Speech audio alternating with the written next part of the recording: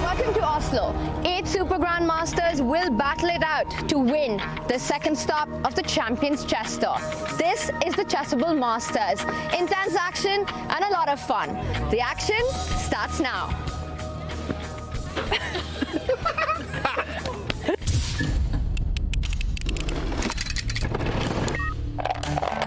How on earth does he save this position? Wow, Magnus just widening his eyes there, shocked by this last decision. More than 5 minutes. Wow, he's showing no fear whatsoever. The bar is inching up. This is checkmate incoming. And then king goes to a6 and there are no checks on the board. Wow, he's just blundered the pawn. He's gave away the pawn and he's lost. He's given away the game. His nerves are kicking in. He's throwing a thorn into the white side, holding on here for dear life. Look at that celebration from Ralph So the Mamadov. king goes to d3. You see the bar go back to equal. Oh my gosh. That is beautiful tactical awareness. It's over. We have a winner. It's going to be a week of brilliancies, blunders, and time scrambles. And we'll be bringing you exclusive insights and analysis to make sure that you're on top of the action. In the studio, Grandmaster David Howell, FIDE Master James Canty, We here. and Grandmaster Robert Hess. Great to be here, Tanya. We're so excited to be back. James, it's your first time in Oslo. It's such a big month in the chess world. How excited are you? I'm amazed, Mom. We on TV. They got us on TV. We are. It's going to be so much fun. We got lots of players. We got great teams here, great production. Everybody's here. And it's Magnus's last event as world champion. Yeah. No, hey, look, Robert, where were you, man? You know, we was out there dancing. We was out there Harlem shaking, having a good time. And where was you at, Robert? Can't tell you that, man. Okay. We missed you, but Robert, you missed out on more than that day. You know, I'm going to live. I believe you. I'm sorry I couldn't be there, but I had more important things to do. Oof. Well, it is also a very important month for all of us, James, as you mentioned. Oh, my God, it feels like an end of an era, David, there with Magnus playing his final tournament as world champion. Is that extra motivation for him? Well, it's certainly historical, this moment, this tournament, but Magnus, he doesn't need motivation. He always wants to win. No matter who's in front of him, no matter what the tournament, he wants to win it. I do feel, however, he will want to go out on a bang, and with the World Championship next week, this is a big tournament leading up to that, of course. Yeah, he started the Champions Chess Tour with such a bang in the Airthings Masters. He was a favorite then. He is a favorite in this one as well. But Robert, I look at the field and it just feels like a more experienced, dangerous list of players for this one. Yeah, it's not only more experience, it has a higher average rating according to FIDE Classical ELO. So this field is super strong. There's not a single matchup you look like, oh, that's probably going to be the winner. You don't know. It doesn't matter if it's Hikaru, if it's Magnus. Everyone they play is super tough and can beat them. Oh, God, I can't wait to see the action. Let's take a look at the incredible lineup for the Chessable Masters. This is our play zone. We've got 8 players playing from different parts of the world. We see Magnus from France. Wow, David, earlier in the week, he was playing the Norwegian Poker Championship. We know he's on holiday right now, a ski vacation with his family. Does Magnus play his best chess when he's having fun? Yeah, I think every chess player plays their best when they're relaxed, when they're chilled, and they can get in the flow. All of these guys, of course, they're used to traveling. They've been on the road, on the chess circuit since they were young. But yeah, Magnus, he won the last event on the tour. He's the favorite for this one. And with him playing his final event as world champion, the motivation is going to be high. James, what about you? Who's your pick for this one? Of course, half man, half everything else. Who is that? That's Hikaru Nakamura. Come on, it's a world champion. Address me as such. You know what I mean? Right? So, of course, I'm looking out for Hikaru. Yeah, I mean, Hikaru's just such a favorite any event he plays, especially in these formats. He's an absolute beast.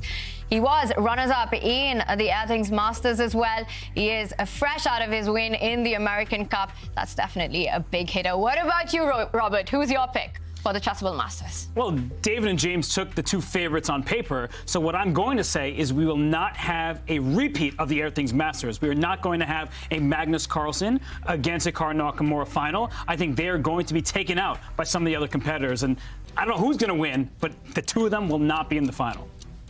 Wow, that's quite a hot take by Grandmaster Robert Hess. I've also got my eyes on fabulous Fabi. He's had quite a performance over the last few months in this format. He qualified for the Chessable Masters by winning Division 2 of the Airthings Masters. Now we're heading into the second leg of the Champions Chess Tour, but let's rewind. This is how it all started. It is looking dangerous for both sides, but this is Armageddon, and that's exactly what happens. Look at what Hikaru's done. He's throwing a thorn into the white side. This black H-pawn, if you capture it, your structure is ruined. The white king is going to be weak forever. Hikaru so focused, up on the clock, up on the position. Yeah, just a masterclass. Wesley So with a draw in this game. Wesley is knocked down to the loser's bracket. Hikaru Nakamura makes it through. Hikaru Nakamura, he cannot lose, and he has to win either this one or the next one.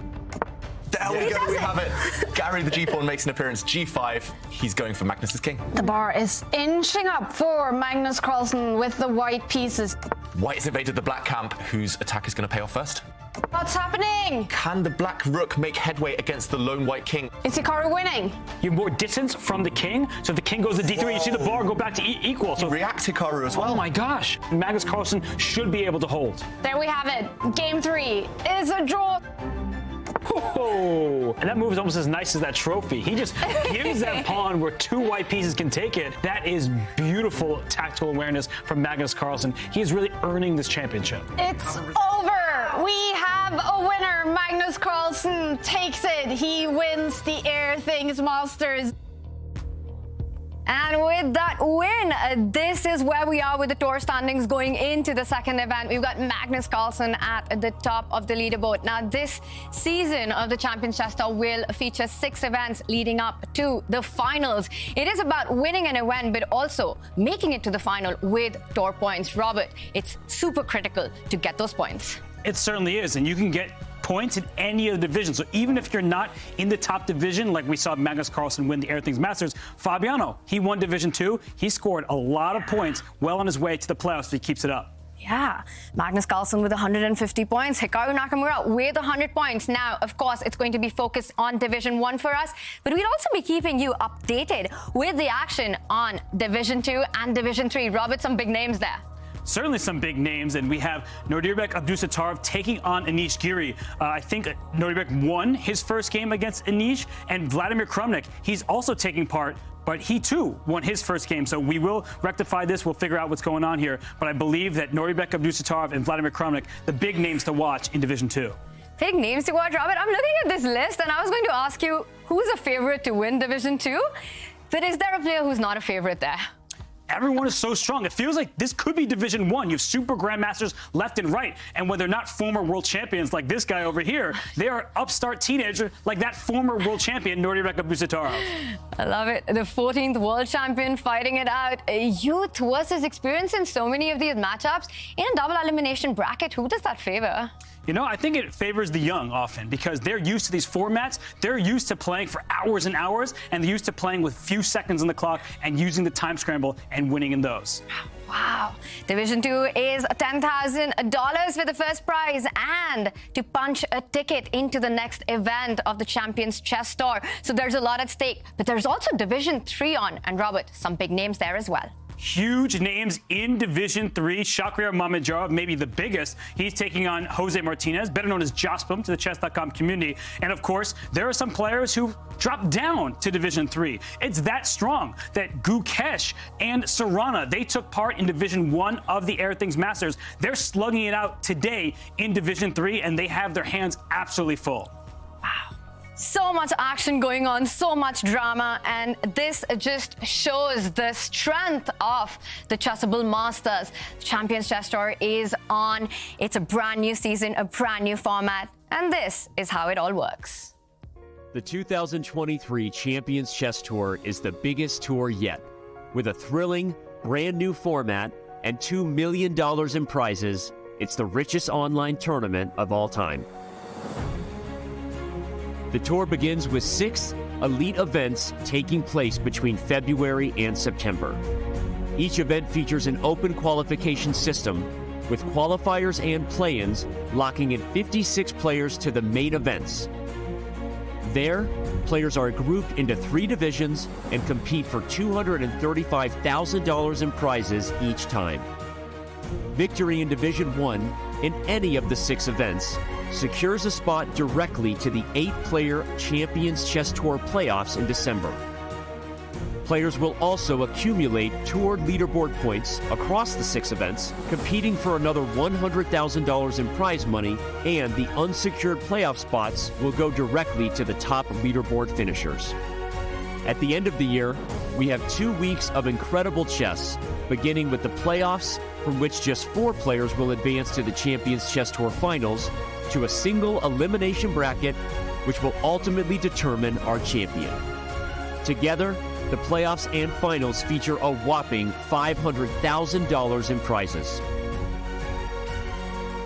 There can only be one. In December of 2023, an undisputed tour champion will be crowned. Let the games begin. Wow, $500,000 for that final. You either win a Division 1 of the event or score high enough tour points to make it. That is the ultimate aim. And these are the matchups that we'll be starting Chessable Masters with. It is day 1 with Magnus Carlsen taking on Vladislav Artemiev. David, Fabiano Caruana will be playing Liem. Is there a big favorite in that one? Actually, Tanya, I'm going to say no. Fabiano is in great form. Of course, he won Division 2 last time. He's really upped his game in the rapid format. However, Liem is one of my dark horses for the event. In the Champions Chess Tour, historically, he's performed extremely well. Former World Blitz champion, of course, and I'm not going to write him off. I think 2 just giants of the game battling out each other in this one. Yeah, and they have so much experience in these formats. And Liem, with his creativity and fearless play, definitely somebody we've got to watch out for in the Chessable Masters. Now, the other clash that got my attention, James, Wesley So taking on Levon Aronian. That is an all-American battle. You're right. Have you seen Wesley lately at the gym? That's Wesley So, of course. And then we have LeBron Aronian, a.k.a. Levon Aronian. Of course, it's this very strong matchup here. If Wesley stays solid, it's going to be a problem. And if Levon is ready to do what he does, then it's just going to be a clash as we already know. So it's going to be amazing to see. Yeah, that feels like a clash of titans. I mean, these two must have played each other, I don't know, like hundreds of times. Right. And they also have this clash of styles. It's just such an exciting match to watch out. And the other one, Hikaru versus Fedoseev. Now, Robert, Hikaru, yes, it's so hard to bet against that guy, but Fedoseev, he's a beast and he can throw a curveball. Fedoseev is a monster. Big fish, 1995 on chess.com, but he's not a big fish. He's a shark, and he has taken down Hikaru Nakamura the last 5 Title Tuesday games they have played. Wow. 5 wins in a row in money tournaments. He's just shown that he can beat Hikaru Nakamura. Years ago, Hikaru dominated him in the Speedchess Championship, but that's not the case anymore. Right now, Vladimir Fedoseev can go toe-to-toe with Hikaru Nakamura. Yeah, not once, not twice, 5 times? I haven't heard that one before. I mean, that also a player like Hikaru. So even though for many of us on paper, Hikaru might be a favorite in this one, it's clear that it's not going to be an easy one facing Fedoseev. That feels like a bit of a grudge match. In round 1, we will be following the action between world champion Magnus Carlsen, but at least the world champion for a bit more. He will be playing against Vladislav Artemiev. Artemiev is so strong in these formats. He's had a brilliant performance in the past in the Champions Chess Tour. He also had a great play-in qualifying for the Chessable Masters. This is their head-to-head, a rich history there. With Magnus, 7 wins. He does lead the head-to-head score. We saw Vladislav with 4 wins there. But the last time the two played was at the World Rapid Championship in Kazakhstan. And James, Magnus lost 1 game. in the Rapid World Championship. And that was against Vladislav Artemiev. Is this a grudge match for him? Oh, of course. This is the Chessable Chess Boxing Tour, okay? It's going to be a lot of these and a lot of those, right? And Artemiev is going to have to do his thing and stay calm as he always does here because Magnus is going to be coming at him. Yeah, that being said, Artemiev, he's very good at ducking and diving, dodging those blows, and he's very resourceful too, so I'm not going to write him off. He's been there, he's done it before, he's beaten Magnus, and I wouldn't be that shocked if he does it again. Yeah, I mean, if Magnus is throwing the punches, Artemiev is the king of the bob and weave. He knows how to escape preparation. He plays these cagey openings with black and does not repeat his choices. It's going to be hard to pin him down. So I think that Artemiev, he beat him in Kazakhstan. Why not again here in the Chessable Masters? Oh, wow, that's going to be one exciting battle. Neither are going to back down. Both are going to fight it out till the end. For Magnus Carlsen, a bit of a grudge match. Last time they played, Magnus did lose. He has said in the past that beating an opponent he's lost to just once is not enough. Well, this is his chance because look at the format. The players will fight in a mini match with 4 games. The time control, it is a rapid format, 15 minutes for each player with a 3-second increment. To win the match, you've got to score 2.5 points. It is a double elimination bracket. And of course, if the match ends in a tie with 2-2, we will have the bidding Armageddon. But before that, we have got the rapid part of the matchups, the double elimination. Robert, who do you see that as favoring? Well, when it's Magnus Carlsen, it's hard to take him down once, so good luck taking him down twice. That said, I think that there are so many players in the field who can do just that, especially because when you drop down to the loser's bracket, it's best of 2. Anything can happen in a short stretch. Wow. And what does Artemiev need to do to take down Magnus today, David? He just needs to stay in the game, Artemiev. He's maybe one of the few who can match Magnus in terms of endgame, in terms of positional strategic play. And if he can avoid any opening knockouts, then I think he has his fair share of the chances. He's got to avoid time trouble, however. Maybe that's Artemiev's Achilles heel.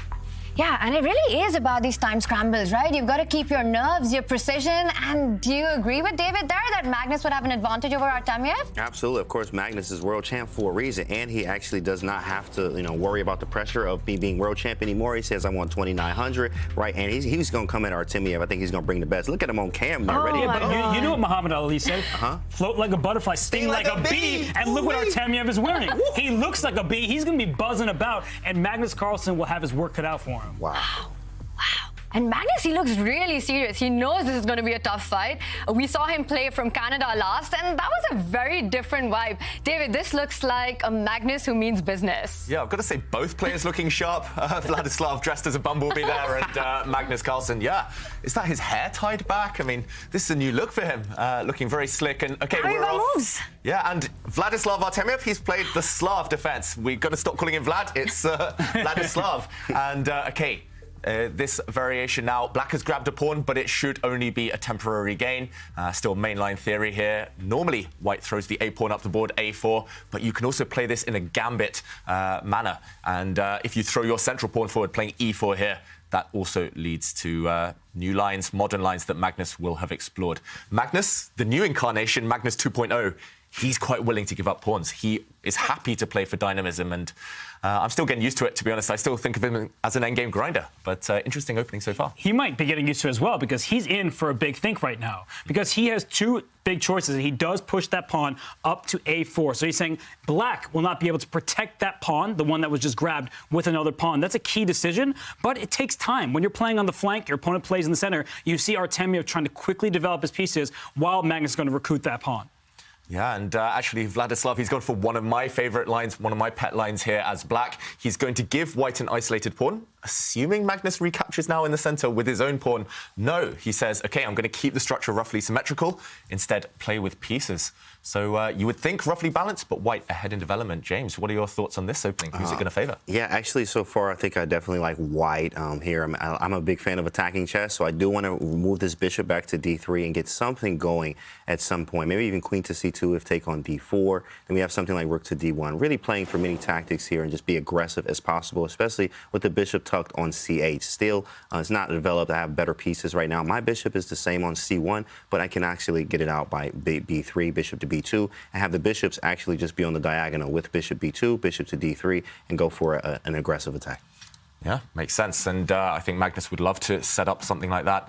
But meanwhile, it is up to Vladislav to maybe trade pieces, maybe try and head towards that endgame that he's so good at.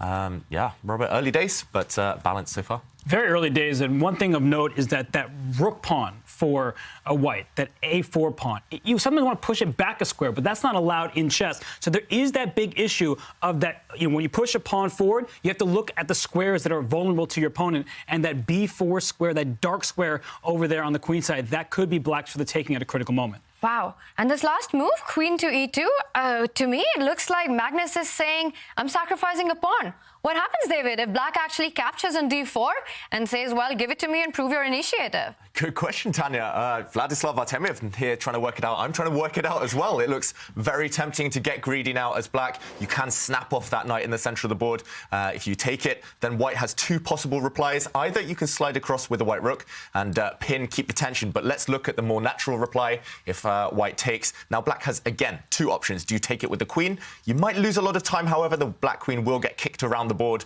You'll lose 2 or 3 tempi, 2 or 3 moves here as black. Or you could potentially just step your knight out. But again, do you grab this pawn? Do you take this poison pawn in the center? You walk into a pin here. It would be playing with fire. It does feel like black will lose too much time in the process. So Magnus here making a calculated gamble.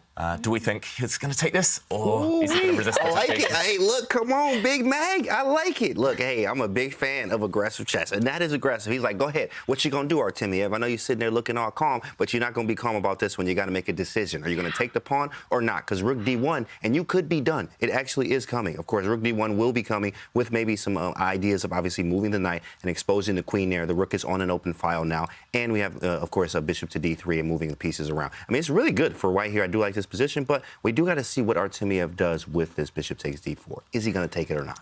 Yeah, I guess the option would just be a simple developing move, bring the bishop out, maybe bringing the knight out, and postponing tension until a bit later on. Yeah, and he's really going into a bit of a think tank, but he decides eventually to not go for these complications, to go for the committal decision of giving a bishop pair and an open position. Could have been very dangerous. Knight d7, solid development there by Artemiev. Also, notice how their rapid ratings, 29-10 to Magnus.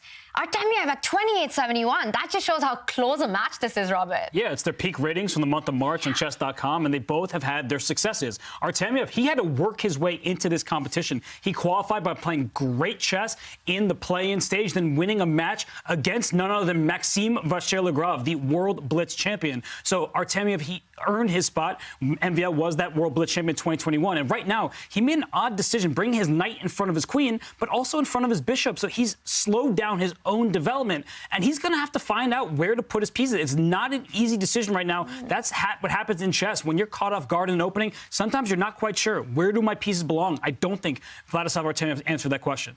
Yeah, it's going to be difficult for him. Already he started to think, and historically, Vladislav, in rapid especially, he drops down to 1 or 2 minutes quite early in the game, and he's so good, his instincts are fantastic, but this is not the type of position where you can afford to get into time trouble and just freestyle. James, you've been spitballing some moves there for white. The more I look at it, the more I agree, the more I like white's position. Absolutely. I mean, black is very solid, as black has no weaknesses, so that's one thing to pay attention to. Of course, if you have no weaknesses, it's not anything that you can target. Of course, white being the same, but white just has the better placed pieces. When you have better placed pieces, you just have lots of chances, and etc. Things can, your opponent has more opportunities to go wrong based off my placement of my pieces here, and Artemiev is going to have to figure this out. He does have the time to do it, not too far down on time, but he has to figure out what he wants to do here and where, again, as Robert says, where do my pieces go? And he says queen e7. Yeah, when in doubt, get your queen out of the eye line of the opponent's rook. I like that one. Nice and solid from Vladislav Artemiev. And evaluation bars roughly in the center here.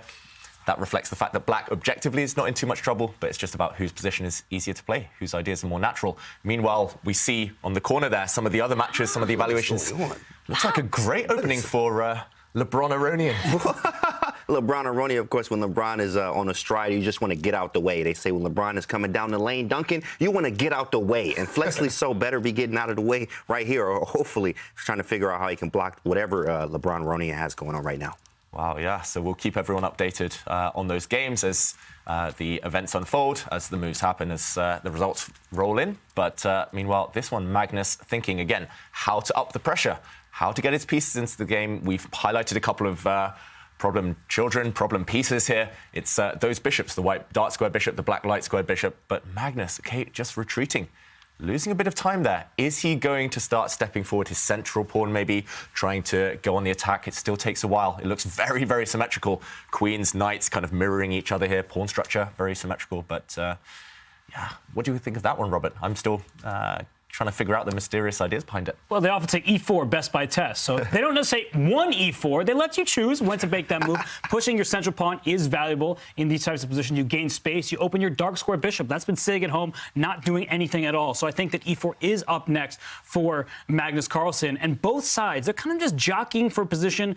Now with the move b6 played by black, the bishop is going to slide out to the diagonal fianchetto, use a very long diagonal to its benefit. I like the way both of them are playing. I just don't think that Magnus has an advantage. And to what James, what you said earlier, Vladislav Artemiev, he's not going to be afraid of whatever Magnus brings. He always is objective. He always stares at the board. He's ready to play the position no matter what is happening. 100%.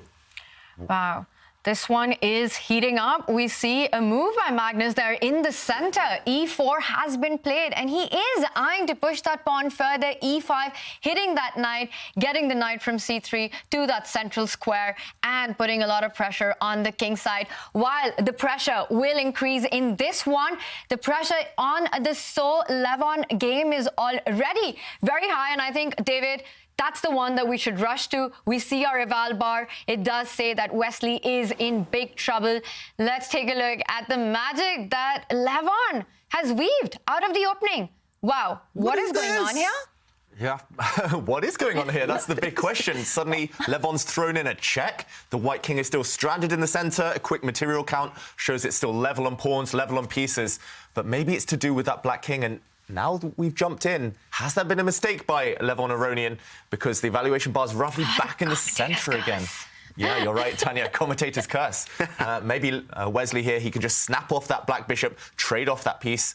The white knight in the center can step back, and it feels like the danger is past. Black doesn't have enough ammunition. Black doesn't have enough attacking pieces to really cause any problems. So it does feel like Wesley should survive this. But look at the clock as well, 6 minutes behind there. It's drastic both on board and clock. And yeah, he needs to flex. He needs to somehow shore up his defenses. Well, Wesley So, that's what we call him, of course, as he's going to try to flex his muscles here and try to figure out what to do after this bishop c3. You could absolutely capture it. And capturing it does eliminate one of the pieces that are attacking. And black has not finished development. White still is the same here, as we haven't connected our rooks. But it is important to understand that, of course, we have to eliminate the pieces that are attacking us. So knight takes c3 definitely seems like a move here. Maybe we can even play king f1, but knight d2, we do keep our chances of castling alive here. Knight takes, queen takes, maybe knight to d2, we can still castle. There could be some problems with knight d4 there, but maybe we just castle anyway and just get out of the way and tell them have a nice day.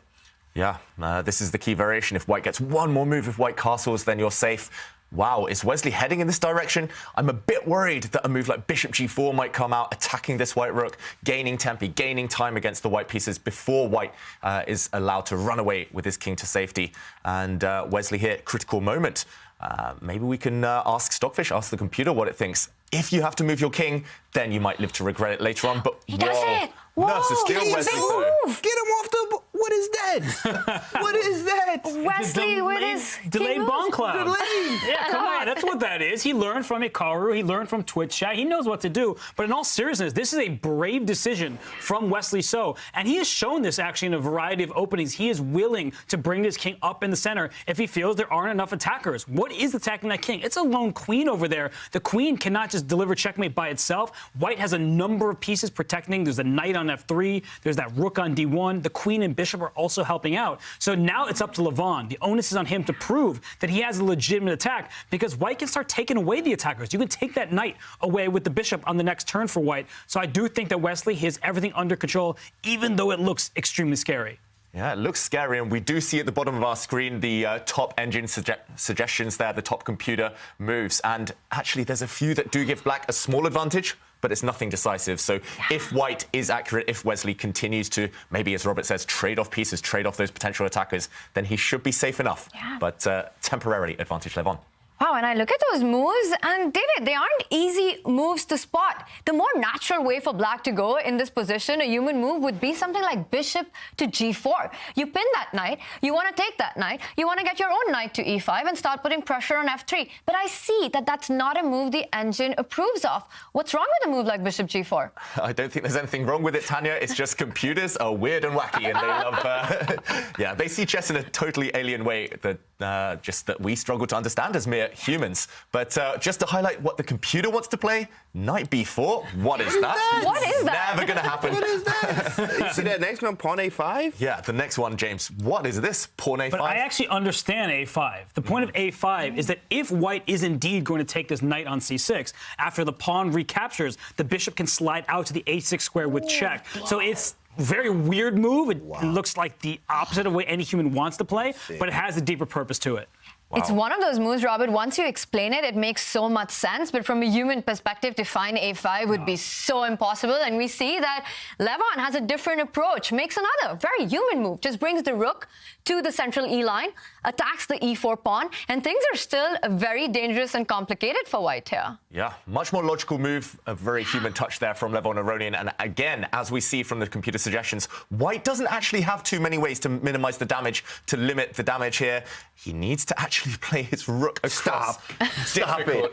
James, never going to happen. No, bro. No. Rook e1? You got to be careful. If you play rook e1, we go out to checking. Make sure we got the fair play behind him. Rook e1, Robert? You know, they check LeBron all the time, too. So there were two players in the Chess.com Global Championship who didn't lose a match. Wow. Wesley So, he won it all. Wow. Remember, Levon actually made it to the top 8, but he couldn't make it. Yeah. You know, his baby was born. He just couldn't make it there. Right. So he didn't lose a match either. So now he might have that as a happy memory. That's crazy. Wow. These players are geniuses. They are capable of finding such sophisticated, classy moves. Maybe the second suggestion there from the engine, moving the white rook up a couple of squares, rook d3, attacking the black queen, that's more natural, I would say. Just gaining a bit of time, kicking the enemy out of your camp.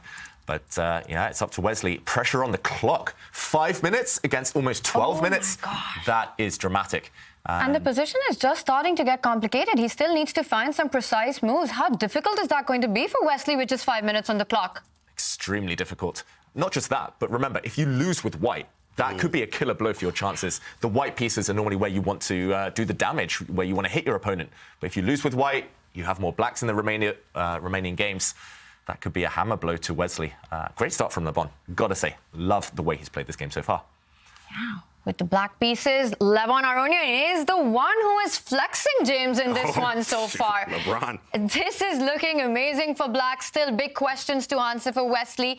There is work to be done, though, here. It isn't over. It looks very dangerous. We will keep an eye out and see. Now, Wesley is known for his defense play. He is a very difficult opponent to beat. So I have no doubt this is going to be a long one still. Levon out there, looking good with the black pieces. Now I also see our eval bar says that Fabi with the white pieces is in the driving seat against Liem. David, should we get an update on that one? Let's go check it out. It does feel like in that game, Fabiano Caruana, maybe with a small advantage from a kind of visual way. But, okay, now I'm doing a quick pawn check. I can't count here, clearly, but it does feel... Is white a pawn up? Yes. Yes. Look at that weird structure. I was looking on the queen side. Black has these doubled c-pawns. I thought there must be more pawns hidden away somewhere there off screen, but no. Fabiano, pawn up, and that's why the evaluation bar, that's why the computer loves his chances. Everything protected as well. Black structure wrecked. Compromised there with doubled pawns, isolated pawns. Yeah, looking good for white. Robert, that looks like a very healthy pawn. I don't see any compensation, any initiative. The black knight has got no juicy outpost to go to. This is going to be a tough one to defend. No, this should be winning with best play. It's one of these positions where we look at it and we're like, no, white should win if Fabi plays precisely. And it was honestly a big blunder by Liem. We don't expect this from him. He's such a strong player. But earlier on in this game, he made kind of an inexcusable mistake for a player of his caliber, for somebody who is so good at chess. He blundered a pawn. Now, I'm usually generous with that terminology. I say, oh, they made a mistake. It was an inaccuracy. No, he just really blundered in the early stage of this game, and now he is paying the price. Just a quick rewind there, Robert. Is it this pawn you mentioned that he blundered? He just forgot that this pawn could be captured. Yeah. And white grabbed a pawn, got away with it. The knight was able to later escape. And, yeah, this is the current position. By winning that pawn, Fabi finds himself in a queen and knight endgame, but yeah, it just looks like a matter of technique, as they say. If you can get the queens off, it should be an easy job. But yeah, Liem will somehow need to keep his queen active, keep annoying Fabi as much as possible, maybe by planting his queen on a square such as this one and hoping that it can't get kicked out. But yeah, Fabi, we know how good he is in these types of technical positions. He's so good with the calculation too.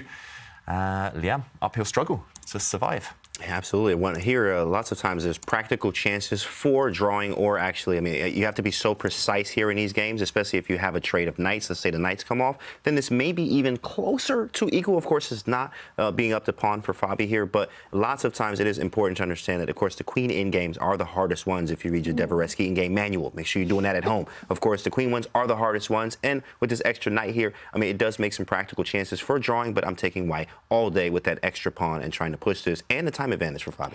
Yeah, Dvoretsky name drop there, James. You've been doing your work. Yeah, that's my uncle, Dvoretsky. That's my uncle, yeah. Yeah, so in this type of position, we definitely, if we're Fabi, we're aiming to trade off queens rather than knights, right? Hence, Liem's last move, trying to get the knights off, heading into those queen endgames. Do you say no? Do you run away from that trade? Cool. What do you think, Robert? What do you think? I was hoping you would answer. It's one of those questions like, it should be good, but maybe I should keep them on. Fabi answered it for us. He plays his knight to the rim, but that knight might go back to where it stole that pawn. Notice that the black queen is offside over there. It's not helping out in the defense. So white's next move, maybe it's to jump that knight up the board. It's a weird square for it, but when you have doubled, isolated pawns like this for black, they cannot protect one another, and that forward push from black is under white's control thanks to the b3 and d3 pawns. They are making sure that black cannot push it forward, and I think that Fabi's well on his way to winning another pawn, and with it, the win should be easier for him to claim. Yep, he's just advanced his queen, and again, massive threat. I don't really see how black is going to guard against this other than going passive again with the black knight. Really depressing position here for Liem. It looks like Fabi's got everything under control. Big time advantage as well. Everything going in his favor. Meanwhile, that evaluation bar, I can't help but look on the right side of the screen. Levon Aronian, he's really putting Wesley under pressure. And we might check back in on that one a bit later. But yeah, Liem, meanwhile, in the tank, thinking here, just ruining that pawn blunder. Simply one slip, and there's been no way back so far in this game. Well, safe to say that this one's going to be a Fabi grind, but something that he shouldn't find too difficult to pull off. Yeah, I think that this one is well within his wheelhouse. He also has a 5-minute lead on the clock. We haven't even mentioned that fact. So I think Lemle off to a tough start here in the Chessable Masters. And Fabiano, he was undefeated in the Airthings Masters, just in Division 2. He is just taking off where he stopped, and he's just going to keep going. I've got to say, did you see that mug that Fabi had? I mean, he's really flexing with that one. He was just like, yeah, check out my mug. I'm going to win this position. Just resign. Wow, I call him flexing Fabi. In fact, actually, if you check his Instagram, he's been squatting. I did squats today. I'm like, oh, and Fabi's been doing some squats, actually very deep, too. He gets deep. So he's been working out lately, and you can see he's working out this position as well. Yeah, is that the key for chess players? Just stay fit and stay sharp on the board? Let me ask this guy. Hold on, let me see. Seems to work for you, James. Yeah, maybe you probably should. Just a little bit. Just a little bit. I need some tips later, how to build those biceps. But yeah, meanwhile, Fabi flexing for sure. And 6-minute time difference now. Wow. Yeah, really, really sad situation for black. A tough defense ahead, and we see H-pawn moving ahead, but that seems more out of desperation rather than aggression. Liem in big trouble in round 1 against Fabiano Caruana. But the other player who is looking like he's doing well is world champion Magnus Carlsen. Or not actually. Wow, there's been a bit of a turnaround there. I saw the eval bar. Vladislav Artemiev. Is he better? Wow, okay, this is a really tense position. There has been a very important kind of trade of pawns here, and suddenly both sides have pieces coming to life. There's pawns attacked, pawns on pre that you can just kind of snap off right now. And Magnus, okay, there we go. He grabs a pawn. Black's pawn in the center was isolated, but now the queens have come off. Artemiev, he's very good in the endgame. He can match Magnus there. And there is a big threat. Black is threatening the white f2 pawn, the black knight, the black dart squared bishop, eyeing up that one. And suddenly it's not so easy for Magnus to coordinate his pieces. It feels like the white pieces are kind of here, there, and everywhere. Black's pieces, especially the two bishops, pointing in the same direction, coordinating well. Magnus under pressure. Yeah, these are some practical problems to solve for Magnus. He has won the pawn, but that f2 pawn under attack, he does a nice defensive move there. Just moves the rook up to d2, freeing some space for his other rook to come into the game. He has an extra pawn, but practically still not easy. Yeah, this is what we call compensation. It's often vague. You're like, What does that Grandmaster mean when they use the term? I think they're just trying not to talk too deeply about the position, but we can hear Black's bishops, they're aiming across the board. The knights for Black, they're connected with one another. They're also threatening the F2 pawn, as we're highlighting. So this is dangerous territory for Magnus Carlsen. One mistake could actually really cost him, because we think without queens on the board, just an endgame. This is not an endgame. It's a queenless middle game with attacking chances. Black's king safe in the corner. White's king could be in some danger, and watch out for the back rank. You may forget about it for now, but at a critical moment, you might have to spend a much-needed tempo to give your king some luft, and then the other side can take advantage of it. So I do like this position for Vladislav Artemiev, but you need to prove it, because if you're not accurate here, the extra pawn will make its presence felt. Yeah, some big threats on the board. If I'm Artemiev, I'm looking to try and attack the opponent's pieces, gain time in the process. This rook is asleep, doing nothing. Why not centralize it? Why not gain time against the white bishop? Here, I don't think Magnus really wants to give up the bishop pair. For example, he could trade off a set of minor pieces here, hoping to alleviate the pressure. But in reality, he's just opened up the black rook. This black knight replaces its counterpart. And again, pressure on the white position. Also in the current position, is Artemiev thinking of capturing this knight, doubling, racking the white pawns? It is committal. Again, bishops here are the most valuable commodity. You don't really want to trade them off unless you get something immediate in return. But, for example, you could trade off this knight, drop back with your own knight, threatening a monster fork, a family fork, if you can capture this pawn on f3. All sorts of tricks in the air. Plenty of choice here for Artemiev, and he has a time advantage. So this is the current position. Does he take this knight? Does he just bring his rook into play? What do we think here? Who would you pick? This is tough. This is absolutely tough here, especially because that pawn there. I am going to take Magnus in this position, of course, because I do have obviously the extra pawn. But man, that time advantage is, I'm definitely going to start feeling it. In 2 minutes from now, I'm not going to have really any time if I'm Magnus here. That's going to be really tough to try to convert this, right? And there's compensation. Of course, it's Artemiev's move. Rook A to E8 is very strong. Hits the bishop. It makes me make some type of decision here. Maybe I could go Rook E1 in that case, but I mean, it's very difficult, and you have to be very, very precise in this next few moves. Yeah, and this is why Vladislav Artemiev is such a dangerous opponent. He has this willingness to play strategic battles as well as fight flawlessly for initiative. Currently, with the initiative is Vlad. He is down a pawn, but as David, you pointed out, there is a lot of play that Black has. He is going into a bit of a think here. He can't afford to fall too low on the clock because he needs that time to build the initiative. And I like your idea of just playing simple. Bring that rook into the game. Bring all the toys to the nursery. Yeah, but it's always simpler when you're not facing Magnus Carlsen, right? That's true. We're here. We get to talk about the chess. We see the eval bar going back and forth. We can bring up Stockfish Suggests, so we don't even have to guess what should happen. But for Vladislav Artemiev, he knows he is down material, and that is psychologically difficult. And thank you to our production team to bring up those suggestions. Rook E8 looks good. Bishop takes F3 also looks good. But the point is, one of those moves, say Rook E8, you don't hurt White's pawn structure. You're just bringing a rook to center. You still remain down that pawn. That is scary psychologically when you're playing the best player of all time. So Artemiev, we know how stoic he is. We know he keeps everything under control. But right now, there's a position that can get out of control if he doesn't actually make the most of his compensation. We're going to do a panel vote here right now, white or black. I'm going to start with you, David. Black. You play with black. But he needs to move soon. He needs to move. James, you pick white or black? I got to go with white. Yeah? I'm going to go with Yasser Serouan. I'm hungry. I'm a pawn grabber. I'm taking that pawn, and I'm going to run with it. So I'm going to take the white pieces as well. And that's not a Magnus bias there. No, it's actually, I do like having the extra material. All right, fair enough. But I like the activity. So, David, I'm going to agree with you. I think it's just so much easier to play with the initiative. There, we've got James and Robert doing fist bump. We'll see who got this one right. But, of course, he's just taking too much time. Vlad's still in a big think tank. Yeah, he's lost inside his own head here. He's getting carried away, working out those variations. And, OK, finally he makes a decision. It's one of the best moves. It's one of the most natural moves. But burning 4 minutes or so, burning all his clock advantage, he needs to come up with something in this position. He's forced Magnus to accept those double pawns. The white king has been kind of compelled to step forward as well. Does he have something immediate here? What was Vlad working out? It should have been this position that he was calculating. He should have been ready with a flurry of quick moves. But he's gone again into a bit of a think. And now it's Magnus up on the clock, Magnus gaining in confidence with every second that passes. And, yeah, now there's more at stake. White is still a pawn up, but White also has the bishop pair. Really useful long term. If all the rooks disappear, White is going to win. White is going to win this endgame. So Vladislav Artemiev, stakes are higher than ever. He needs to move. Does it surprise you that he takes this monumental big decision of trading the bishop, makes this obvious move, the knight retreat to e5? Magnus replies in the most human way to play king g2, and then another big think there. Yeah, it's surprising. It's the type of thing I do, but that's why I'm not at this level. Yeah, he just needs to move. Get that rook from the corner into the game. Just a natural move. You don't need to look for the best ones here. Just need to improve your pieces. The tactics will work in your favor if your pieces are happy and coordinated. But yeah, another long think. 1 minute, pretty much half his time on this move. This position, he would have foreseen it.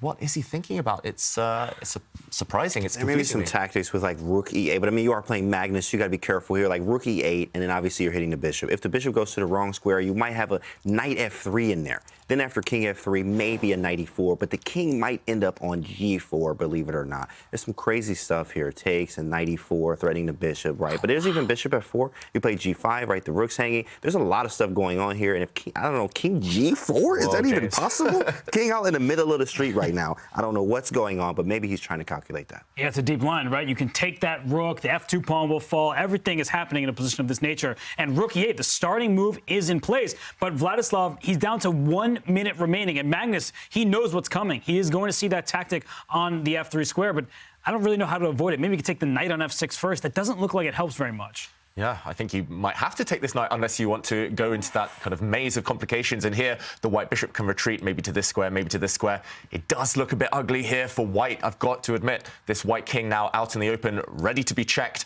by the black pieces. But Magnus, okay, he drops his bishop back instead.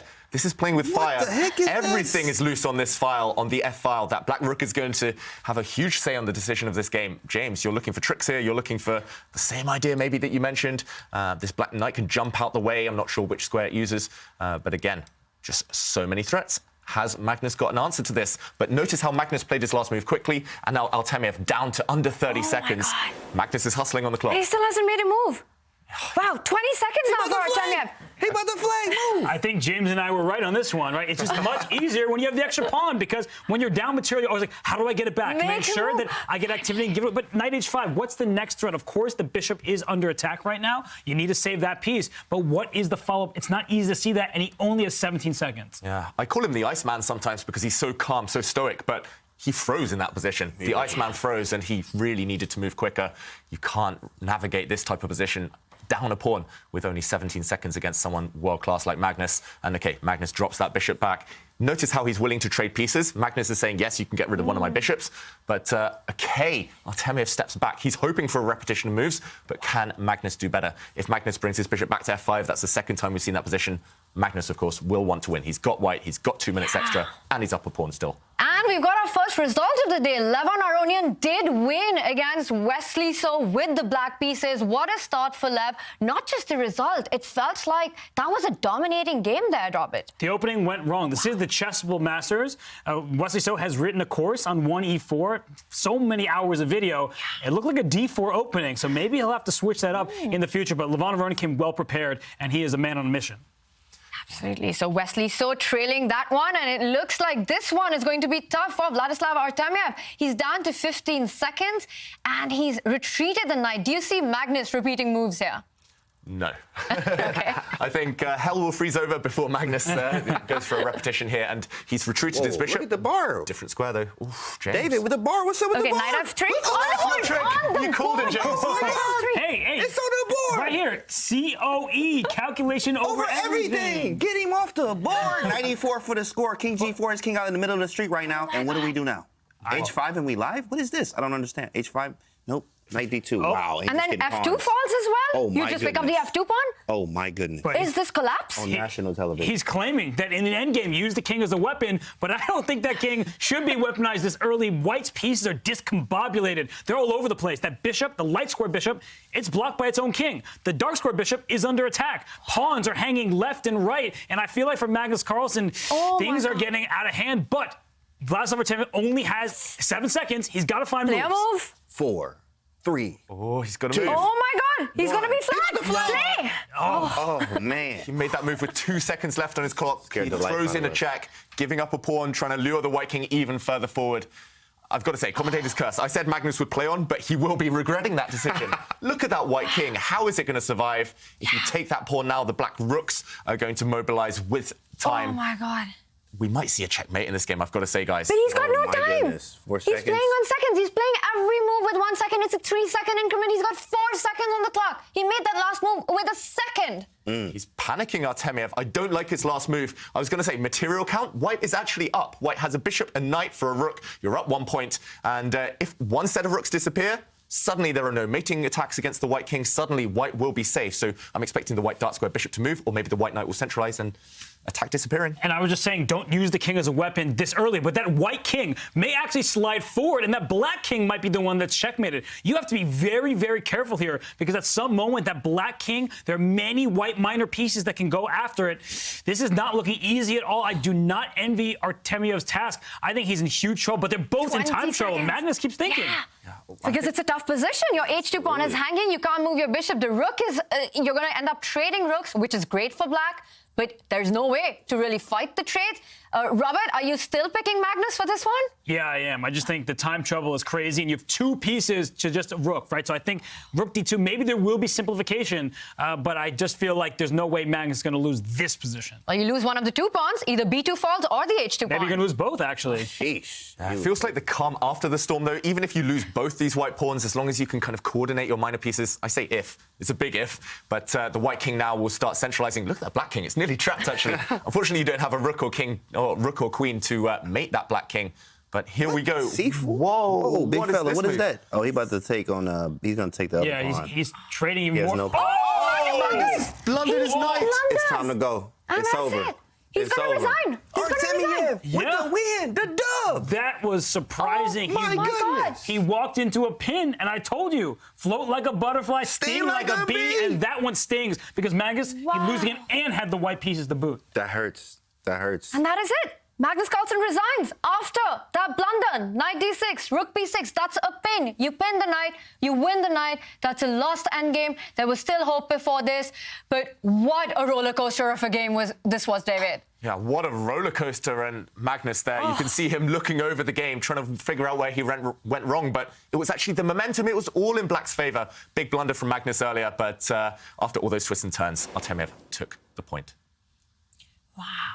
This was such an up and down game. Our hearts are beating so fast. We're sure that yours are too. Artemiev bounces back from a difficult position to take that one away.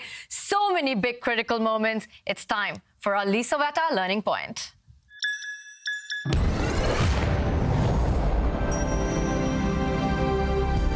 And for today's learning point, we're actually going to recap the final stages, the closing moments of that Goliath battle between Magnus Carlsen and Vladislav Artemiev. So many twists and turns, as we mentioned. That middle game is well worth a study. However, it was in the endgame that this was decided, and this is a cautionary tale.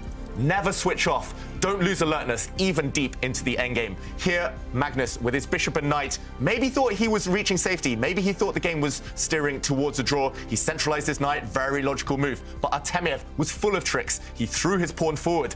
Here in the studio, we were wondering, what was the point? But after the pawn was captured, rook to b4 attacks a bunch of things, attacking the pawn, attacking the bishop, and the knight through an X-ray. Here, Magnus has a few moves to keep the game going, but he needed to be alert. He needed to be accurate. He should have, for example, dropped his knight back this way just to defend the bishop. Instead, he defended from a different angle. He wasn't alert enough, and suddenly he's just stepped into a pin. The black rook retreated to the 6th rank. The white knight is pinned to its king, and that was all she wrote. That was the game.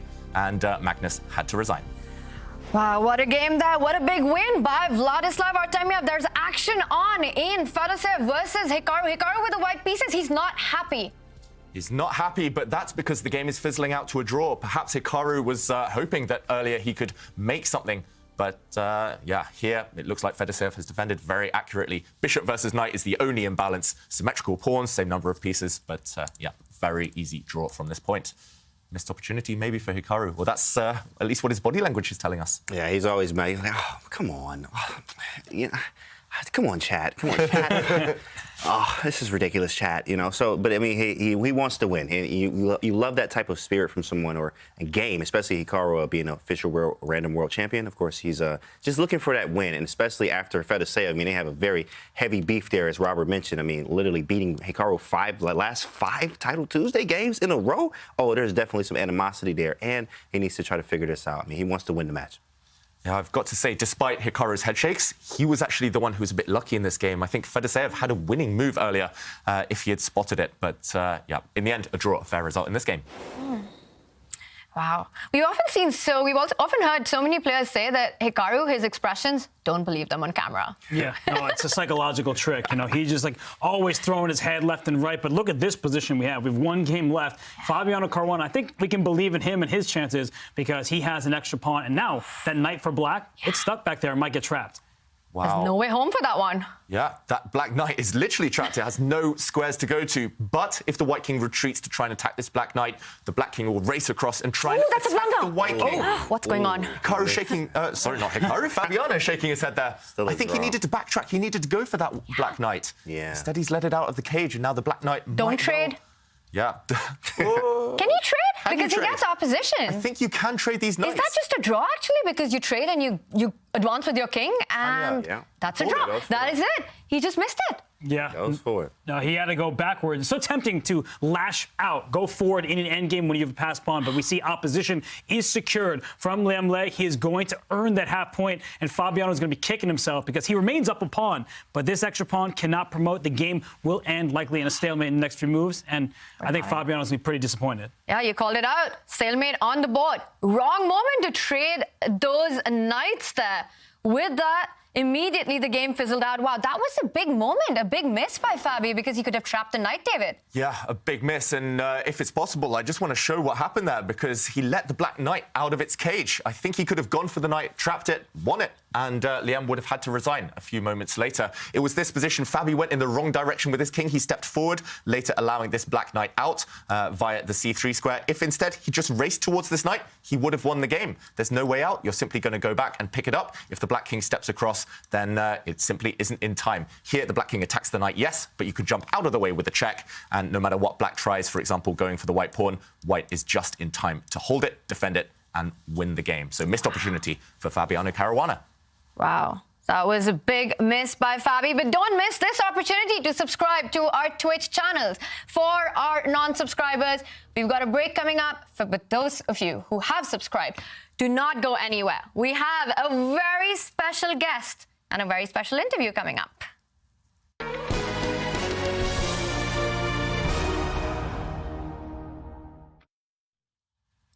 He is the chess streamer of the year. Levy Rozman has arrived on Chessable. You want to know how to counter the Sicilian, the French, the Caro. Levy will show us the way with 1e4. He brings masterful technique to bring in those wins with white. Head over to Chessable and start upping your game today. You've got to use the command Gotham Chessable to master 1e4. And we've got the man himself with us. Let's welcome on the show, Levy Rozman. Levy, how are you? Can you hear us?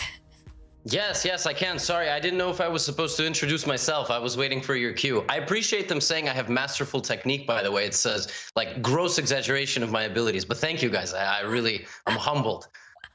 We are so excited to have you here with us. Levy, I don't think you need any introduction to anyone in the world. You are the internet coach for the chess world, and you've just won a Streamer of the Year award. Congratulations on that. How special was it? Yeah, listen, I'm never going to win a serious chess award. I mean, I won the K3 Scholastic Championship of New Jersey, and I think I won the K6 also. I remember this because my dad said if I win the tournament, he was going to buy me Fritz. This was like many moons ago, maybe 2 decades ago.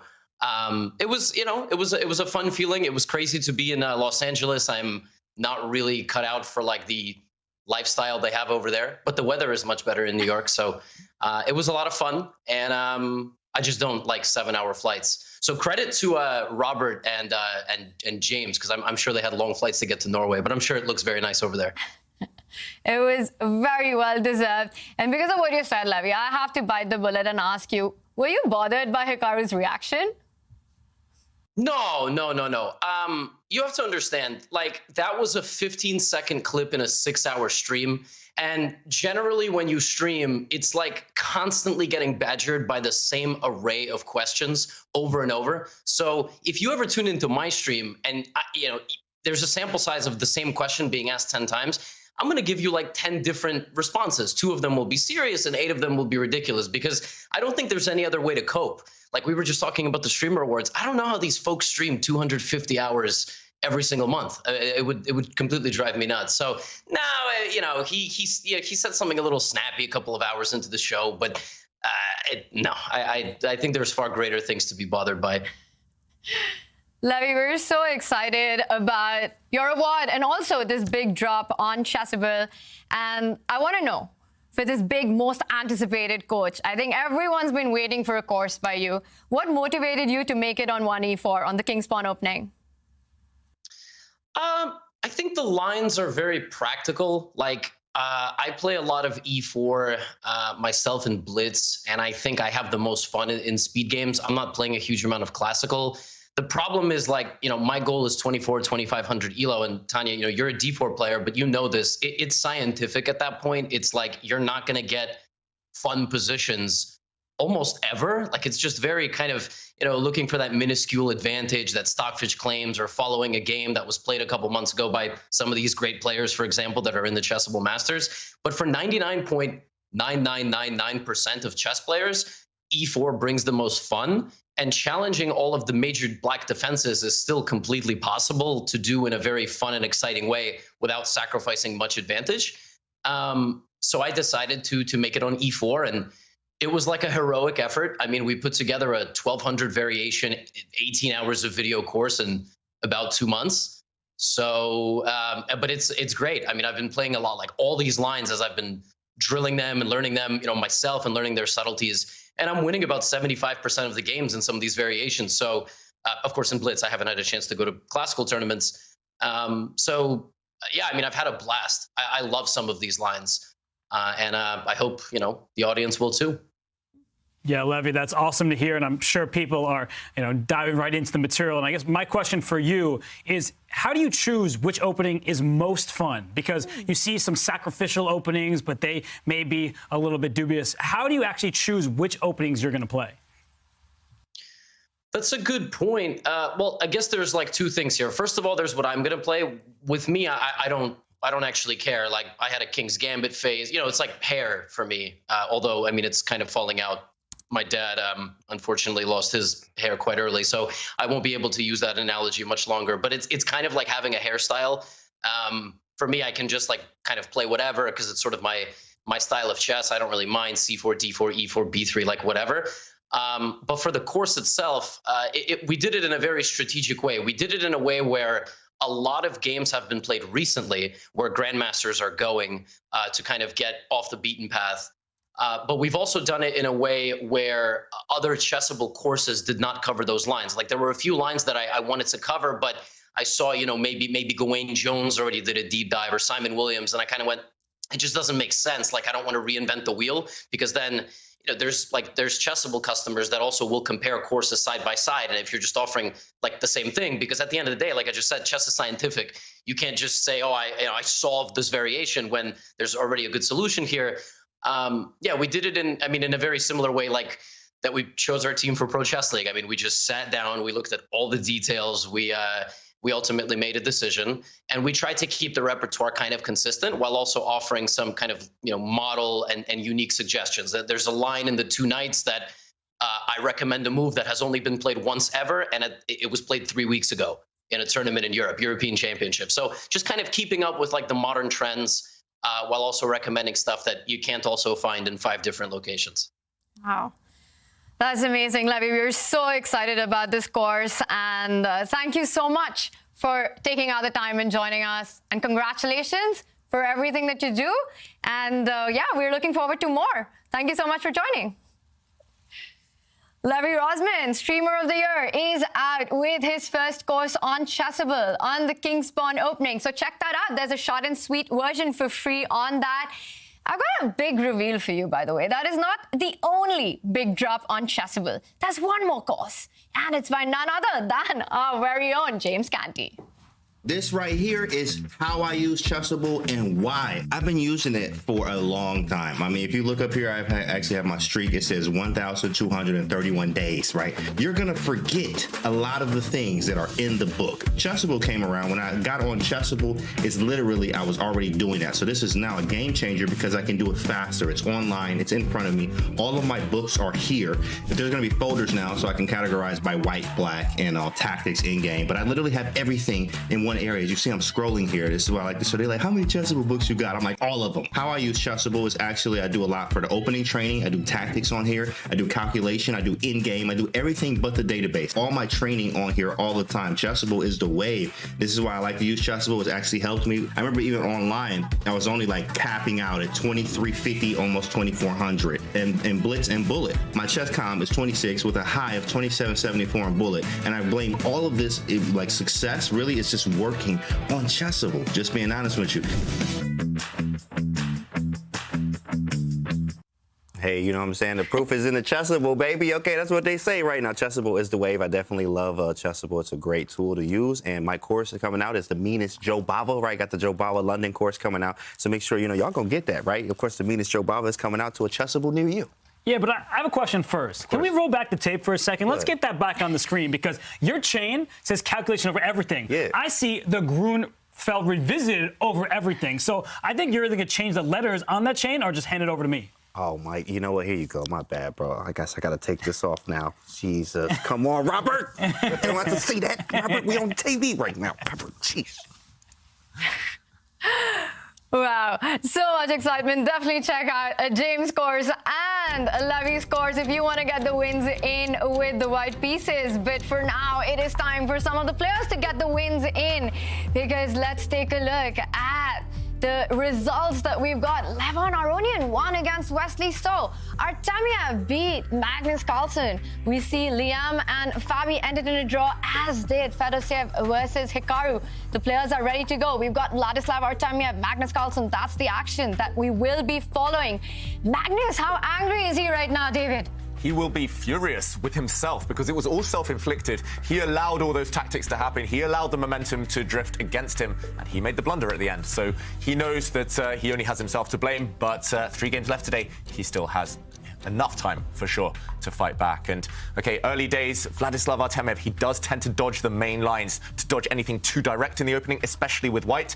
And by developing with the Reti kind of English opening setup, he's very flexible. I'm not sure what setup he'll choose, but Magnus, either way, getting ready to play the King's Indian or the Grunfeld, very dynamic openings. And he might want to strike back with black, but the main thing for Magnus is not to lose. He needs to stay in this match and take his moment to strike a bit later on in the day. What do we think here? Is he going to... Are we going to see his anger on the board? You know, the hard part is the emotions in chess right now. A lot of times you have to say, not even in chess, in life, like lots of times your emotions can affect what you do. So if you are angry here and you're just mad and you want to try to swing at him, and of course, Artemiev is unfazed. I mean, he has the same facial expression all the time. You don't see anything. He's losing, he looked the same. You know, he wakes up, he looks the same. Hey, how you doing? He looked the same, right? Always the same. So, of course, he doesn't have, the emotions don't affect him really much at all. So hopefully Magnus is able to do that and get it together here and be able to try to strike back in this game. And we know at the highest level, a draw is the most common result. Right. So if you're Magnus Carlsen right now, you don't want to just go all out for a win. It's okay to draw with black. Right. He gets white in game 3. He did lose the first game of the match with the white pieces, but you do have that first advantage. You'll have to choose a different opening because I didn't really like what we saw from him there. He didn't gain the upper hand. But for Magnus, you can't go all in this early. I know he was just playing poker, but you got to relax a little bit. Yeah, I hear you guys, but I have to say, I mean, the setup that Magnus has taken, just so flexible with that fianchetto. You know, he's not moved any of the central pawns yet. I think it does show that he's in for a long game. With the black pieces, he's not really looking to go into some long battles. He just wants a position to play. Yeah, against most opponents, Magnus can get away with trading loads of pieces off, heading into an endgame. But against Vladislav Artemiev, I don't think that's the recipe for success. Artemiev does have great endgame stats. I've seen him outplay the best players in the world in endgames. So Magnus can't go that route. Meanwhile, he's kept all the pieces on the board. It's unlikely we will see too many trades this early in the game. We see the pawns kind of not facing off against each other anytime soon. There won't be open lines, open diagonals. But Artemiev also choosing the flexible approach. And we're going to see a double fianchetto from both sides. Yeah. Both sides putting all of their bishops on the long diagonals. And the tension will be postponed to the middle game. Speaking of Chessable here, I mean, this is actually straight from the Chessable course. The one that it is the Grunfeld Part 2, in fact, from Peter Svidler. He actually recommends the double fianchetto versus the double fianchetto. Like, that's exactly what he likes to do. Now, of course, in this situation here, Black's actually plans are C5 and play D5 right after. Now, of course, Magnus being a part of Chessable, you remember his face was on the Chessable screen many times for the people that are Chessable users. And you see Magnus up there when you created an account. Definitely, Magnus is a big fan of Chessable, has his own courses there, too, as well. But these lines are very, very good. C5 and D5 are actually what Peter Svidler recommends in these situations, just to make things dynamic and try to get something to play for on the board. Yeah, you're like an encyclopedia, James. Thank you. You've studied pretty much every Chessable course out there. We know the go-to man for recommendations now. But I think you're right. I think that's what Magnus should be trying to do. I just have a feeling he's going to try and kind of play creepy crawly chess, as I call it. He's just going to kind of wait and then kind of keep tension as much as possible. He's seen now that Artemiev does like to burn time on the clock, does like to get into time pressure. So Magnus, if possible, would like to kind of not trade off any pawns, any pieces anytime soon. Yeah, we'll have to see. Such a tense position. Yeah. And just to follow on James' point, it always fascinates me so much how accessible Chessable has made training, openings, even working on your middle game to learn from the best in the world. Chessable's made that so easy. James, you're dropping names of all these courses. We can learn from the very best in the world. There's never been a better time to be a chess player, Robert. Absolutely not, because soon we can learn from James Canty. Like, what more can you say? Like, COE, I can't wait to buy the Jabal London course. So, you're right, though. We have everybody participating, sharing their knowledge. And typically, historically, chess has been a game where people hide that knowledge. Because before the advent of the internet, before engines were a thing, people are like, if I have it, I've worked on this for hours and hours and hours, and maybe nobody else in the world does. But every single game that's played goes into the online database, so we have those resources at our disposal. Helps many people from all parts of the world get better, but it also means that we can share, because sharing is caring, and I think the chess world is a better place for it. Yeah, we'd love to hear your thoughts, chat, on which is your favorite Chessable course. There's so much knowledge there, so many ways to improve and to learn from the best. But right now, we've got the best player in the world playing this, and he currently is trailing his match against Vladislav Artemiev. Now, when we think about David playing for a win in a position, Magnus's position is looking a bit too cagey, but is this just him keeping as many pieces on the board, as much tension on the board? Yeah, I think that's conventional chess wisdom if you're in a must-win situation. Magnus isn't quite there yet, but he will want to win. Then keep pieces on the board, as you say, Tanya. Just give your opponent as many options as possible, because the more alternatives you give them, the more options, the more likely it is they'll go wrong. That being said, White has done nothing wrong, of course, here. White's developed very naturally, so it will be later in the game that Magnus is going to try and provoke those mistakes. But it's by playing weird and wonderful moves like this one, knight to a6, putting a knight on the rim, looks pretty dim. And it's by playing moves like this that he'll provoke his opponent. He might force Artemiev to get overexcited, and that's where the mistakes will come a bit later. But do we like the look of this one? To me, it just looks a bit too superficial. It looks like provocation for the sake of provocation, not actually improving Black's position. James, thoughts on this? It's creative. I'm a big fan of creativity, creative players, and just like fun tactical chess here. But knight a6, of course, chat. First off, don't try this at home. Secondly, right, it is very creative. The knight does have to move around. Maybe he's going to c5. Maybe he wants to play c6 or c5. Put the knight on c7. Maybe try to push for d5. But of course, he is keeping pieces on the board, and that's what he wants to do, to try to create more chances here, because he is down in the match right now. Yeah, and Artemiev takes center. Why not? Advancing pawns, and for the first time there is this clash between the two armies. Magnus is saying, okay, we can trade off one set of pawns, but yeah, that's not necessarily going to guide the game any closer to safety for Artemiev. What do we think? Is Artemiev going to be happy with a draw in this game with White? It feels like he's played a very solid setup so far. I think he'd be perfectly happy with a draw. It's not the result he's looking for, but I don't think he's a results-oriented player. Some people, when they're up in the match, they want to put it away. Artemiev's like, I am solid. He is that type of player. He doesn't really take too many risks. So if he can keep drawing, he will win this match, as long as he doesn't lose. And in this type of position, I think he has good chance just to slowly make some small progress. And if Magnus continues to play accurately, like he has thus far, I think the draw would be a likely result, and I don't think Artemiev will complain one bit about it. Yeah, so we've asked the big questions. What result does Artemiev want? The other big question, what do we think of the man bun? What do we think of Magnus's hair today? Well, you know, actually, someone in the chat said he looks like a samurai. But, of course, he's going to have to swing that sword a little bit harder if he's going to be a samurai in this match. But a samurai also knows when to retreat, James. So playing with the black pieces, he doesn't want to take too much risk. He wants to keep things under control, and that's the kind of opening approach. It's not yet the time to go for desperation or to play super rash. He will have one more white in this match. That is correct. He does have one more white. That's going to be good here, right? And, of course, he's keeping pieces on the board. I mean, time is level so far. He just can't blunder like he did before. It really was just a blunder, right? And those blunders, I mean, he took advantage of it so fast, Artemiev in this case. He had 4 seconds on the clock. It looked like everything was going in Magnus's way, and one blunder cost him the game. And chess is really hard like that. Yeah, chess is brutal. You can play 40 good moves and then one bad move and it's all over. Now, while Magnus Carlsen trails Artemiev, it is Wesley So who is a point behind in his match against Levon. Let's get an update on that one. I do see it is quite a complicated middle game. David, what's going on here? The knights in the center looking good. Is this pretty even? Yeah, it took me a while to adapt to try and figure out, firstly, how we got here. It came from a Queen's Gambit declined, but also the the shape of the position here, the outline. It does look like White's pieces have nicer posts than their counterparts. I love that White Knight in the center. It's an outpost. It can never get kicked away, evicted by a black pawn. I also love White's light squared bishop, really exerting its influence on some key squares, and it's going to be hard to get rid of that piece too.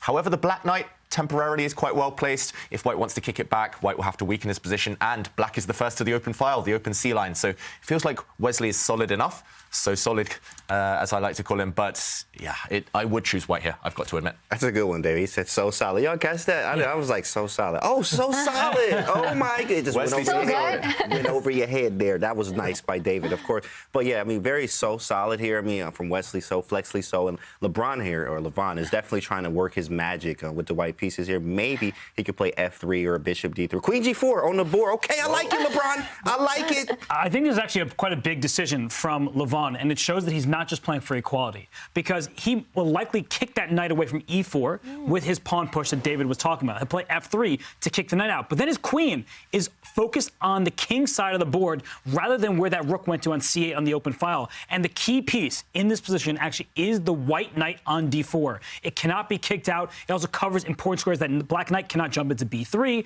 That rook can never land on C2 with that knight sitting there, and it's impossible to kick out. So I do think that White can start playing on the king side and say, I have a queen and bishop over there. You don't really have too many pieces defending that side of the board. Maybe I can make some sort of progress. How to make that progress? I'm not sure. Don't ask me that question. But that's up to Levon Aronian. Yeah, later on, not right now, you could certainly imagine a pawn being thrown forward in typical Levon Aronian style. And yeah, he's kind of creative. He'll make that magic happen at some point if he has the right circumstances. So right now, I'm liking White's position. I agree that this move has to come sooner or later. You don't really want to tolerate the black knight in the center for too much longer. But yeah, the more positional, the more kind of solid, stable approach, the more boring approach would be to try and trade off a set of rooks on the open file. But Levon, he's a very ambitious player. I think he'll want to keep tension and go for an attack if he can. And yeah, Levon, despite the fact a draw would be decent for him, I think he will want to win this game and really put the nail in on Wesley. Absolutely. I think probably one of the greatest moves here is maybe even playing bishop d3 first, because the problem is we want to get this bishop involved too as well. If we can get more pieces on that side of the board, of course, we need multiple pieces. I like to tell students that, you need 3 or more pieces for a successful attack. And to attack here, we need to get pieces. We need more of them. The queen's over there. We got a dark square bishop. If we can get that light square bishop maybe into play, maybe get a rook lift, right? Then, we have some problems over here for black side. Bishop to d3 is nice, because then when we play f3, we can tuck and roll with the bishop and put it on b1. So the long-range sniper there all the way, on b1. They call it a snake in the grass. It's already on the other side of the board. You stab, it's going to bite you, right? A lot of poison there. The bishop can go slide back to b1 with a pawn on f3 too as well. You'll be able to do kind of many things here. We do want to get rook lifted, or maybe move the knight around from f3 over to g5 or h4. Get the queen to h5, and we live. You make it sound like checkmate, James, and you're right. It does look pretty scary for black, actually, allowing the white pieces to the king side like this. Meanwhile, he hasn't gone for this. He went for the maybe less ambitious approach, uncharacteristic, from Levon Aronian, but that has given Wesley now the time to start trading pieces. He still can do it, though, David. Now he can do it now. Rook c1 actually is maybe bishop d3, bishop e1, just to the aesthetics of it. Nice, and now it looks much more effective because this bishop no longer traps in the rook on a1. It's on a much better square now. So maybe similar idea, just a different order from Levon Aronian. Yeah, and James, I'm just looking at all these attacking tricks that you're talking about with the queen coming on the h file, the knight coming to g5, that 8-7 mate. This is looking good. It looks like attack is going to be built by Levon Aronian. Now the other aggressive player, Hikaru Nakamura, against Fedoseev. I do see a rival bar. It says that Fedoseev is doing well. I see a double bishop advantage, a bishop pair for Fedoseev. Is that the reason that white is better in an open position, that too, Robert? It absolutely is, and we grandmasters like to call this playing for two results. Fedoseev has a position where realistically, it doesn't look like one he can lose, even if he makes a bunch of inaccuracies. But he can play for a win with zero risk. You look at the bishops slicing across the board. White's pawn structure also is healthier because black's queenside pawns, they are split. They are isolated. That means a piece is required to defend them, whereas a pawn's best friend is another pawn. So black may at some point strike forward with one of those pawns to try to trade, but it takes a lot of time, and white would like to push those queenside pawns up the board himself. I love this position for Fedoseev. I highlighted before the games even got underway that Fedoseev has a good record against Hikaru in their recent matchups, and I think he's just learned how to play the half man, half everything else that is Nakamura. Correct. I mean, half man, half everything else. The other half we don't actually know yet. And of course, with this part, I mean, Fedoseev actually, I think he has just kind of figured it out. When you play a player so many times and you lose so many times, I'm sure. I mean, actually, what was the record, Robert, from the Chess Championship? Oh, it was like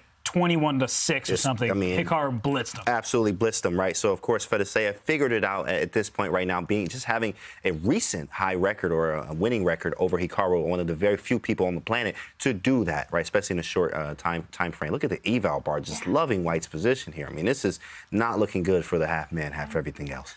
Yeah, plenty of options. I want to improve the white rooks. Maybe the white rook in the center just slides up one square to e2. The other rook then is free to slide across to a more active post. And it's not just the fact that white has all these kind of strategic advantages. It's also the fact that he's doing well on the clock. And I think that's the key against someone like Hikaru. You can't lag behind. You can't fall behind.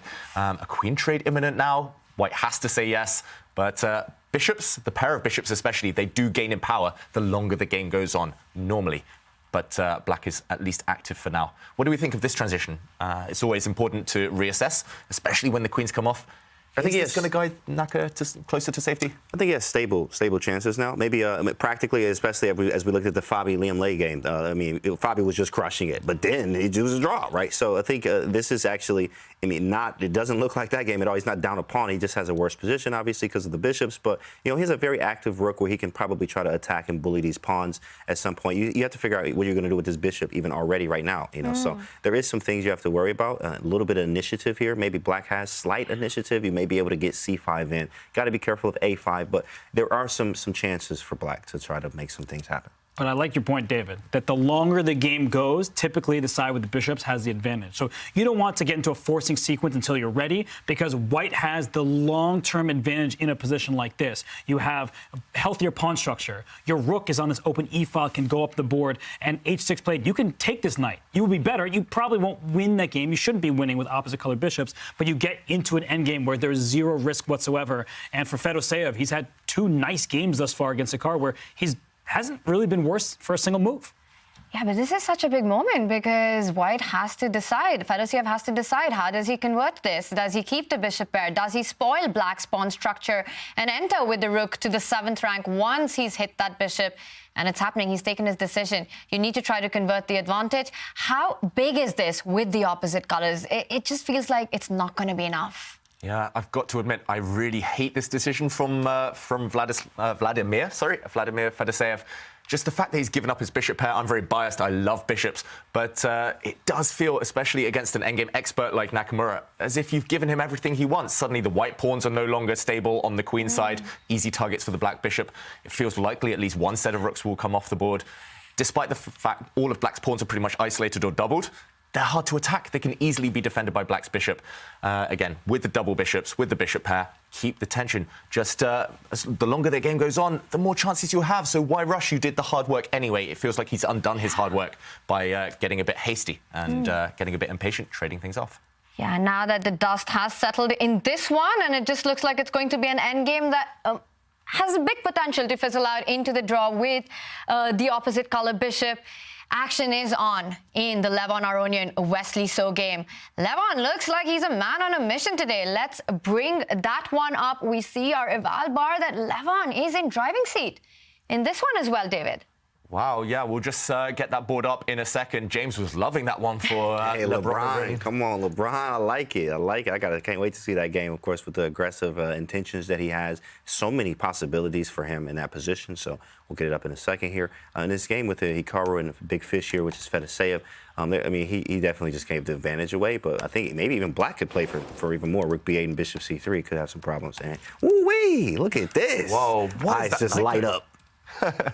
James, you're staring at that Black Knight, right? I like this a lot. Okay, that knight about to go night-night in a minute. But, of course, you can go rook to D1. I mean, he might be even considering sacking it. What do we do about this? H4, Bishop C5, not enough. Okay. You want to start attacking, you want to rush. You know, sack first, think later. Grandfather Tao says this all the time, right? So, I mean, we do want to do this, but we have to move the rook first. So we move the rook, and then we go for the attack. Yeah, this rook is under attack. The rook might well just slide across. And once the Black Knight retreats, it might be time sooner or later. Maybe you have to deal with some threats on the queen side first. But Levon Aronian, look at the potential he has. Queen just sitting here nice and pretty around the Black King, which is going to be sweating. At some point, you will be able to trade off one of the best defenders for Black, and you will have an attack. But when to go for it? I think that's the big question, Robert. Yeah, it's not easy to decide what to do here because rooks are being traded off. And does White want to keep trading? I mentioned earlier, the knight on D4 is kind of a heroic piece because it covers the C2 square. So even if the white rook decides to slide away, the black rook cannot infiltrate like you would want to. So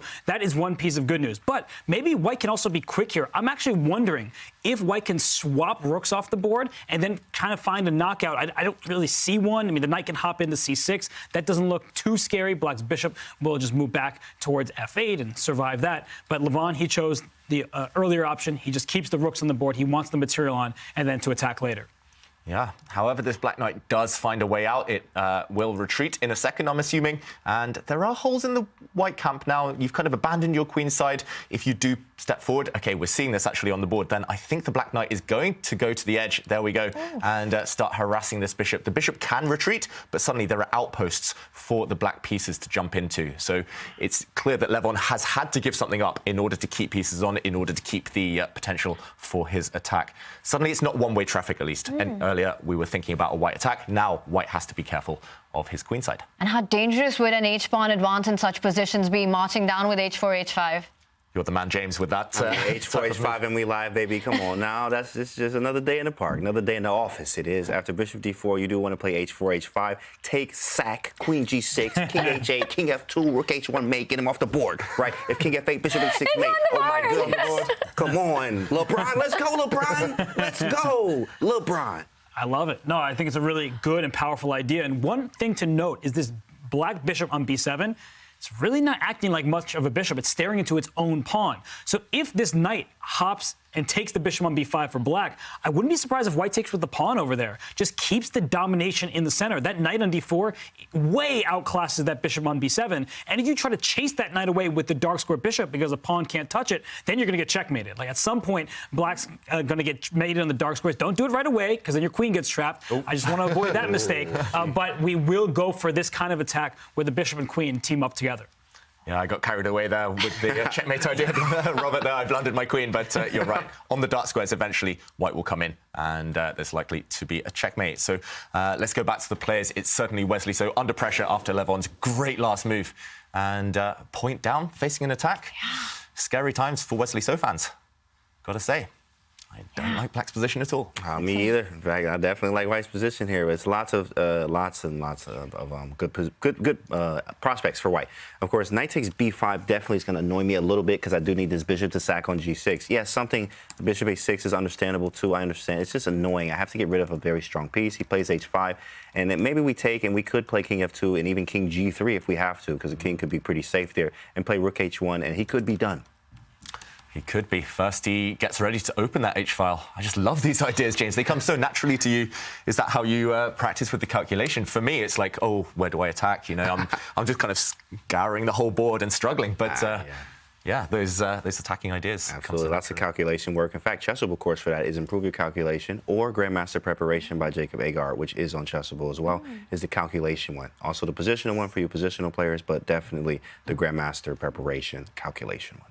Yeah, no positional play here. It's all about calculation. Exactly, COE. You know, we could see a draw if the bishop keeps chasing the queen back and forth along the dark square diagonal, because if white wants to keep the game going, you have to back your queen up. And Levon probably not really wanting to retreat his pieces so badly. And he did win the first game with the black pieces. A draw, not the worst result in the world for him.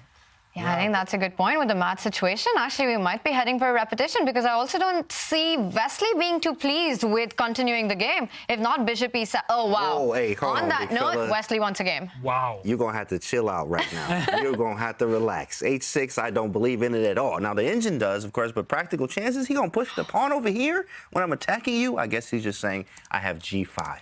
And maybe be able to move the king. You don't have enough pieces, says Wesley. Whoa, that's a really brave move, but it could backfire, certainly. Black's going to have to step forward even further with his pawns. There's going to be a bunch of weaknesses, and Levon, he will retreat his queen and then decide how to attack later, but maybe we can check out another game, Tanya. Yeah. Well, Wesley isn't the only one who's trailing Levon. It is Magnus against Artemiev, where Artemiev leads the match. So let's bring up that game and take a look at how Magnus is doing with the black pieces. Wow, lots has happened. The center, it's a completely open game, very different from how it started. Very, very different. I just want to note that Liem and Fabi and Caruana, they're knotted up 1-1. They drew their game. But in this one, I mean, the eval bar may say it's a level position, but it's not equal. It's not a draw. Look at the dynamics here. Black at some point can strike with those pawns. They're quite advanced. White's pieces don't pass his own third rank, and the eval bar says, yeah, who cares? It's just a level game right now. So I think both sides will have their chances. Magnus has to be careful not to press too soon. That can backfire. But for Artemiev, he needs to find a plan.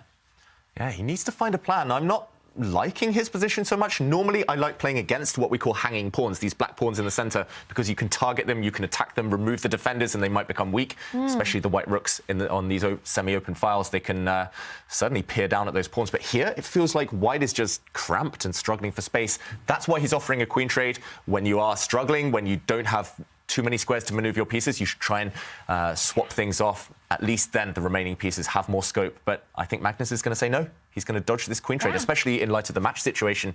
And again, Artemiev, where's he going to put his pieces? It's clear what black wants to do, as Robert said, throw pawns forward.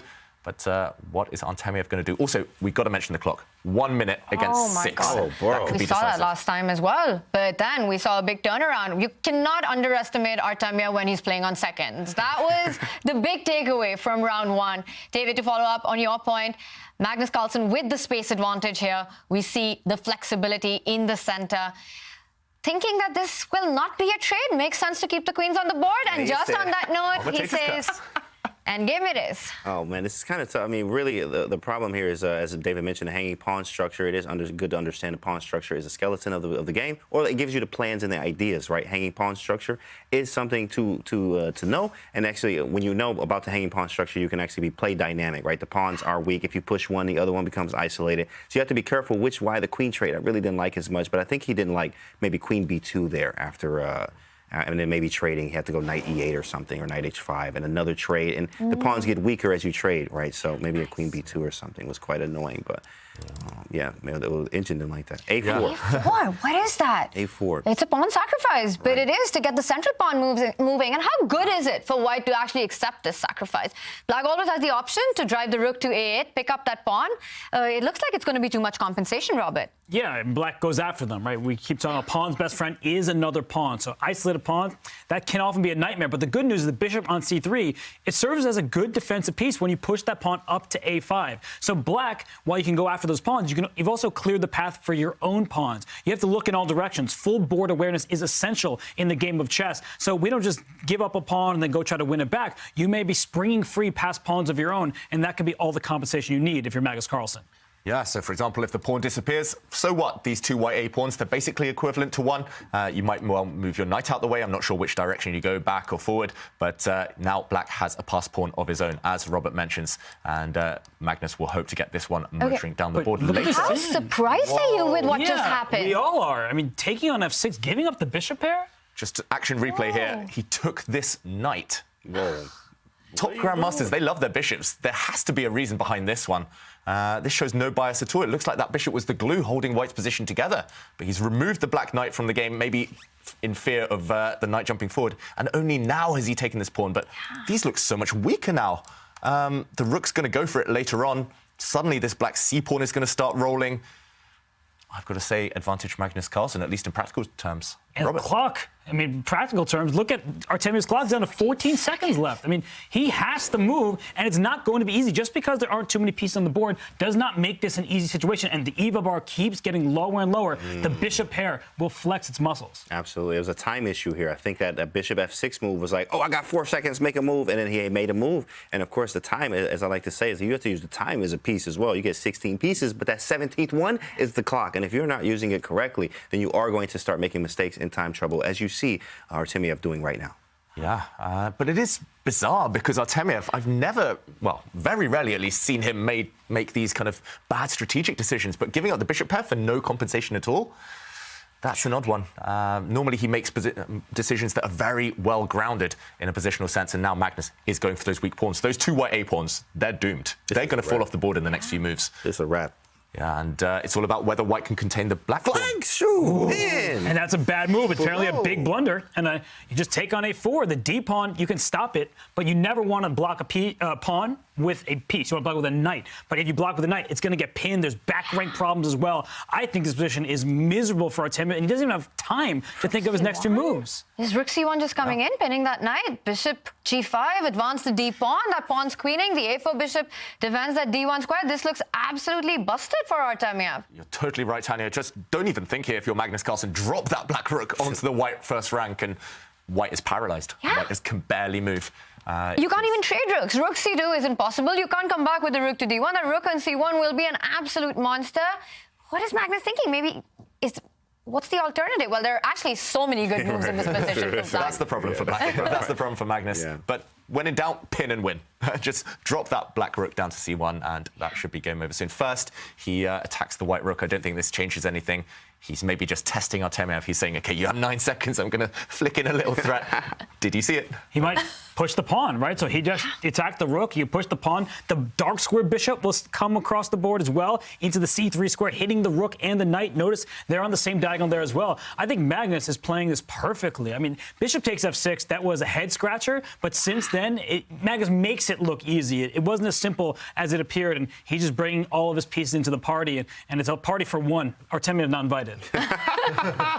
Love it, Robert. And OK, he's still struggling on. He's limping on in this game, Artemiev. OK, he's at least broken the pin. He's trying to trade off a set of pieces. Remember, that does guide you towards safety if you're struggling, especially if you can get a set of bishops off. The remaining bishop will lose power, but Magnus, of course, won't trade unless it really suits him. He's looking to cash in on some material, and that might well happen soon. You're thinking about moves like d3, which are possible. Get that bishop to c3. There's still a pin on the first rank. Magnus in driving seat, and Artemiev with just 6 seconds on the clock. This is the big moment for Magnus Carlsen to strike back. Yeah. It feels like self-destruct mode from Magnus in the first game and then Artemiev in this one. And that was that moment of trading that bishop on f6. That was a shocking decision, even if it was the clock that made him do it. It makes no sense at all. Yeah, it goes against the principles, right? So, yeah, absolutely, of course. Yeah, you want to stay principled here, and he did not. He could have made any move, maybe h3, just make a quick move just to get some time on the clock here. But this is busted. Game over. Start a new one, right? He's going to have to just reset and try to come back in the next game because Magnus is going to win this one. Can he actually go d3 here? Can he start pushing the d pawn, David? About to say. Yes, Tanya. Yes. I think that's one of multiple winning moves here. The black light square bishop can also drop back, hit that white rook in the center, but you're right. You called it. And this looks like it's walking into trouble, this move. You can't play that, bro. Yeah, the two white rooks are both on dart squares. Black has a dart squared bishop. There must be a knockout blow right now. I'm not sure which diagonal to use. I can attack both your rooks. I can attack your rook from every angle that I want. And that's what happens when you give up a dark square bishop. He goes straight into d4. He's attacking the rook on e3. He's trying to kick it away from this passed pawn on d3. If the rook slides over, then knight loses defender. If the rook goes up the board, then the problem is the d3 pawn is safe and sound, and that black bishop will likely go into c3 next. I feel like white is about to lose material and the game, and Magnus is going to be right back in this match, not up 1-1. And you're right, Robert. Actually, Vladislav didn't even struggle on. He resigned. He hit the resi button. He hit the button. Yeah, we're tied 1-1. Magnus strikes back. Wow. Beautiful. And what a game this was, with the black pieces starting so slow, but then it suddenly blew up. And a surprising decision there by Artemiev to trade the bishop for the knight. There was no looking back from that. Magnus with the Magnus touch, as our viewer said, squeezing water from stone, but I think this was very self-inflicted. Yes, this was self-inflicted, and the position actually where Vladislav Artemiev earlier made the mistake, this should go in strategy books, why you shouldn't part with the bishop pair in an open position. Here, simply take the pawn. The position is fine for white. You're still relatively solid, relatively stable. He parted with the bishop pair, and suddenly, look, Magnus got the pawns rolling, and if we fast forward to the final position, it was actually on the dark squares, on the colour complex where he'd gifted the bishop, that Magnus broke through. The final move was bishop to d4, attacking this white rook, and as Robert said, this rook is stuck. It needs to stay defending its knight. If it had stepped forward, then multiple ways to win, but maybe the simplest, just bishop c3, you line it up, skewer, and that was game over. Easy win for Magnus actually there in the endgame. Yeah, a big win by Magnus Carlsen, leveling the score. This is where we are going into round 3 of day 1 of the Chessable Masters. Magnus Carlsen, Vladislav Artemiev at 1-1. Hikaru Nakamura, Vladimir Fedoseev, 1-1, 2 draws, but very fighting chess.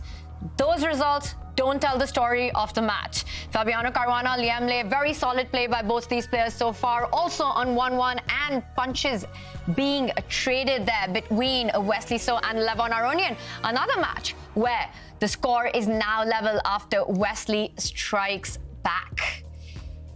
And with that, we will be taking a short Twitch break for our non-subscribers.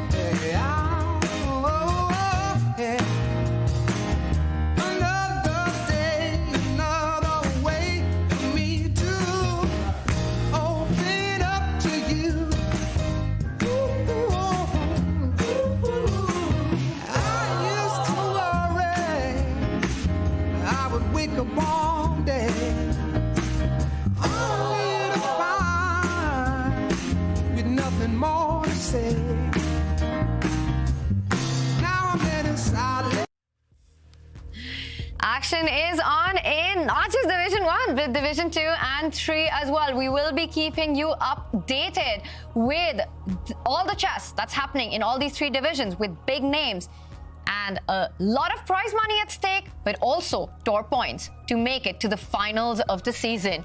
And Robert, these are our Division 2 results. Is there something that surprises you? I'll tell you what's not surprising is seeing the 14th world champion, Vladimir Kramnik, winning his match. But you see some great results from Nurdirbek Abdusattorov. He takes down Anish Giri. Abdusattorov, the Olympiad champion from Uzbekistan, the former world champion, he gets it done. So the players we highlighted at the start of the show, they win their matches. And I see 2-2 between Keimer and Georg Meyer. That must be going to Armageddon. Yeah, and so many big names, I've got to say. Maxim Vachilegrad getting through his match. Pragnananda, one of the stars of last season's Champions Chess Tour, winning 3-0 in his match. Daniel Dubov going down against Denis Lazovic. So many upsets. And, of course, those who lost their match today will have another shot. But, yeah, so many decisive games, I've got to say. Only one playoff. That's surprising. Right now, it's the youngsters. The youngsters are killing it. Look at Nurdirbek, 2.5 over Gary. It don't even look right. I thought that was a typo. Then Arjun, right? You got Arjun, the youngster. Denis Lazovic, youngster. Vincent Keimer, neck and neck, youngster, right? Okay. And then you have Prague. I mean, everybody, right? Everybody here is going the kids here are taking it over right now. Wow. I mean, Nurdirbek against Anish winning 2.5. That is an amazing result by Nurdirbek. It's amazing how easy he makes it look sometimes. And Gary won the Chessable Masters. He's been in great form. And Nurdirbek and you know who came second in the Chessable Masters? I was about to say, he's angry. That was revenge. I've got to say, maybe Anish is too busy with the CEO duties. Chess.com. Well, he's got his priorities, right? But of course, the action is still on, and it's not just in Division 2, but in Division 3 as well. Take a look at those names. Well, one big favorite, Shakhriyar Mamedyarov, has won his match against Jose Martinez. Yeah, Jocelyn, well known in the chess.com community. We also have an FFL, a famous legend in Gada Kamsky. He takes down his opponent, Rasulov. But we see some really elite players in Division 3. Wei Yi, are you kidding me? In Division 3? What's that about? And then we see that all the way down to the bottom, players who are in Division 1 at the Airthings Masters. Gukesh, ring a bell to you? He lost to David Anton. That's a super grandmaster matchup in the first round of Division 3. That's how strong the Champions Chess Tour is. Oh my God. Robert, I can't get my head around this. I mean, we're talking about Division 3, and take a look at the bracket, at the matchups, the players who are playing. And this is what I love about this new season and the new format. We've got all these big fights, big names playing in Division 3 as well. But right now, it is all eyes on back to our Division 1 as we go into round 3. Action is about to start. The results are on. We've got Magnus Carlsen, who did level his score against Artemiev. For this round 3, we will be keeping our attention on Wesley So against Levon. Now, this has been a match where they've been trading punches, 2 decisive games. What are you expecting from the third round? I don't know what to expect. How can I? I mean, they're winning games left and right. It's back and forth between these two, and it's a clash of styles. Levon, he likes these kind of artistic positions. Wesley, he is like, I'm the scientist here. So we're not going to get into Coldplay songs, but I do feel like Wesley So, he's feeling good right now after that victory. I love it. James, art versus science. Who wins? You know, we're going to go with the art every time. Okay, LeBron Aronian. That's what I'm going with, the creativity and the fun stuff. But this ain't creative at all right now. I'm going to just tell you right now. Okay, maybe a little bit. Now we get the C5 in there. So I was expecting something a little bit more sharper here, but this is pretty good, of course, so far. We got isolated pawns, so we'll see what happens. Maybe knight C6. Oh, wow. Trading queens? Yeah, I'm about to go to sleep. I'm about to go to sleep right now. This is what they call the Berlin of 1d4. It heads straight to the endgame. Black's king is misplaced. Black has a slightly kind of fractured pawn structure, but everything else is relatively balanced. This one's been worked out to death, almost. The top players have figured out how to draw this as black, but has Levon done his homework? Does he know his stuff? Wesley taking a solid approach with white. And maybe not a surprise. We should mention, black has won both games so far in this matchup. So maybe Wesley with white, he's saying, OK, it's actually a disadvantage. I'm just going to get out this game and move on to the next one. Yeah, and the one player who's burnt this position with black to death is actually Wesley So himself. This is an opening that he plays, so he definitely knows what he's doing. Coming to David's point, Robert, that Levon has to be sure because black still has to navigate to complete equality in these endgames. Yeah, so many of the top players have used this opening successfully. Your good friend and compatriot, Vida Gujarati, he plays this.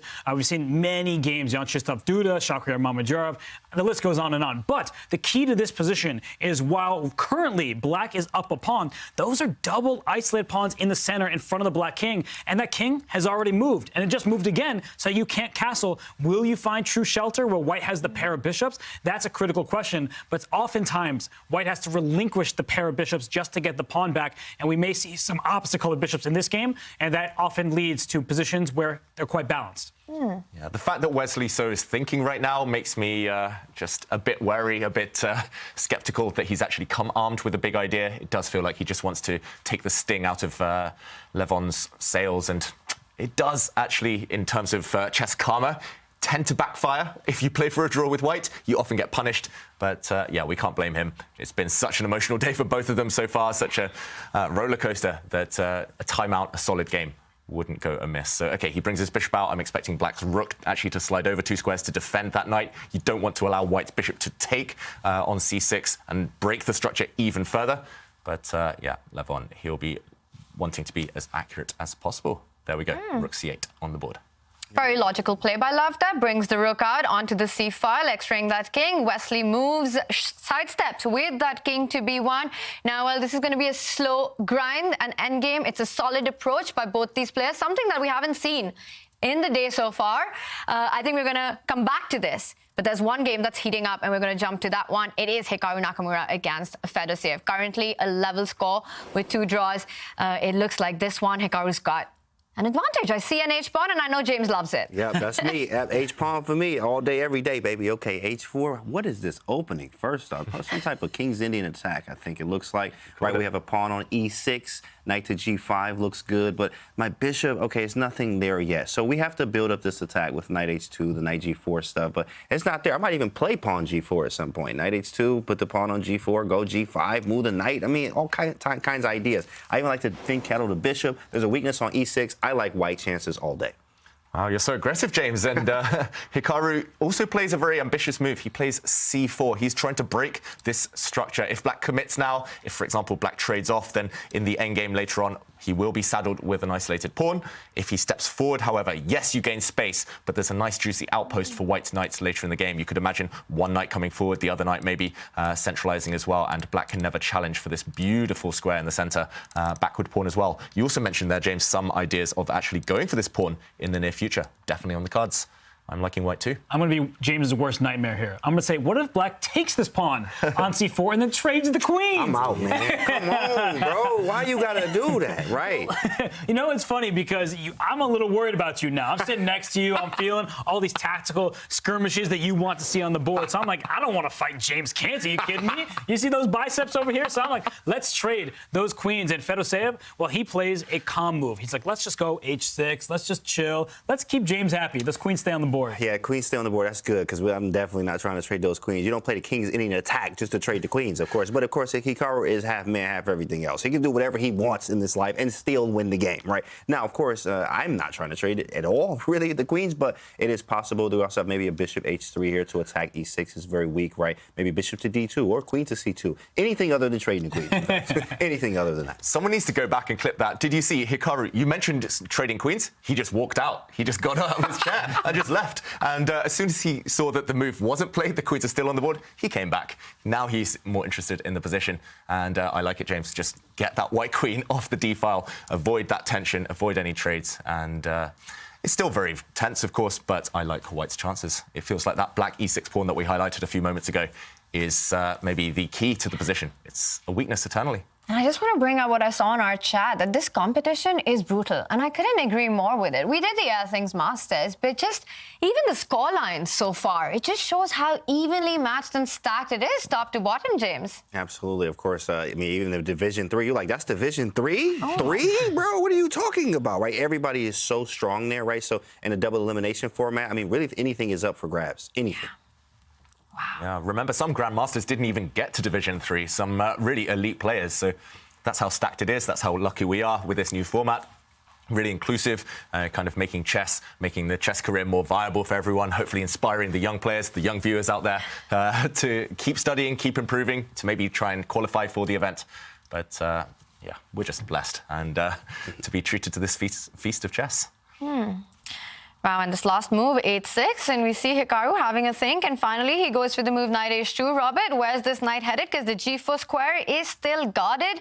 What are the plans in this position? Well, whether by hook or by crook, I think James wants to see that attack. And maybe the knight goes to h2 to push the pawn up the board. Oof. That square is covered, and you may want to use the h6 pawn as a hook to open up that flank. I don't really believe in it. And one thing I want to note, because this is an unusual opening at the highest level, is that Hikaru Nakamura may play too much chess. And I'm not saying that for all you viewers, calm down. I know you love watching him stream. That's not advocating for him to stop doing that. But I mean in terms of preparation, that when you play so much, your opponent is never surprised by what you do. When you prepare for Hikaru Nakamura, you prepare for everything under the sun. Yeah. And so when he plays a King's Indian attack, you're like, yeah, he's done that 7,312 times before.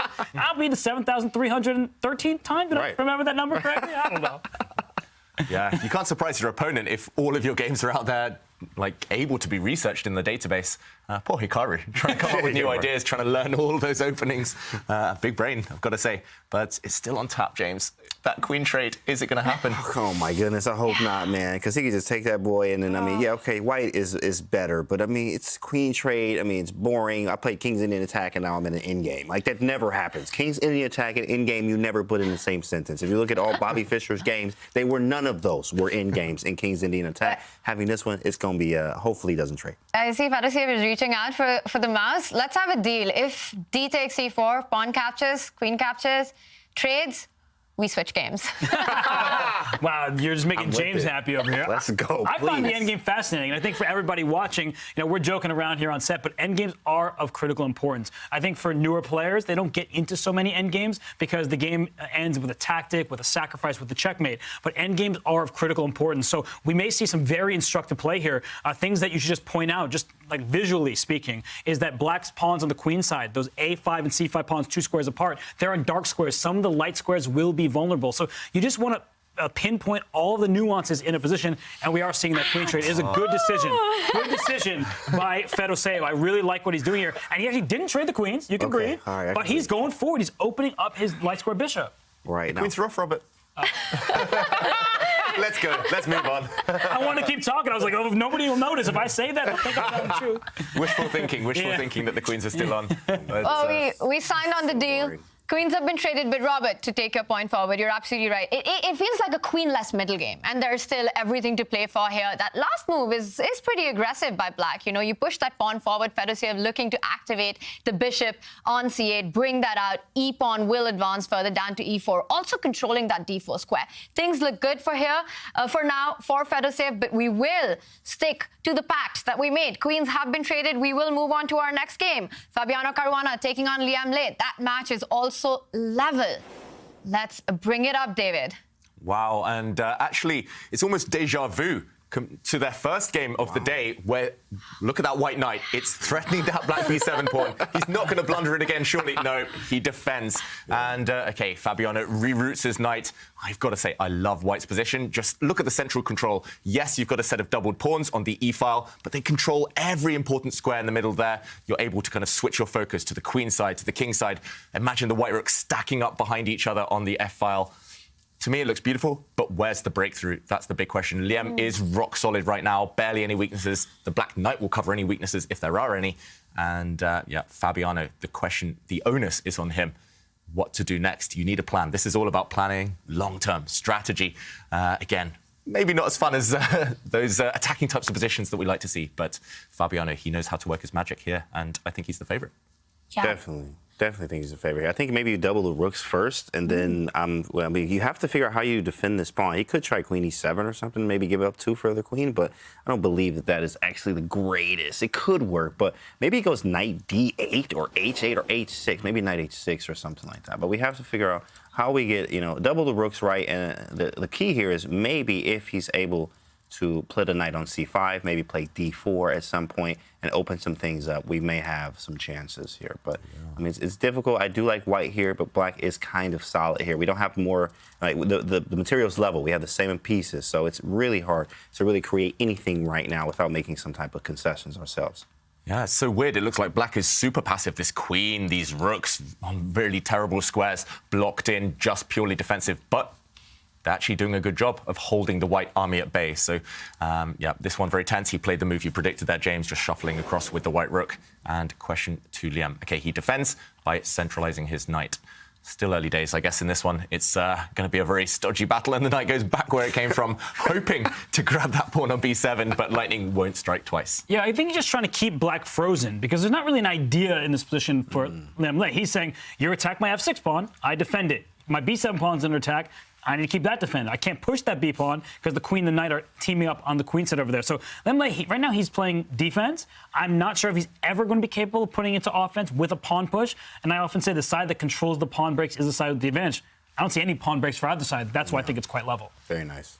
Yeah, actually, the more I think about it, you're right, Robert. You can't really push any pawns for white without creating weaknesses yourself. And that would be a very risky strategy for Fabi to just kind of throw everything forward. That might well backfire. I call him the Professor Liem just because, firstly, he's the head of Webster University chess team, but also just his approach. He's so scientific. He's very, very careful with how he kind of handles things, defends things. And I did see a bit of a head shake there from Fabi. I think maybe he's just frustrated that he hasn't got any more out of his promising opening position. Tanya, are you excited with the development of this one? We wanted to jump over from that queenless position, but this one's even more, even slower. It's definitely really slow. But one thing that strikes me is how Fabi's chosen the same opening and the same setup as his game one. Well, why fix what's not broken? It got him the point. And here we see the double pawns in the center, 2 sets of double pawns, that knight on a5, hitting on b7. This is going to be a slow grind though, David. I think, again, it's the kind of position where it feels like if anyone will push, it will be white. Yeah, I did make a chessable course on the art of grinding, but even here, I don't believe in whites. Thanks, James. Yeah, I do have that one. Was that course on TikTok or on Chessable? It was a chessable course. It was with Magnus Carlsen. It was more an endgame grinds, how to squeeze out those extra half points here and there. Okay, got it. That type of grinding, Robert. But even me here, I would be struggling to see white's potential to grind this one out. I definitely don't see any productive plans for either side. Liem is reduced to just waiting. He's going to shuffle his queen back and forth. Fabi just slowly inching forward, giving his king some breathing space. It's hard to get excited about this position, I've got to admit. Maybe we can switch, check out some of the action elsewhere. Wow, let's take a look. We've got action on everywhere. And as you said, David, in this position, it is going to be a long game. Currently looks like both players are doing fine. Let's take a look at the world champion against Artemiev. Magnus Carlsen did strike back in game 2. Game 3 is on with Artemiev. Well, this time, better time management by Artemiev. Yeah, for now. We've got to add that on because later on he might well tank. We've seen him freeze a couple of times, just spend 6-7 minutes on just one move. But it looks like he's got a healthy position. I've got to say, it looks very balanced. We look at the pawn structure, almost symmetrical. Again, we're going for those fianchettos. Seems to be the theme of this match. And yes, white has access to the open file, but that could be challenged any time by the black rook. On that C line, I'm expecting black to offer some trades at some point. In general, I tend to prefer white here just because, I don't know, it feels like with the open file, with an extra tempo that you start the game with, it feels like you're first with any complications, with any action, but black is rock solid. I'm a big fan of that, actually, too, as well. Yeah, black is rock solid here, but I do like the fact that my bishops are active. I can even play something like bishop a3 at some point, or maybe try to get, obviously, we can't get the file now, but if we can maybe play it. G4 is very committal, but trying to get, maybe queen c2, queen c7, take the 7th rank as much as possible, or if we can, if it is possible. But it's kind of difficult. Maybe queen e2, queen b5, right? We have the b5 square seems pretty weak there. So we do have lots of possibilities and activity. I think the bishop on f5 is just there. It's just there, not really doing anything. Of course, we have lots of activity, I think, from white. Yeah, I think your point is well taken. It's a game of squares, not a game of captures at the moment. Right. And that can be difficult for a lot of chess players because they think, I want to checkmate. I want to takes, as we know a certain streamer likes to say. But in this type of position, it's all about maneuvering. And you see black's last move, rook t8. I'm not really sure where that rook is going. What is his next move? If you gave black a free turn, I'm not entirely sure what would happen next. And that's the nature of a position like this. Quite closed, no side, can easily create a pawn break. Any pawn push is committal in its own way. I think it's just going to be a tough maneuvering battle between these two. Wow. And David, that last move, rook to e8, is it potentially ever going to threaten the pawn advance in the center, f6, e5, or is that just too much for black? It feels like too much right now, at least, Tanya, but I agree. Maybe he's just hinting to Magnus. He's saying, OK, that idea is on my radar to throw some of black's central pawns forward later, to evict that white knight, kick it away. But he's just keeping his options open. Yeah, it's always psychological. I've played Artemiev so many times. He always crushes me online, especially in Blitz. But over the board, I've played him a few times too. And he asks questions. That's the key with him. He's saying, OK, you've got 5 sensible moves. Which one are you going to pick? I'm going to hint that I'm going kingside. Then I'll switch. I'll go queenside. And he's very kind of... He's like a spider in a way. He's just creeping around. You never know where he's at, where you've got him. But yeah, he keeps tension and he's very, very calm. We've seen him beat Magnus even with 2 seconds left on his clock. So, OK, Magnus locks down the queenside fully. I think clamping down on squares. James mentioned the white queen would love to get to the b5 square later. White has taken control over that one. But yeah, still yet to see that kind of action that we're all craving right now. At some point, this position will explode, it will open up, but who is going to take the first step? And, OK, the black queen now activating herself. Nice move. That was a nice move. That was a very nice move, highlighting the fact that b3 is weak. Now you can't really move the queen. Go queen e2. I'm going to take that pawn and look at you at the Zoom camera all crazy. Like you just dropped the pawn. You just literally dropped one. Right? So and b3 is definitely weak here. Now I can even bring a rook to the file. My bishop is strange on f5, so maybe I'll take with the bishop. But I also could take with the rook, obviously, too, as well. So, yeah, it's definitely an annoying move to face for white. Yeah, it reminds me of this thing, right? We always hear about it in chess that pawns don't move backwards. And every pawn move has its own set of consequences. Magnus decided to stop black from advancing his own pawn down the A file, but in the process made the B pawn weak. And Artemiev immediately jumping in with that queen, connecting the rooks. There are always threats in the center, but right now he ties down white's queen on D1, making sure that Magnus cannot complete his development and connect his rooks. Yeah, and this game is looking quite level, and a game that's already concluded with equality was the game between Wesley So and Levon. It says 1-1, but there were actually blows traded in the first two games. Yeah. Now we see a solid draw in Game 3. Nothing exciting. James, for your sake, we won't even look at it. Thank you. I just want to let everybody know that game is drawn. They're getting closer to that lovely Armageddon with bidding. Yeah, I think it's the most likely result right now.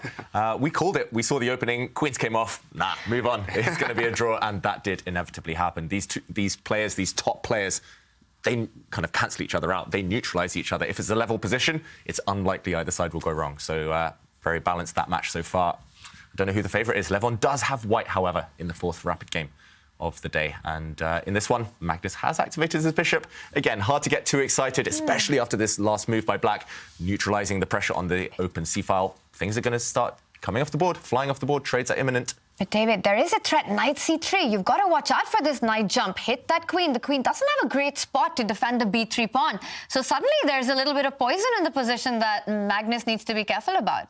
This is true. I underestimated this. Every move does have its consequences, and I liked Magnus's decision to put the white dart square bishop on the a3 square. Looks like a nice diagonal, but suddenly there are holes that he has abandoned. And just to point out Tanya's secret hidden plan there.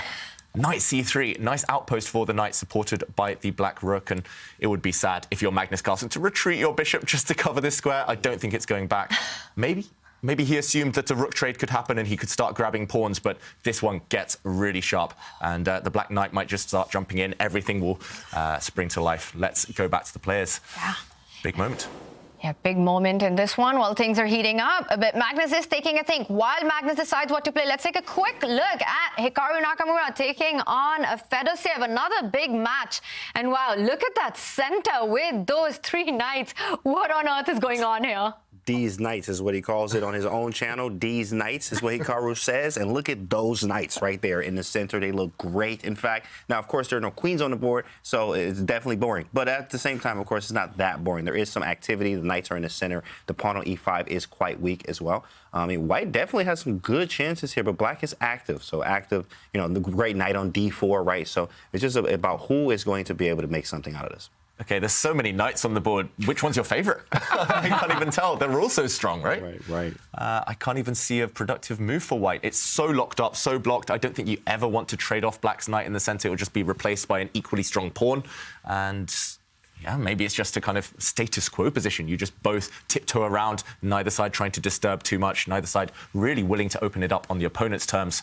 And okay, he steps back. One of the knights has gone from the center, but he's opened up the... You have to be very, very careful here, because that bishop on g2, it's sniping across the board. The bishop in front of the white king is very, very dangerous. That b7 pawn is in its sights, and if it can actually grab that pawn, oh boy, two rooks are under attack at the same time. So Hikaru, he's been maneuvering. If we just think about this structurally, black has an isolated pawn in the center of the board. White's pawn structure is healthier. Black has these active knights. The knight on d4 is a monster. It's maybe the best piece on the board. But the knight on g4 is kind of awkward, and maybe it can be kicked at some point. So I'm starting to like some of the elements of this position for white. The contour of it seems to be favorable for Hikaru, and I like his maneuvering. I think he's put his pieces on great squares. Yeah, he has, for sure there, Robert. Okay, and a bit of a sad move to have to play for Fedoseev, but it does bring it back to your first point that this pawn needed to be defended. So it doesn't signal good things for Fedoseev if he has to take time out for such a defensive move, but maybe it was necessary. Wow.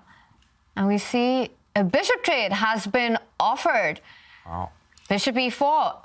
Fedoseev immediately blitzes out the move g6. So he says, I will trade, but on my terms. You take that bishop, I will get a side pawn to the center of the board and control the e4 square. That would be a very favorable trade for black. Hikaru not looking too happy with his position. That move rook b8 also hints at a potential b5 at some point, breaking open the position. Yeah, that may look bad for the pawn structure. You'll get two isolated pawns over there, but you're getting the activity. And we know chess players, they love activity. They might even give up a pawn so their pieces are active. And I like the way Fedoseev is handling this. The position, the dynamic is changing, and yet he responds instantly. He is not going to go down on the clock against Hikaru Nakamura. Hikaru uses the clock as his biggest weapon. He wrote the book, literally, on bullet chess. Oh, yeah, he wrote that book, I don't know, a decade ago. Yeah. And the point is, for Hikaru, is he loves to use that clock as a piece, That's as right. a certain James Canty has said. Come on, Robert has speaking of nothing but fact. Man, get this man a raise, man. He has a raise, right? That's crazy. But yeah,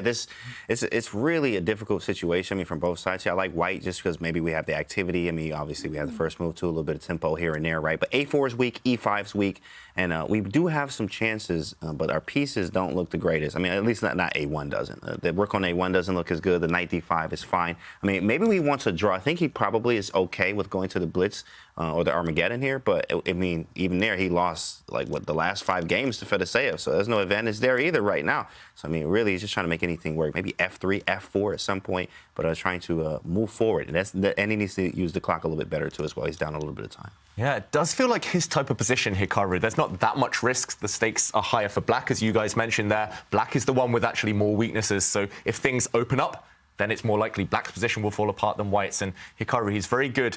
Now that he's a bit older, he plays so much, as we see. He plays hundreds of blitz games every day. He's mastered the art of grinding. Right. And yeah, if he gets given the opportunity, he's going to try and massage this advantage, slowly step his pawns forward, slowly improve his pieces. And if Fedoseev's stuck, unable to get active, then it's going to be one-way traffic later.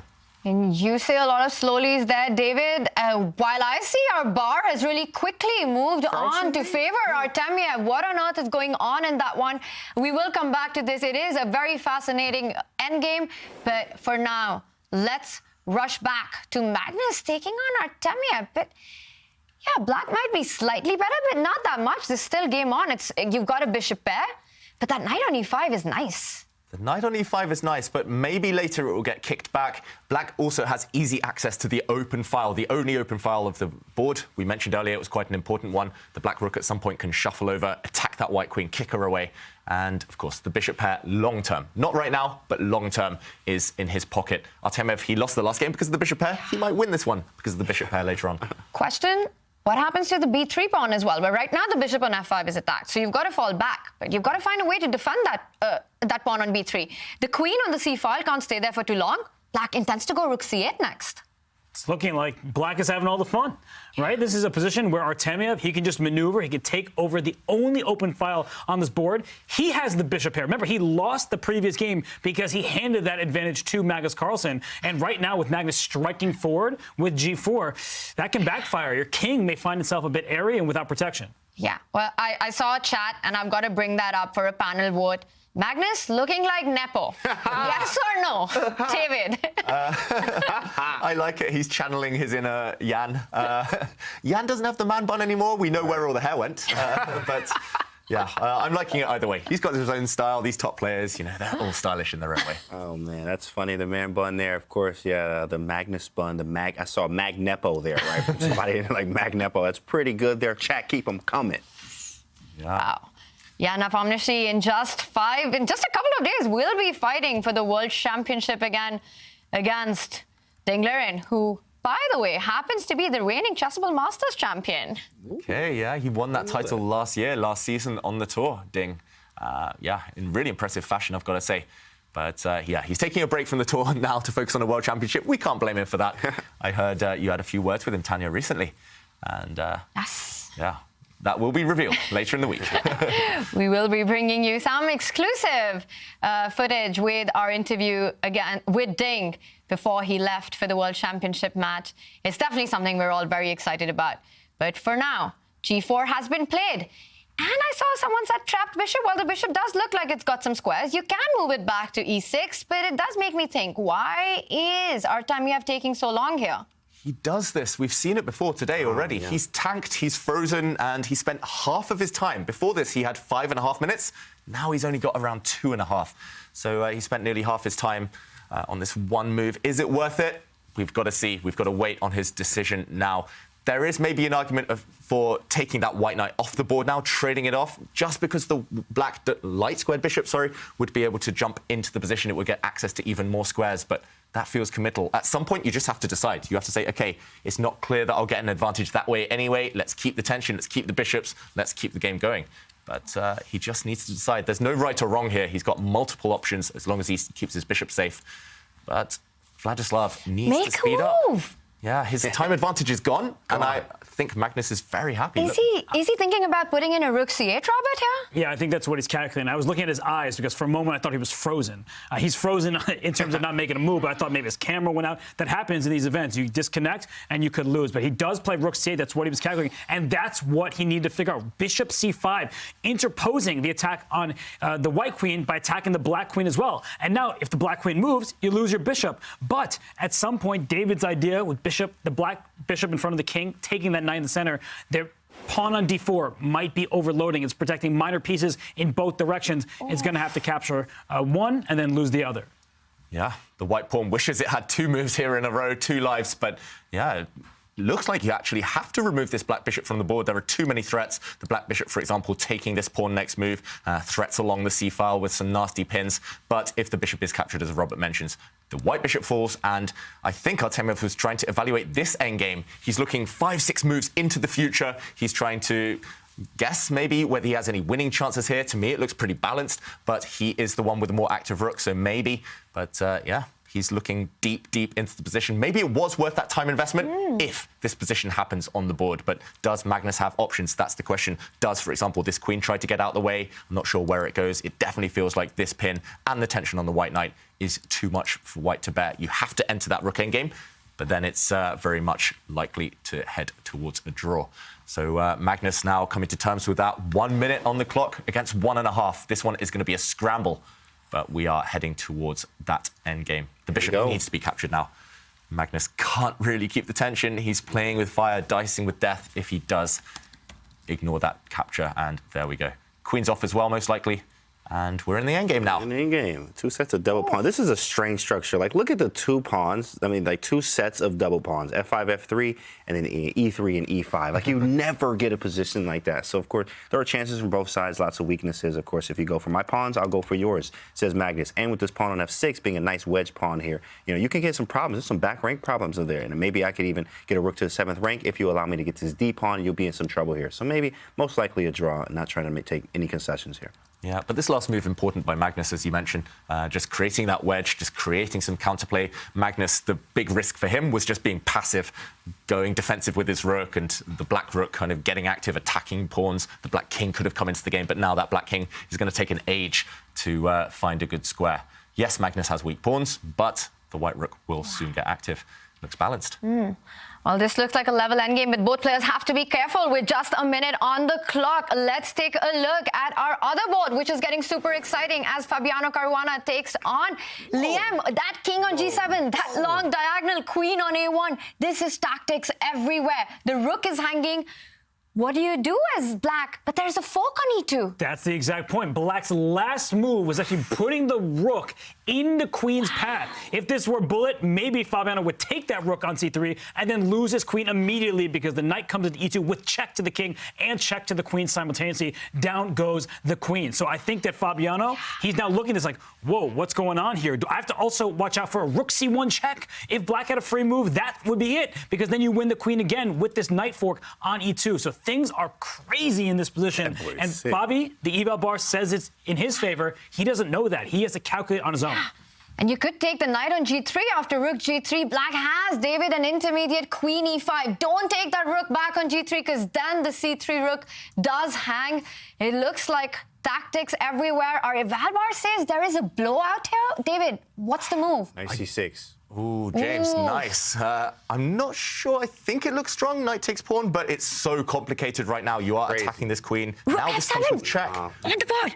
Whoa, rook f7, but it gets the queen. This one gets complicated because now, look at the current position. It's rook and knight versus queen. But this king is trapped. You've got to be really careful for checkmates. And as Robert points out, huge threat on the board. And I was like, what about rook c1 check before? That rook was pinned to the king. So I was like, oh, don't you win the queen back on the spot? The rook, you try to move it, it can't do that. The king was in the other line from the queen on a1. So, David, I'm with you, though. This is looking scary for white. In a blitz scramble, you get checkmated, but I love that move king f2. Great move by Fabi and Caruana. The king is going to continue up the board. Yeah, finally it can breathe clean air, fresh air, and if you keep your king safe with white, you should be winning. The queen will overpower the black rook and knight eventually, but that was a tactical mess. Oof. It feels like Fabiano navigated it well, but it took him time, and still some work to be done. Well, he does pick up the b3 pawn, so if you just do a material count, black isn't doing that bad, but it looks like all the pawns on the queen side are going to fall one after the other, like a house of cards. Queen e5, I like it. c7 falls with a check, b7 will be hanging. Black can currently pick up the b4 pawn as well. He can, but I guess he just wanted to get coordinated with his pieces. The knight now acting as a blockader, defender. Yeah, this won't last too much longer, I have a feeling. Fabiano, just why not? Be greedy. When in doubt, take pawns. And the white queen will easily deal with black's pawns, whereas the black rook, the black knight are far less agile, versatile pieces. So it will, most likely, the white b-pawn cost the life of one of those two black pieces. Yeah. This one should be game over any moment now. Wow, Fabiano Caruana on the brink of taking a match lead with the win on this one. He has that very active queen and more importantly, that b-pawn rolling down the board. The a-pawn cannot go far down with a check on b2. The pawn can get to a2, but will be hard to go ahead. More than that, he first sidesteps any check with king f3, but action is heating on the other boards. This looks like it's going to go Fabi's way. Let's quickly go to the Hikaru board. Wow, there is a lot going on there. Fedoseev in a winning position. Let's bring up Hikaru Nakamura versus Fedoseev. Wow, Hikaru what is happening? Is he getting checkmated? Oof. Look at that white king. Oh, my goodness. It's fighting against a black rook, a black knight, a black king. And if it's not checkmate, Hikaru's going to win. So the evaluation bar says yes. But where is the knockout blow? The white pawns are running, so black has to do something now. But black can stop it by threatening a checkmate because the rook sliding in front of the king, you deliver that critical check. But Fedoseev, wow, he says not yet. But what he is going to do is if that white pawn pushes forward right now, you actually are able to stop by giving a check on g2. The king slides to the corner, knight f2 check. This is all happening right now. The black king will take it, and the rook covers the passed pawn. You do not get to promote, and black is winning this game. Oh, my goodness, and he's shaking his head here, and it is, again... He's winning again. Unbelievable. This is an unbelievable streak. I've never seen anything like this from any player on the planet to be able to beat Hikaru in all of these games. Look at him. He's frustrated. He's angry. Oh, my goodness. This is crazy. This is like, what, 6 games in a row now? Well, they drew these two, but yeah, it's like decisive games. Decisive games. 6 in a row for Fedoseev. Wow. Yeah. Hikaru looks very frustrated, and that's it. He's smiling because if he doesn't rub it, he's going to cry with the position that he has. Knight d2, that's an extra piece, and you've got 2 pawns to convert this into a full win. You trade, the knight is in time to take it back. This is just over completely. Knight e4, knight f6, everything under control. Yeah, everything under control. Easy win now for Fedoseev, but we've got to commend him. It looked so messy. He kept a calm head, and Hikaru just not at his best today. Storm is away, and big fish. Wow, that's a big fish right there, man. That's a big, big win from Big Fish, Fedoseev. Unbelievable. Wow, and Hikaru didn't even resign. He let his clock run out. He just left. Big result there. Oh, my goodness. Look at this. Fabiano Caruana was winning in game 1. He was winning here in game 3 with the white pieces. And for the second time in a row with a decisive advantage, he has let it slip. It's a fortress. Black has a total blockade. You can never get rid of this black knight, which holds everything together. Brilliant. Black's knight holds the pawns. Brilliant. Black's rook defends, blocks the checks. Whoa, James. I'm just as baffled. Fabi shook his head like, bro, what am I doing? I mean, I'm baffled too. I mean, this was. It just You're baffled now? Artemiev won against Magnus Carlsen. No, you playing. That ain't right. He takes the lead in that match. He didn't. He didn't do that. Yeah, No, he did. He did? Yes, he did. So right now, Artemiev and Fedoseev, the new entrants into the top division in the Champions Chess Tour here at the Chessable Masters, they're leading Hikaru Nakamura and Magnus Carlsen. Who would have thought this, right? Yeah, you said it, Robert. It's not going to be a Carlsen against Naka final. Could it be a Fedoseev against Artemiev final? It could be. This. What results we're seeing here in this round? All right, but this one, is this just a fortress? Well, white has a queen. Is there any way that Fabi can make something out of this? Baffled. Well, apparently not. The answer is no. Commentator's curse again. Draw agreed. I had an almost identical position once against Hikaru, and I managed to hold it. You just keep the knight, and yeah, that's the glue. Whoa. Wow. Gotta catch our breath. What a round this has been. Just some shocking results. Amazing, incredible chess there. And it looks like the world champion has to win the 4th game on demand to force into playoffs. Let's do a deep dive with David. David, take us through some critical moments. Yes, so in this position that we actually left a bit earlier, Artemiev was going pawn hunting. It was a rook endgame. We said it was balanced, likely to fizzle out towards a draw. However, Magnus maybe miscalculated something because he simply went down a pawn. He activated the white rook, a good start, but one pawn fell. He managed to get a pawn back, but suddenly Black's rook was the one grabbing all the pawns. It's like hungry hippos here, grabbing everything with tempo. And as we saw in the game, at the very end, it's simply 4 pawns versus 3 pawns, but more importantly, these 2 black pawns are connected. The game went on a long time, but Magnus was never able to create anything with his advantage, his majority on the queen side. And if we fast forward to the final position, the black pawn simply stepped forward. The black king supported them. This pawn is dropping, and the black pawn is promoting, whereas white's pawn is under lock and key. Great technique from Artemiev. He's one of the best endgame players out there, and he showed it in this round. Oh, man. Yeah, he's absolutely pissed off. I mean, you see him and Magnus, him and Hikaru feeling the same way today. I mean, they're on the same wavelength, just absolutely mad at himself, right? An endgame where he probably could have held, but he was not able to, and he's down. Wow, in the match, that's 2 games, that's 2 losses, Robert. It's what we've been talking about from the beginning. It's that crazy. Every player in this field can take down Magnus or Hikaru. And Wow. David, got to give him a shout out. He said that Artemiev, he is the endgame maestro. He knows how to get it done. Usually against Magnus, you avoid the endgame. You're scared. You run away. You keep those queens on the board. But Artemiev, he has no fear, and he's showing that he's here, and he might continue in the winner's bracket, sending Magnus down below. Jeez. Magnus losing 2 games with white in a day? When was the last time we saw that happen? It's very rare, and clearly Artemiev, he's got his strategy spot on with the black pieces.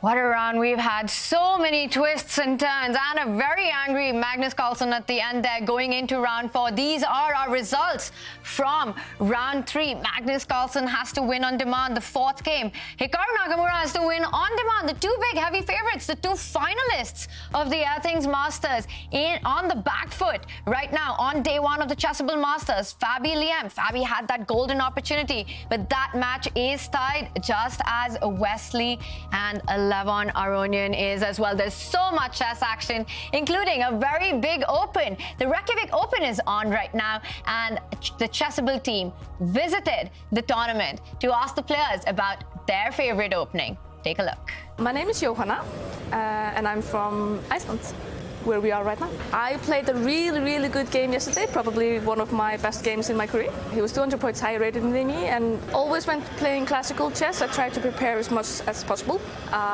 Today I prepared for maybe 2 hours, I mean, it differs how much time you have, so it's better to do it gradually and regularly over time, so that you're always on point with your openings. However, I've had difficulties doing that because of schoolwork, but so I try to spend as much time as I can while I'm playing classical tournaments and give myself at least 2-3 hours of preparation for each opening, for each opponent. So. And now for our non-subscribers, we've got a Twitch break coming up.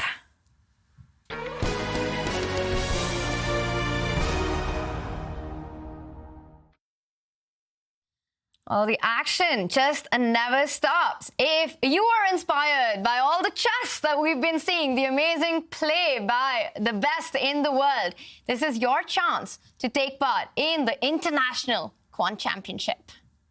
Hi, everybody. International Master Danny Wrench here, Chess.com's Chief Chess Officer. We are here and excited to be collaborating and partnering with World Quant as an official partner of the Champions Tour in the year 2023.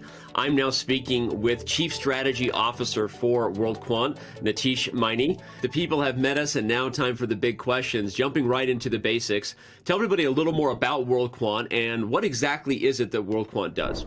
Thank you for having me, Danny. And you already introduced me. I'm the Chief Strategy Officer at World Quant. World Quant is a global asset management organization. It was founded by Igor Tulchinski in 2007.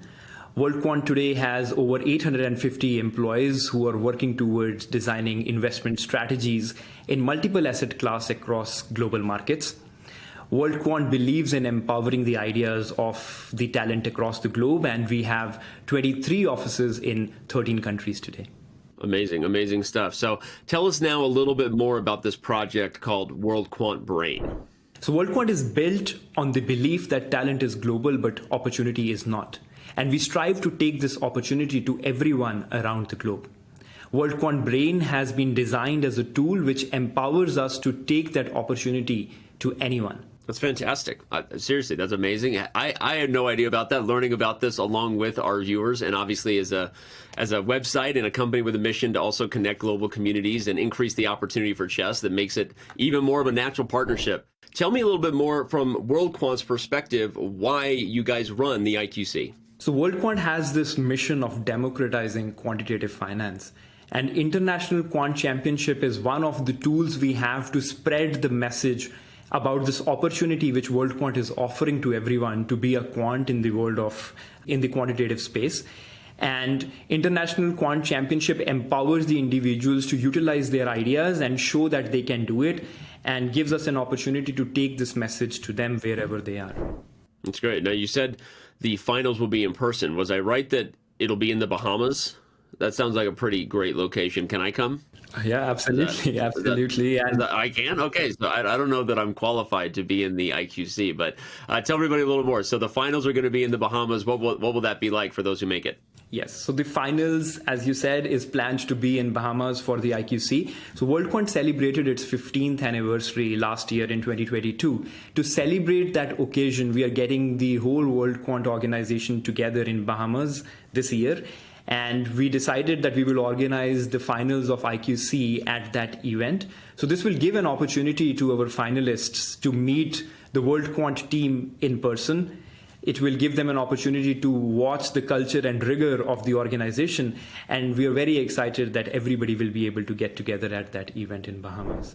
Well, this has been awesome. Nitish, thank you so much. This is where I remind everybody it's their chance to get involved in the IQC, the International Quant Championship. You can use the command IQC. You can visit the World Quant Brain website. We encourage you to do so ASAP. Registration is open until May, so it's time to jump in. And maybe you'll get to meet the CSO and others in the Bahamas. Maybe I'll be there. If I'm lucky. I don't know, but it sounds like a great time either way. And Nitish, the Chess World and the Champions Chess Tour, thanks WorldQuant for their partnership, and we're looking forward to the rest of the year together. Thank you, Danny, and good luck to the community for participating in IQC.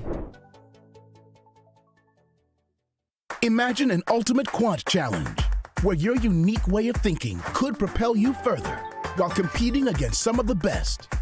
The International Quant Championship 2023. A three-stage competition where teams of 1 to 4 people will use WorldQuant's brain simulation platform to build algorithms. Ready, set, quant. Competitors gain points based on the quality and the quantity of their ideas. Those who perform well may be considered for internship or full-time employment opportunities at WorldQuant. Winners could receive cash prizes and attend the live global finals in the Bahamas. Don't wait. Break into the world of quantitative finance in one of the largest quant competitions on the planet. Sign up. Team up. Train. Compete. Are you the next quant champion? Wow, what a day of drama and action it's been in the Chessable Masters. Big results, big turnarounds. But earlier today, there was another big result for women chess. We do have the winner of the women's candidate. A huge congratulations to Lei Ting-jae, who will be challenging Chu Wenjun in July for the World Championship match. That is a big one. It's going to be a big fight. Robert, but Lei Ting-jae, what a comeback this was by her. Yeah, Lei Ting-jae slightly higher rated between the two players, but Tan Jung-yi had a good head-to-head record coming into the match, and she struck first in game 1. But Lei Ting-jae, she showed that she is all class. She won game 2, solidly drew game 3, and then won 2 in a row. She sealed the deal with a game to spare. That is some great stuff. Wow. Amazing chess, amazing fight there. Well, some of the players have to show amazing fight here at the Chessable Masters and also make their comebacks, because as we know, Magnus Carlsen is currently trailing Vladislav Artemiev going in to this final round. Round 4 is about to start. David, How do you see this one being played out? What do you think is going on in Magnus's mind right now? It's chaos in his mind. Who knows at this point? For Magnus, he's done it before. He won his previous game with the black pieces, but to compose himself, Artemiev's now going to be playing ultra solid. It's not going to be easy. I think Magnus is up against it in this one. I think he needs a bit of magic, a bit of luck maybe, to even bring it to Armageddon. Yeah.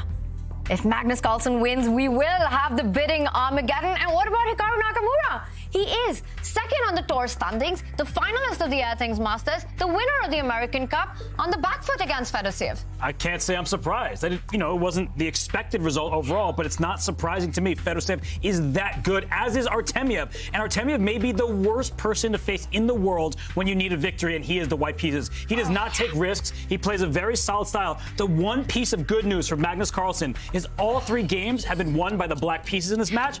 And guess what? He gets black. Yeah. And he starts with knight f3. James, that's a solid start when you need a draw to win the match. Of course, you need to go King's Indian here, big fella. Something very strange and for some change, okay? You're going to have to make it happen here, or you're getting not eliminated, but you get to the losers bracket here. And it's going to be tough to see Magnus in the losers bracket there. So it's pretty tough. Yeah. It's hard, right? G6, we got Bishop G2, Bishop G7. Come on, let's see it. D4, D6, D6, D6, Magnus, D6. He's willing him. James is willing Magnus to go d6. Okay, Well, it might happen. There it is. There it is. There it is. KID. It's a dub. It's a dub. It's a win. We good. We good. It's a win.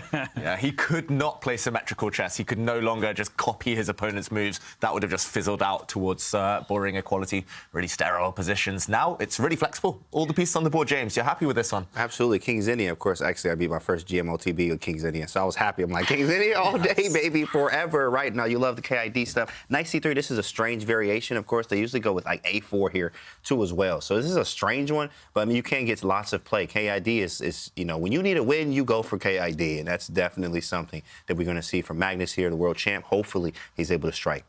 Yeah, but the problem is you just can't afford a draw. So at this point, Magnus isn't really even playing chess. He's playing for a specific result. So if there's the best move, which is going to trade queens and keep equality, he can't go for that. And that's not a fun position to be in, especially against Artemiev, who will punish you and will take no risks of his own. Absolutely. Yeah, Artemiev will try and bully Magnus with the thought of equality, with the thought of a draw, with the thought of an endgame even. And it's rare to say that. But yeah, Artemiev can definitely use the odds, which are stacked in his favor now, to push Magnus in certain directions. And this last move already forcing Magnus to think that white A-pawn is going to push itself even further up the board if given the opportunity. White can also occupy the center anytime he wants. There we go. The pawn really clamping down on that black queen side. And Magnus, okay, he looked away. He doesn't look too unhappy, but a bit of an odd one, I've got to say, this last queen move from Artemiev. What is that? David, Queen D3?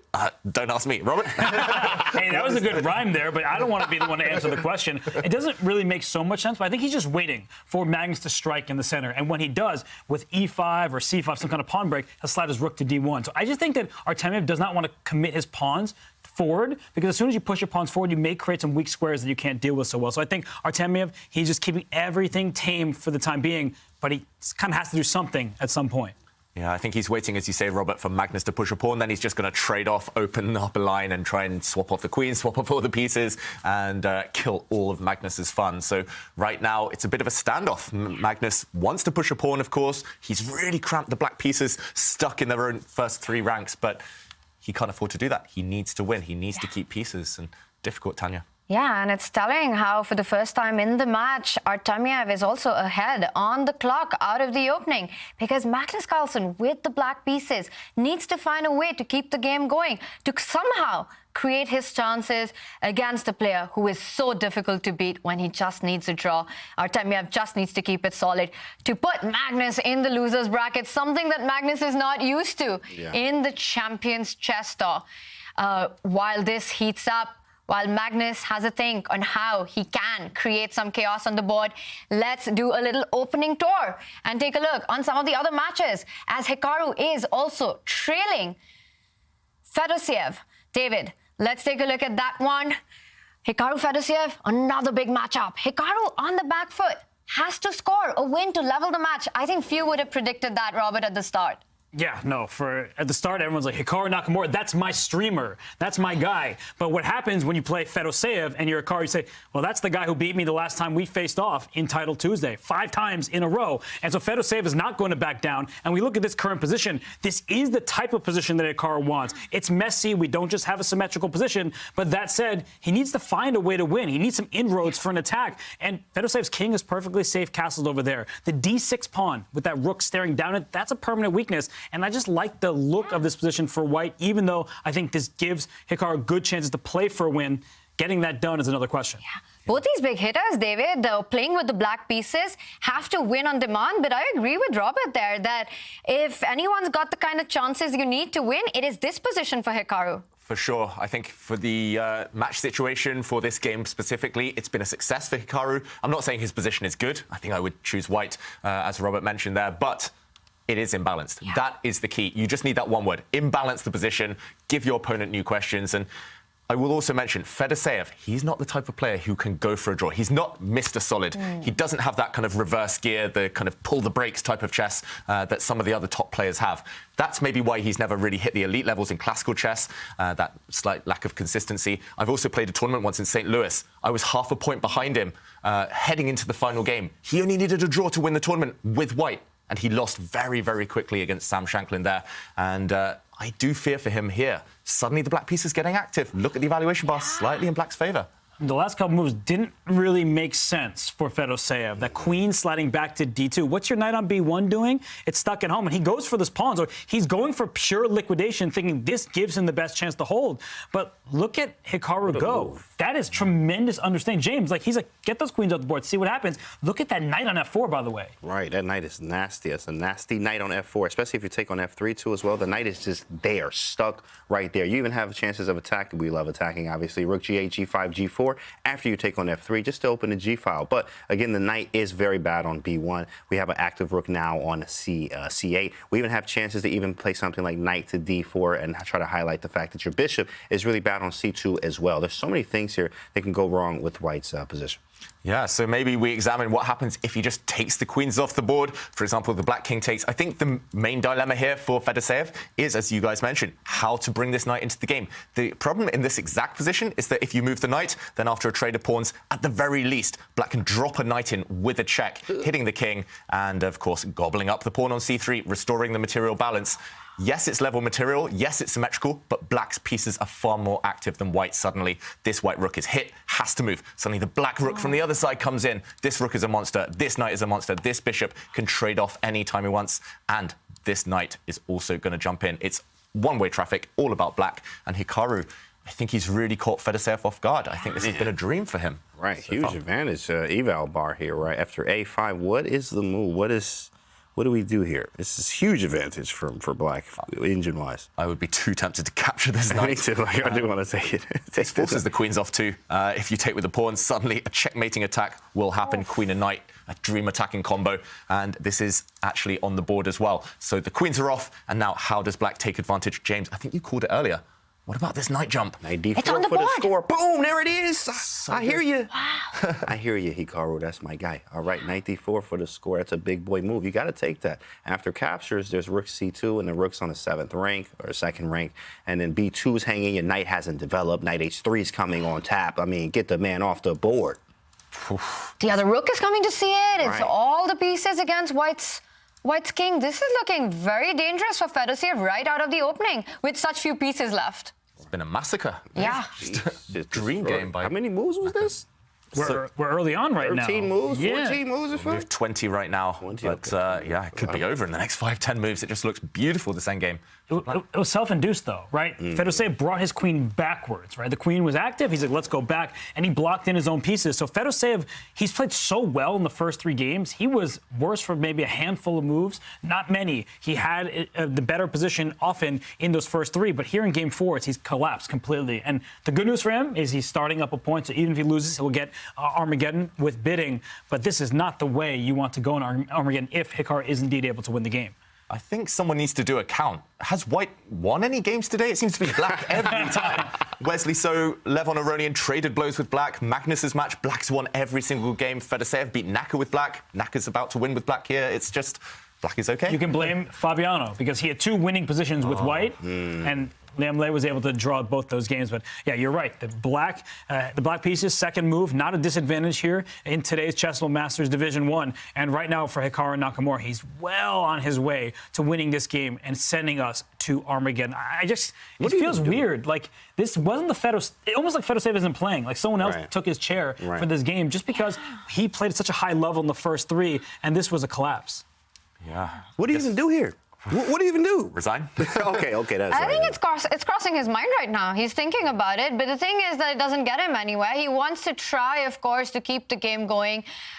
You try to live another move and hope for the best, but knight d4, it's hard to even come up with a move for white. You take on d4, rook c2 looks game over. You move that bishop, knight jumping onto e2, the f3 pawn hanging.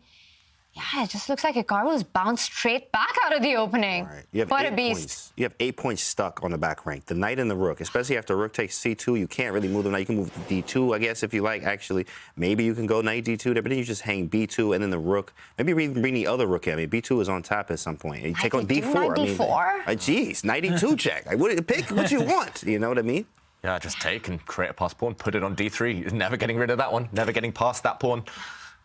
Tough game. It's horrible, this position. Poor Fedoseev. He's done so well, but against these beasts, you can't relax for 1 minute. No, I think the best choice here is bishop a4. You do not want to allow that rook to get active for black. So even though you give the f3 pawn with check and your king may have to get into the corner of the board, you still have some chances here because you are threatening to take on b4 at long last, get your knight off the first rank, and you are just a couple moves away from developing your pieces. That said, your king is in a mating net over there. And he played bishop a4 is out of desperation, not desire, but it does give him a chance to kind of coordinate his pieces at long last. Nicely called by you, Robert. And I'm just wondering what happens if Hikaru gets the other rook into the game. Rook d8 comes to mind. You want to try and trade off white's only active piece on d1. It also makes sure that white doesn't complete development.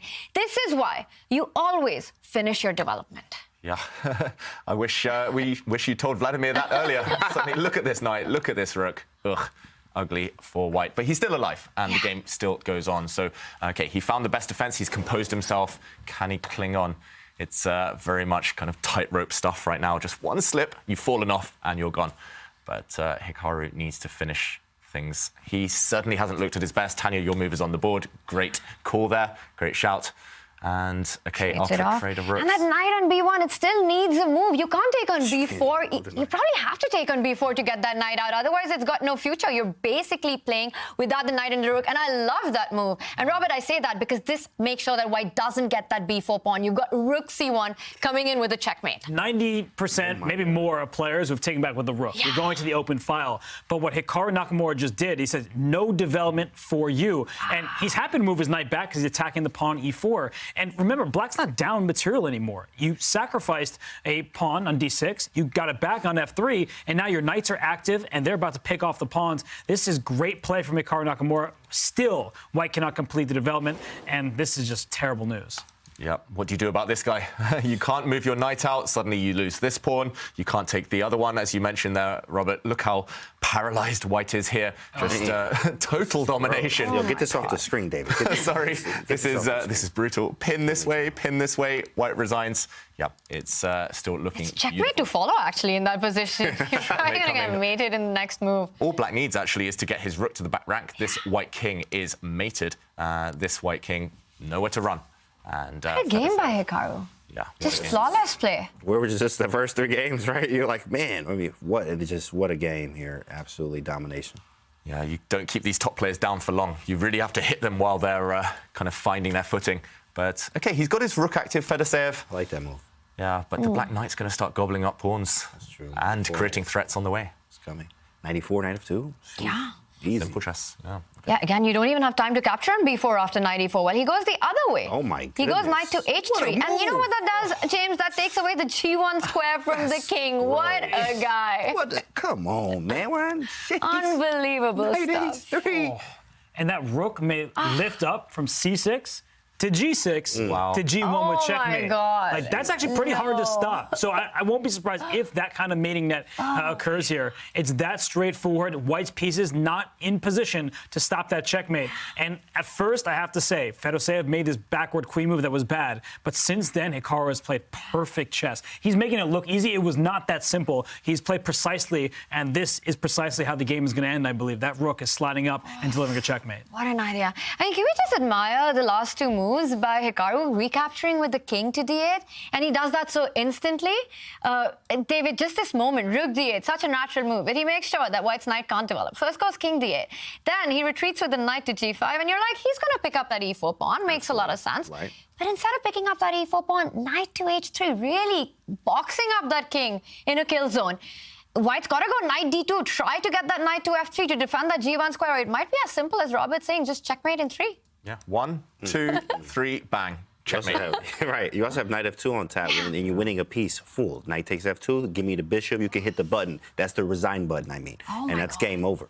I think he'll resign any moment now. Fedoseev, simply nothing to be done. You either lose a piece or you get mated. Wow, that means that would be an Armageddon. It's still not over. I know it, and I know there's a thing as commentator's curse, but I don't think it will be in this one. This just looks absolutely busted. It looks like it's hopeless here. It would have to be a mouse slip, and that's going to hurt, but it would have to be a mouse slip for this one to go down for Hikaru. How many times has Hikaru mouse slipped? I never see it. That's He's just so good on the mouse. So good on this thing. Very rare. 92, because otherwise you're probably just getting checkmated. But now you're losing at minimum a bishop. You are. The knight takes the pawn. It hits the king with check and the bishop. I think we're about to see that, and Hikaru wins this game. He doesn't even do that. Robert, Hey, this is a family channel. Oh, my. Man, we got kids watching this. You can't do this, bro. This is family channel, my guy. Sadistic. Wow. It is, but he can still win that bishop, right? He can still go for it if he wants it, because the white knight will stop the checkmate. He said, I don't need a bishop. Yeah, I don't need it yet. What bishop? I'm going to get it later. He's going to get it on the next move, because it was really the only way for Fedoseev to not get checkmated, is to give up a piece. Yeah. But that just means resigns. That essentially is resigning. Yeah, and talking of resigning, Tanya, you called it. It's 2-2. We're heading to Armageddon. Fedoseev has resigned. Oof. Oh, my God. That means we're going to have bids on this one. Yeah, but let me ask you something. It looks like the result is in the book, and Hikaru has officially won. I was about to ask, if you were Fedoseev, would you have spent some time before resigning just to compose yourself, giving you a little bit more of a break? I guess it's not going to start until these games are done anyway, but I just feel like, for Fedoseev, he needs to get that out of his head somehow, throw that game out the window and never look at it again.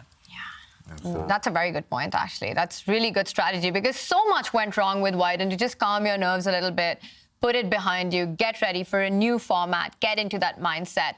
It probably would have made a little sense to just burn that clock and calm yourself down. But right now, it is Magnus who perhaps needs to calm down, because his heart's going to be racing very fast with what's going on the board. White looks dominating here.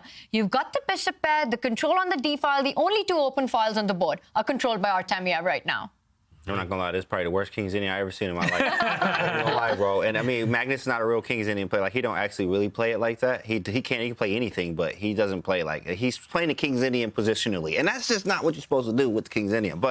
And it is not looking good. Look at this knight. Oh, man, this is rough. This is a rough King's Indian. Yeah, what a move. What an instructive move there from Vladislav Artemiev. Even in a situation where he's happy with the draw, he's definitely going for the most principled options. This last move, it looks like you're slightly loosening the white king, weakening the shelter around it. But the most important point is to dominate that black knight. That black knight on h6 is going to take an age to get back in the game. In the meantime, Vladislav will have asserted domination, will have got over all of his pieces to dream squares. Magnus desperately trying to ask questions, try to open up lines for his pieces, but there must be a way here. It feels like White has so much space.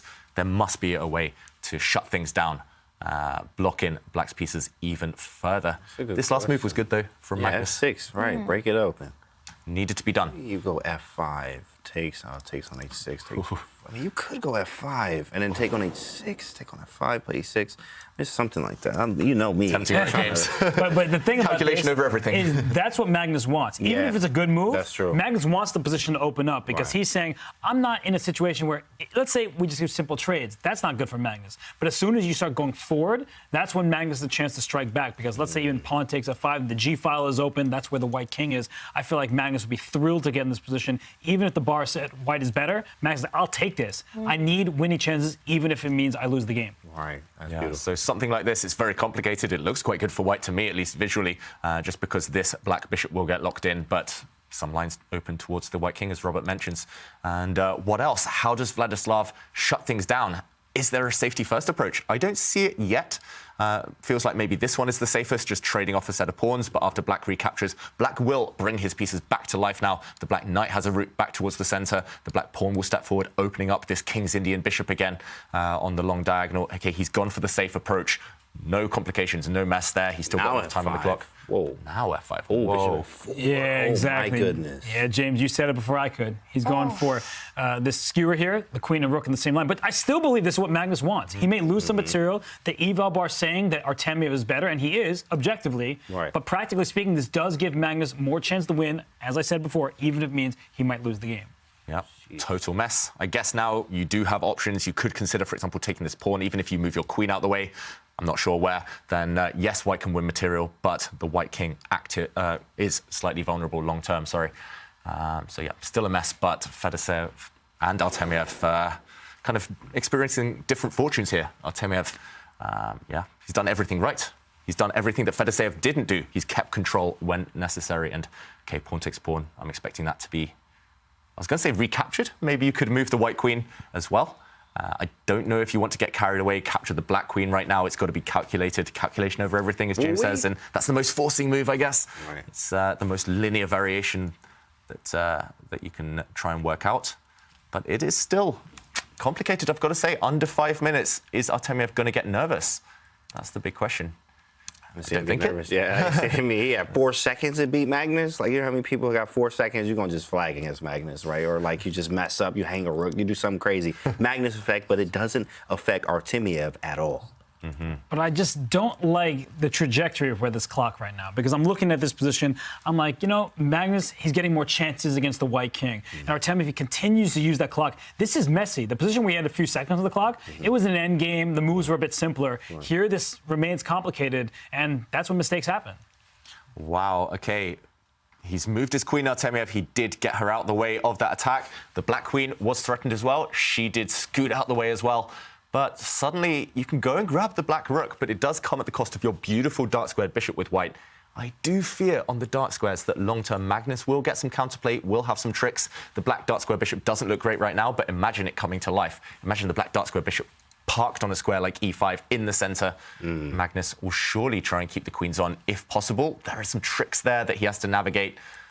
Can he keep the queens on? He might take on h3 first, though. I mean, can you take on h3, try to open a g-file with a smile? Like, whoo-wee. You know, it could be possible. Take on h3, and then take on g2. We're about to see. Uh-oh, I think there's a big problem with it, though. What is it? The bishop on b8 still lives. So after pawn rook a7. Wow. Right, that bishop actually plays a part in the game. You think, oh, I'm going to capture it next move. But if you capture it, you get checkmate along the 7th rank. So I was looking at that, too. I was like, well, can I throw in g takes h3, an intermediate move?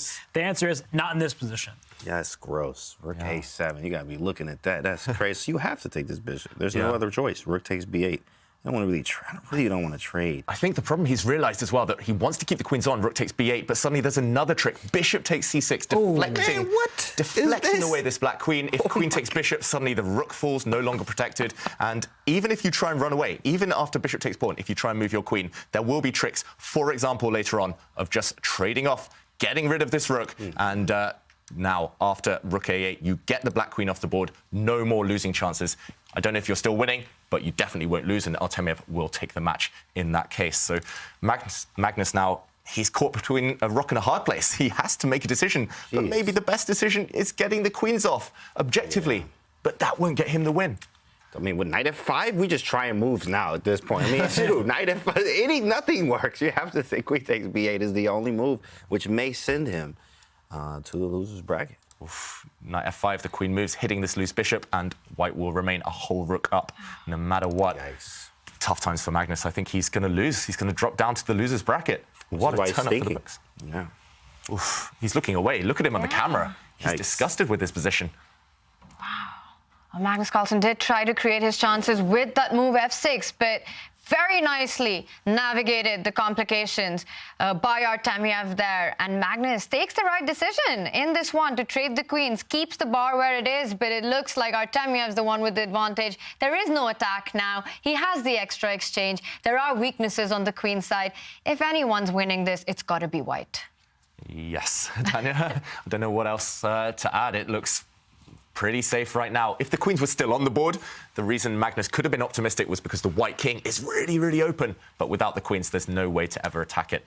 And at the right moment on tap is that rook exchange. The white rook can land on a8, trade off the black rook, no danger.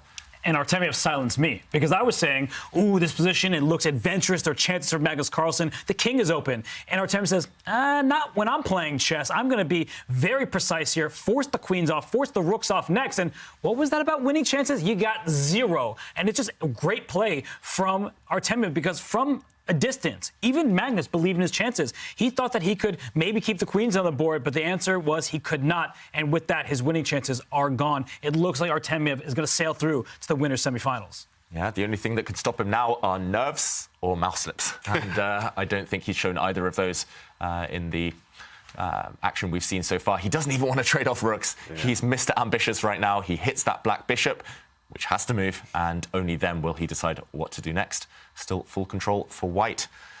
Oof. Man, what an absolute beast Artemiev. Came in, same facial expression throughout the whole thing. You don't see any emotion from him at all. He just came, I have a job to do, right? I have a job to do, and that's to calculate and play this game and to win, and to try to win this match. And so far, he's doing that.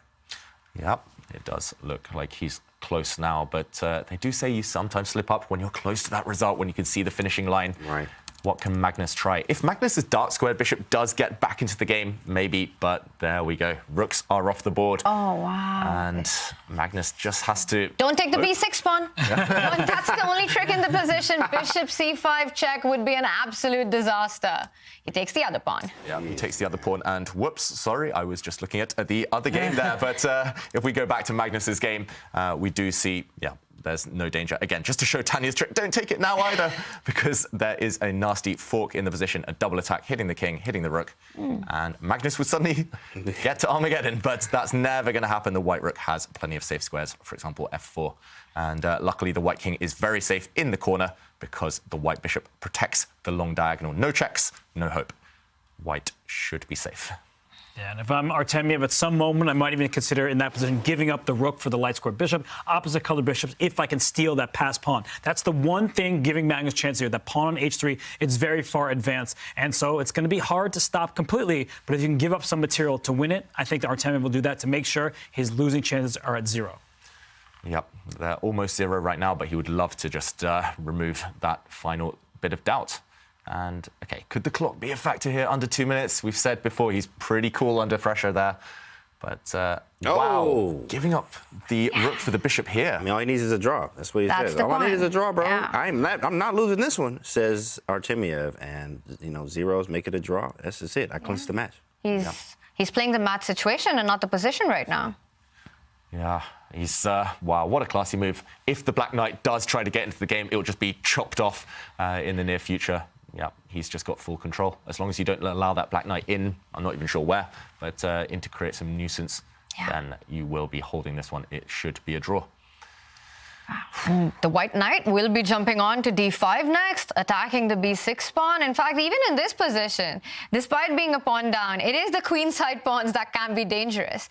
Artemiev, what a flawless way to finish the match.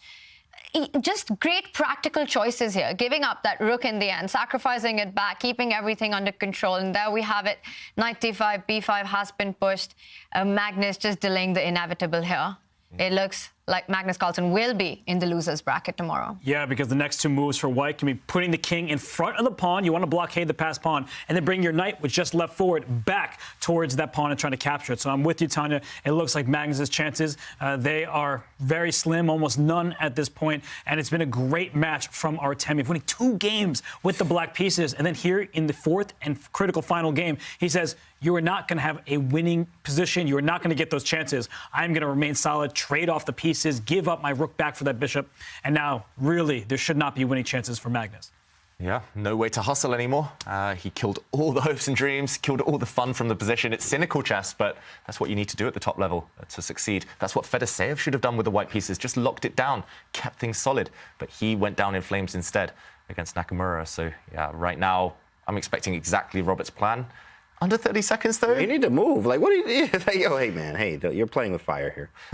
You got to make a move. Yeah, at least he's trying to eliminate that remaining black pawn on the queen side. He's going to play c4 next, trade off one set of pawns, get closer to that draw. Still logical, but he should have played it a bit quicker, maybe. Right, maybe. 30 seconds, room for doubt. How confident would we be here in the studio? 100% now of the draw with white? If I were playing the game? Well, if I'm playing, I'm bound to mess up somewhere. But I do think that the chances are extremely high, because the only way you lose is if somehow that pawn gets to h2, which takes a journey. You're going to need to move your bishop back, put your knight in, push the pawn. And even then, it's hard to see it continuing up the board. So I do think that Artemiev has everything under control. The one thing that he would need to be careful about is if the knights get traded off the board and black is able to freeze the white queenside pawns, there could be an endgame there where the black king runs on over to the queen side. So it's far away, but the point is that if these knights, and I appreciate you, David, getting those knights off the board, and then black gets to throw in this b4 move, then the king runs over, and we see that actually would be a winning endgame. Mm-hmm. Suddenly the white pawns are ripe for the picking. The black bishop's just going to come and take them and win the game. So, yeah, this is unlikely to happen, but that does show the urgency that Vladislav needs to show. He does drop his knight back, hitting this bishop. And the problem for Magnus is when the bishop moves, the king comes. And, yeah, this pawn is not long for the world. You could try and give a check, try to create some forks, some nuisance, but the white king will step forward. I don't think you can ever promote this pawn because the white bishop's eye line is fixed on the h1 square, the promotion square. But at least Magnus is trying some tricks. At least he's setting some traps. And with 25 seconds, Vladislav needs to dodge them. And, yeah, Magnus, he's doing the right thing. He's sitting there, composing himself, saying, OK, one last trick, one last hope for this game. But not going to work. Yeah, but it always feels like it's not over till it's over against Magnus. And Vladislav Artemiev's clock situation is, again, very scary to look at. With just 25 seconds, he needs to watch out for these ideas of the queen side pawns getting fixed on b3, c2. But this is a big moment in the Chessable Masters, as Magnus Carlsen does stare at his first showing in the loser's bracket if he is not able to win this one. And it looks like that move c4, it's so important because all these ideas of fixing that pawn on c2 and creating a passed pawn on the queen side with that c4 pawn, now that's gone as well. 4 seconds. No hope lives, except the clock. 6 now, and the b4 pawn falls. Is this over?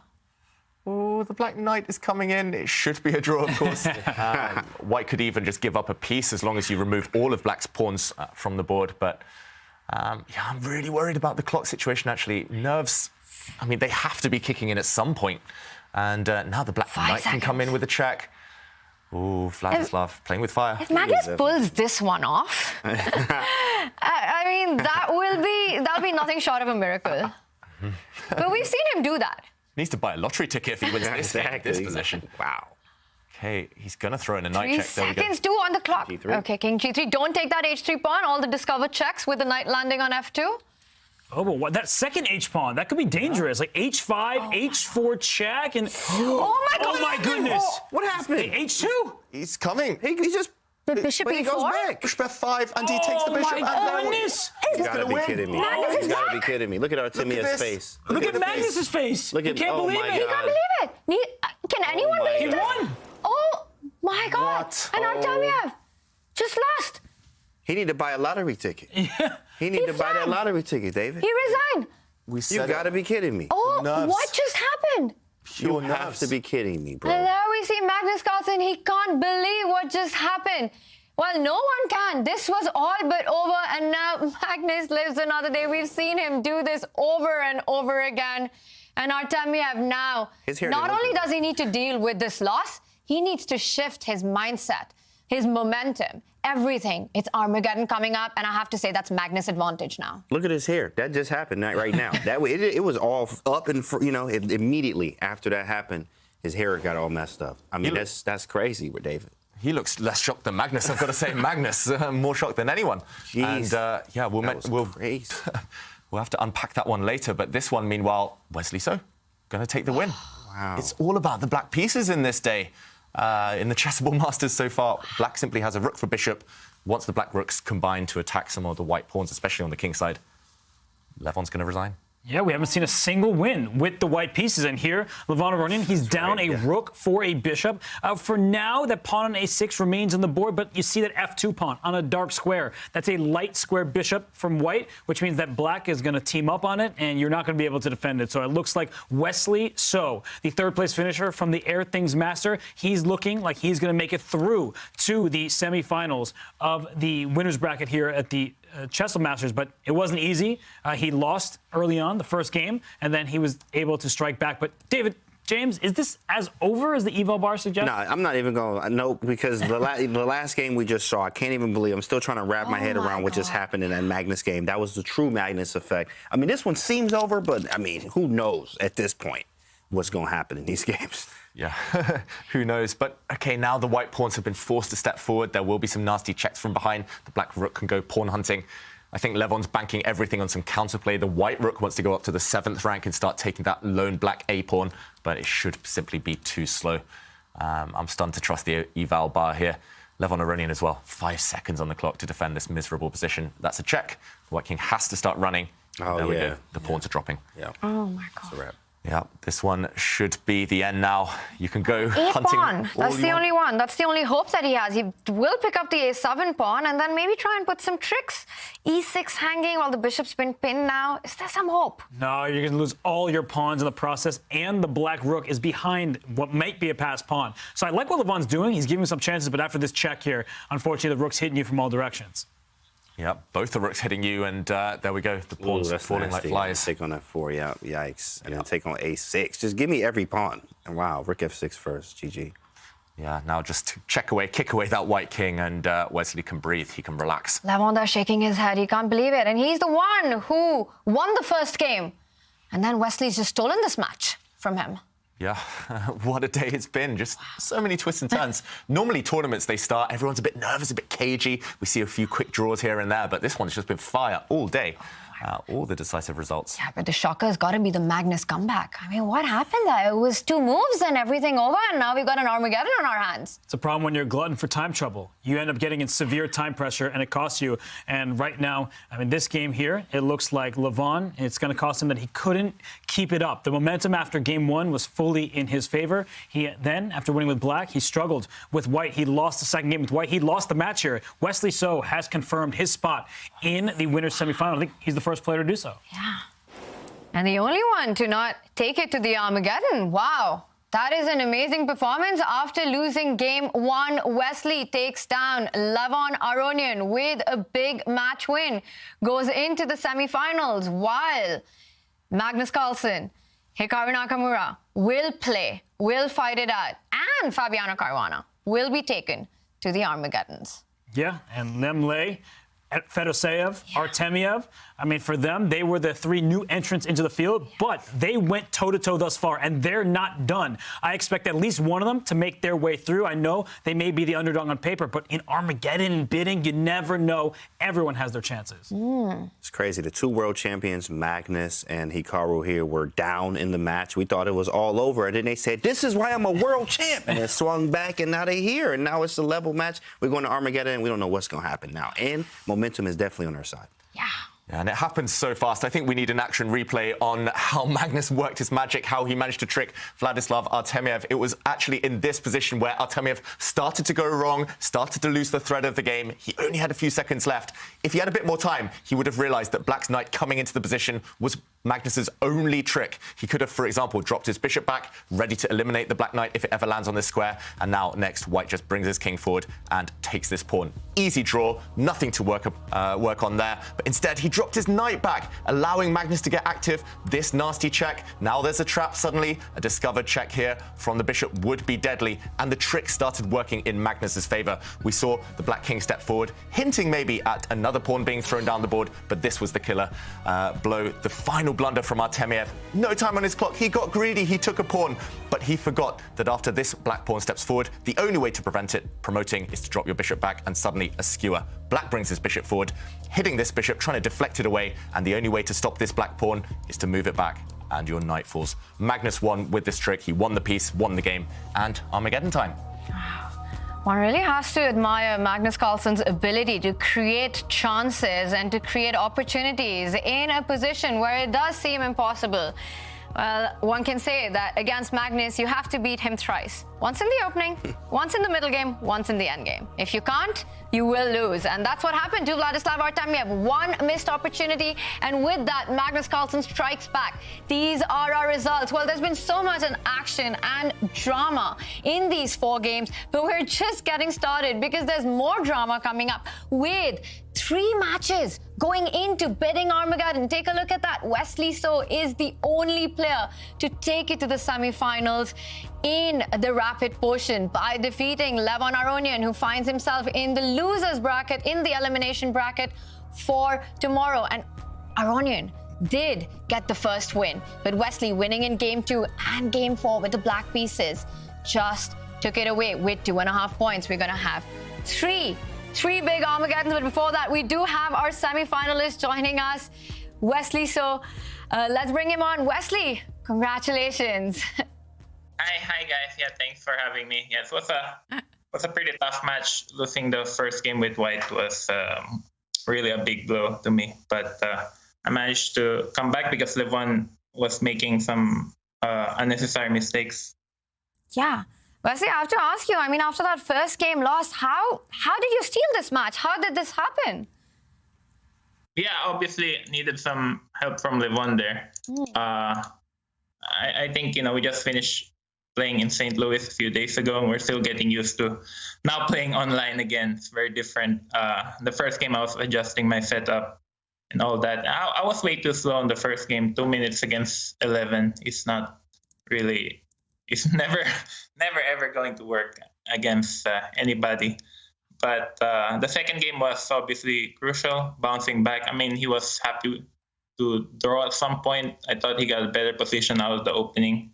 Yeah. But I kept playing, I kept fighting, and he got low on the clock, started making mistakes. But it's a very nice feeling to win with black. Yeah, and that also a player like Levon, he is just such a beast in these formats, and of course a very formidable opponent. I have to ask you, Wesley, you're the only player who's made it to the semifinals in the rapid portion. Who are you hoping to face tomorrow? You've got 3 Armageddons coming up. It's definitely been a crazy day. Magnus losing with white in 2 games. I think also Hikaru losing with white, and also myself losing with white. So been a crazy day. I guess, to be honest, prefer not to play Hikaru again, but it is what it is. I'll definitely be watching the Armageddon and and see what happens. But I think everybody has a chance when it gets to Armageddon. I think maybe Fedoseev has like a 45% chance, and maybe Artemiev has like a 40% chance. And so it's going to be a big fight in either way. But I'm just very happy to win today and still be in the winner's bracket. Yes, congratulations, Wesley. Big Armageddon matches coming up, and we wish you all the best for tomorrow. Thank you for joining us. Yeah, thank you. Wow, there is so much action with 3 big Armageddons. Do not leave your chairs right now. We're going to go into a short Twitch break and be right back.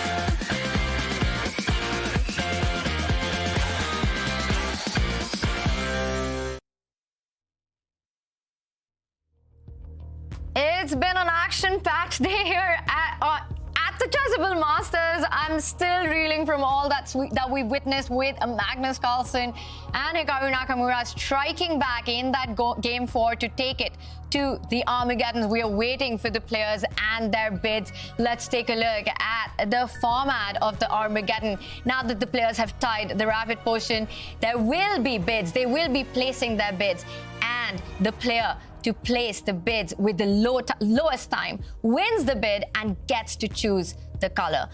The opponent will start with 15 minutes. That is the base time. There's no bonus increment. And of course, whoever chooses black has to draw, gets the result odds, but white will start then with 15 minutes. Robert, what are the mind games right now? Yeah, this sounds confusing, but it's actually quite simple to work out. You bid. Whoever has the lower bid, they get to choose their color. They're going to choose the black pieces because they want the draw odds. In an Armageddon game, if you're the player with the white pieces, you need to win. A draw is not good enough, you lose the match. So that's how it works. So you bid. Let's say I bid 10 minutes, you bid 12 minutes. You get the full 15 minutes, you get the white pieces, but you have to beat me.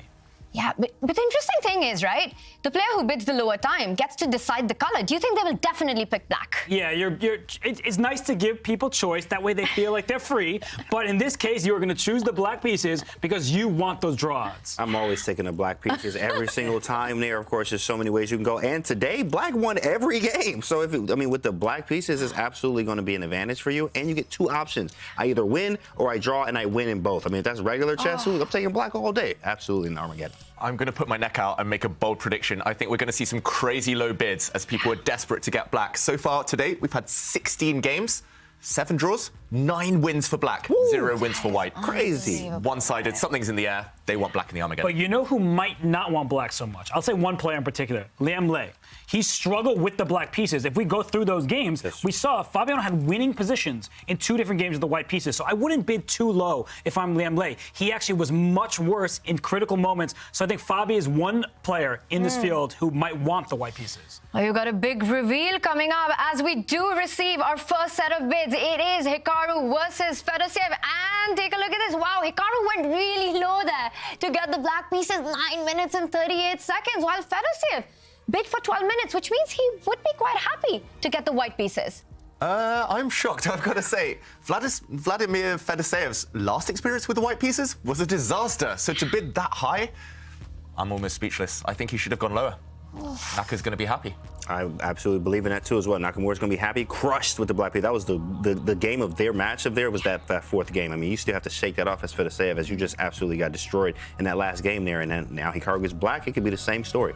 Oh, wow. And another one. Fabiano Caruana loses the bid.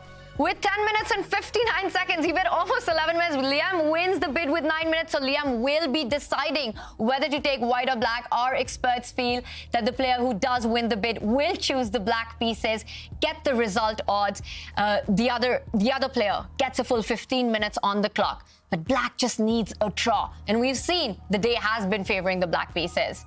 Wow, are you surprised with this one? This was a lot closer, though. I think that this was risky bidding by Liem, because that is not a lot of time. He bid less time than Hikaru Nakamura did, and Hikaru Nakamura is the bullet champion, right? So I think that Liem is taking a huge risk, 9 minutes and 29 seconds against Fabiano Caruana with that wealth of preparation. That's scary territory for me. Yeah, that is scary, actually. He needs to survive the opening. He's had a couple of disasters in the opening phase, and it's not going to be easy. I agree with completely Robert. Yeah. 100%.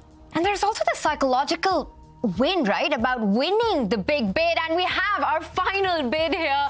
And take a look at that. Magnus Carlsen absolutely desperate for the black pieces. Bid down to 7 minutes, 58 seconds. Is this the lowest bid that we've seen in the Champions Chess Tour? I think so. Wow. In the last tournament 2 months ago, the Airthings Masters, we saw Magnus and Hikaru try to outbid each other. They were both over 8 minutes, though, if I remember correctly. Here, I mean, that is a massive risk. He could get flagged easily. At some point, Artemiev will just try to play on the clock. James, is that disrespectful? He is very disrespectful. But also, you know what? He says, I'm world champion and I want to play Blitz and I'm about to take it to you right now. This is the time. It's Armageddon. I got the black pieces or whatever he chooses. I'm going to play Blitz and I'm about to beat you right now. That's what he's saying. Wow. The players with the white pieces will start with 15 minutes. Black gets result odds, which means that Black just needs to draw to win the match. Hikaru, Magnus, after their comeback win in that 4th round, is the momentum with them? Has that shift happened, David? It must be on their side, you would think, but these players are so strong that anything can happen. Also, Armageddon, the nerves are going to be jangling. There will be mouse slips as the players try to hustle on the clock. Yeah.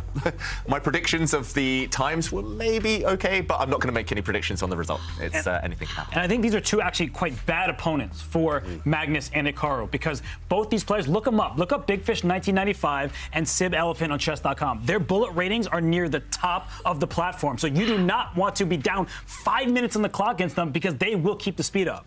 Wow. And we've got liftoff. Fedoseev, 14 minutes right now. Hikaru with his bid has about 9 minutes. There is no increment, so you've got to get a result in this much time. It is a solid opening. It is the English opening. What do we think about this approach? Yeah, it looks like Hikaru here, he is choosing his most solid repertoire. I've seen him use this before, even in candidates matches back in 2016. He used this when he was happy with a draw. And Fedoseev, he's going to be burning a lot of time on the clock, just trying to keep those winning chances alive. So Naka, as long as he's quick, survives the opening, he'll be confident. Tanya made a great point here, actually. You got to remember, guys, there's no increment. When there's no increment, I mean, you do have to move almost instantly, especially when you get down, 4 or 5 minutes from now. It will be a real blitz game, and there's no increment here. Now, of course, hopefully you're hoping for with the black pieces that your opponent actually does use a lot of his time, so you can make it more even there, and chances are better for black there. But that time edge is definitely huge. And I use the word disrespect, but there is no such thing as respecting when you need to win. Right. If you are Fedoseev or you're Artemiev or you're Fabiano Caruana, if you see that your opponent is in a rook endgame that should be a draw, but they don't have time, you are going to flag them. You have no other option. So Fedoseev, he is nasty when it comes down to mere seconds on the clock. And I feel like for Hikaru, he needs to be very careful and play very quickly in this early stage. Yeah, that being said, I do believe that Fedoseev, he will be trying to play quickly. His opening hasn't been a success. Look at what White's done so far. He's retreated his knights. Black's pieces are super active. This black knight in the center is surprisingly hard to get rid of unless you're willing to really weaken your own king. I think Nakamura's got the dream position out of the opening, and he hasn't burnt that much time. He spent less than a minute so far, Nakamura. And, yeah, he's keeping the pressure on at the moment, keeping pace with each other. But I prefer Black's chances on the board. Looks perfect for you, James. Nice attacking position. I love it. And you can't move too fast as White here, because, I mean, Black is just going to pounce on you. I mean, Hikaru is going to pounce if you move too fast without precision here. So, of course, Black's pieces are very active. I do like the knight on d4. He goes rook e1 to defend e2. He also wants to play b4 in many cases here as well. Black needs to get something going. There it is, d5, activating his pieces or the pawns in the center here, making some trades here and trying to open things up. But I'm okay with, again, the draw. Hey, we can trade everything off if you like, big fella. We go into a draw, and I would win this anyway. Fedoseev really needs to keep the pressure up on the clock. That is big chances, big hope. Flagging is absolutely allowed and not dirty at all when it comes to the Armageddon. It's recommended. What do you mean? We want that. But right now, what Fedoseev wants is he wants to carve out the light squares. The one bit of bad news for Hikaru is that bishop on h5, that light square bishop, it's out of play. And look at how directly Fedoseev is trying to punish him. b7, the queen attacking that pawn up there. It's also on the diagonal, hitting the pawn on d5. So this is a problem for Hikaru Nakamura. He may have to give up the bishop pair in order to keep the material equal here. I like Fedoseev's position. I know, David, at first it was okay for Hikaru, but that's when you just don't have quite enough time. You need to make quick moves, and that's when mistakes happen. I completely agree. I loved Hikaru's position, but after one set of knight trades, suddenly things aren't so simple anymore. A double attack, these two pawns hit, and you don't really want to have to eliminate this knight. The more pieces that come off the board, you would think you're more solid, but White gets the bishop pair. And here also a nice attack on the open file against this b-pawn. Hikaru's playing for tricks now. a4, what is that? Can the pawn be taken? It looks like there might be some double attacks, hitting the rook, hitting the knight, but the knight just slides back, and White has grabbed a pawn. Looks like a bluff to me. That? Yeah, that's a bluff. I'm taking that. I mean, you got to show me, bro. And you're down on time. Knight takes. Queen a5. Yeah, he says, show me what you got. Yeah, is he a poker player, Hikaru? Wow. It's as if he's going all out for the win. It's as if he needs to win at all costs, Hikaru, but he's just a pawn down. He needs to create some counterplay, so now going on the attack, maybe throwing this pawn forward later if possible, opening up lines. He's going to try and swing his rook across. Still anything can happen, but White is a pawn up. Oh, but this has got to be a bit of a disastrous outcome for Hikaru. Out of the opening, you want to keep everything solid. You're looking for that draw. You don't want chaos when you've got little time on the clock. He can't be happy at all with this. He's down a pawn, and he doesn't have the compensation. So I think right now we're looking at a Vladimir Fedoseev who is determined. He played really poor chess by his lofty standards in that fourth and final game of Rapid. But right here in the Armageddon, look at the clocks. He started with a 5.5-minute lead. He remains 5 minutes ahead of the clock, and he's up a pawn, and Hikaru's task is not getting any easier, and the evaluation bar is going up in Fedoseev's favor. It's easy for him to play this.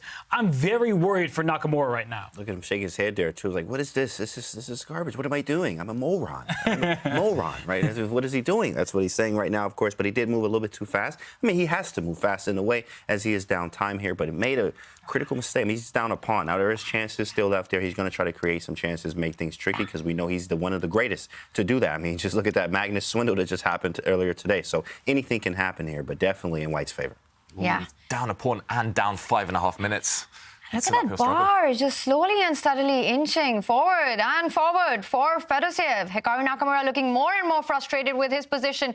This is a nightmare, down a pawn. He's trying to look for compensation while he tries to find it. Let's take a look at our other very important, very crucial Armageddon. We've got two more on. This is Magnus taking on Vladislav Artemiev. We also have Fabiano Caruana against Liem fighting it out. Wow, this one is a lot more stable and calm. Yeah, this looks like 9-year-old Robert Hess playing. I used to love the close Sicilian. You see not a single piece has been traded. White not looking that ambitious at the time. But look at the clock, right? So for Artemiev, I don't actually think this is an unwise strategy. I like it because he's just keeping the pieces on the board, and that makes it more difficult to play quick moves, and also means you can't just force a draw. So I think that for Artemiev, he's playing for the clock more so than the position. Yep, certainly. And Magnus, he's going to have to make difficult decisions like his last move, just in no time at all. And this last move is committal. Yes, you might achieve a trade of bishops. You would think that guides you closer to the draw, but there's still so much tension. White's f-pawn at some point could step forward. Maybe there'll be a sudden blitz attack against the black king. You have to be really wary here, really careful of how the position develops. And to be honest, I would choose White. I'm not a huge fan of this opening in general, but with a 4 or 5 minute clock advantage in such a tense situation, I think it's an opening success for Artemiev. And Queen jumping in there. Spicy. But yeah, it's getting spicy, as you say, James. Spicy, but okay, maybe after he just takes back. I mean, where's the spice? Like, spice where? You know, there's no spice at all in this position. In fact, after that, and as Robert mentioned here, I mean, just keeping the pieces on the board, it makes you think, right? So you have to think about where do I want to put my pieces? What can I do in this type of situation? Like, I mean, everything's just all nice and compact and like very tight. Making trades. Look at this. He wants to trade. Maybe trade bishop f6. I mean, yeah, you definitely like White here. f6, bishop back to e3. We can trade knight d5, things like that.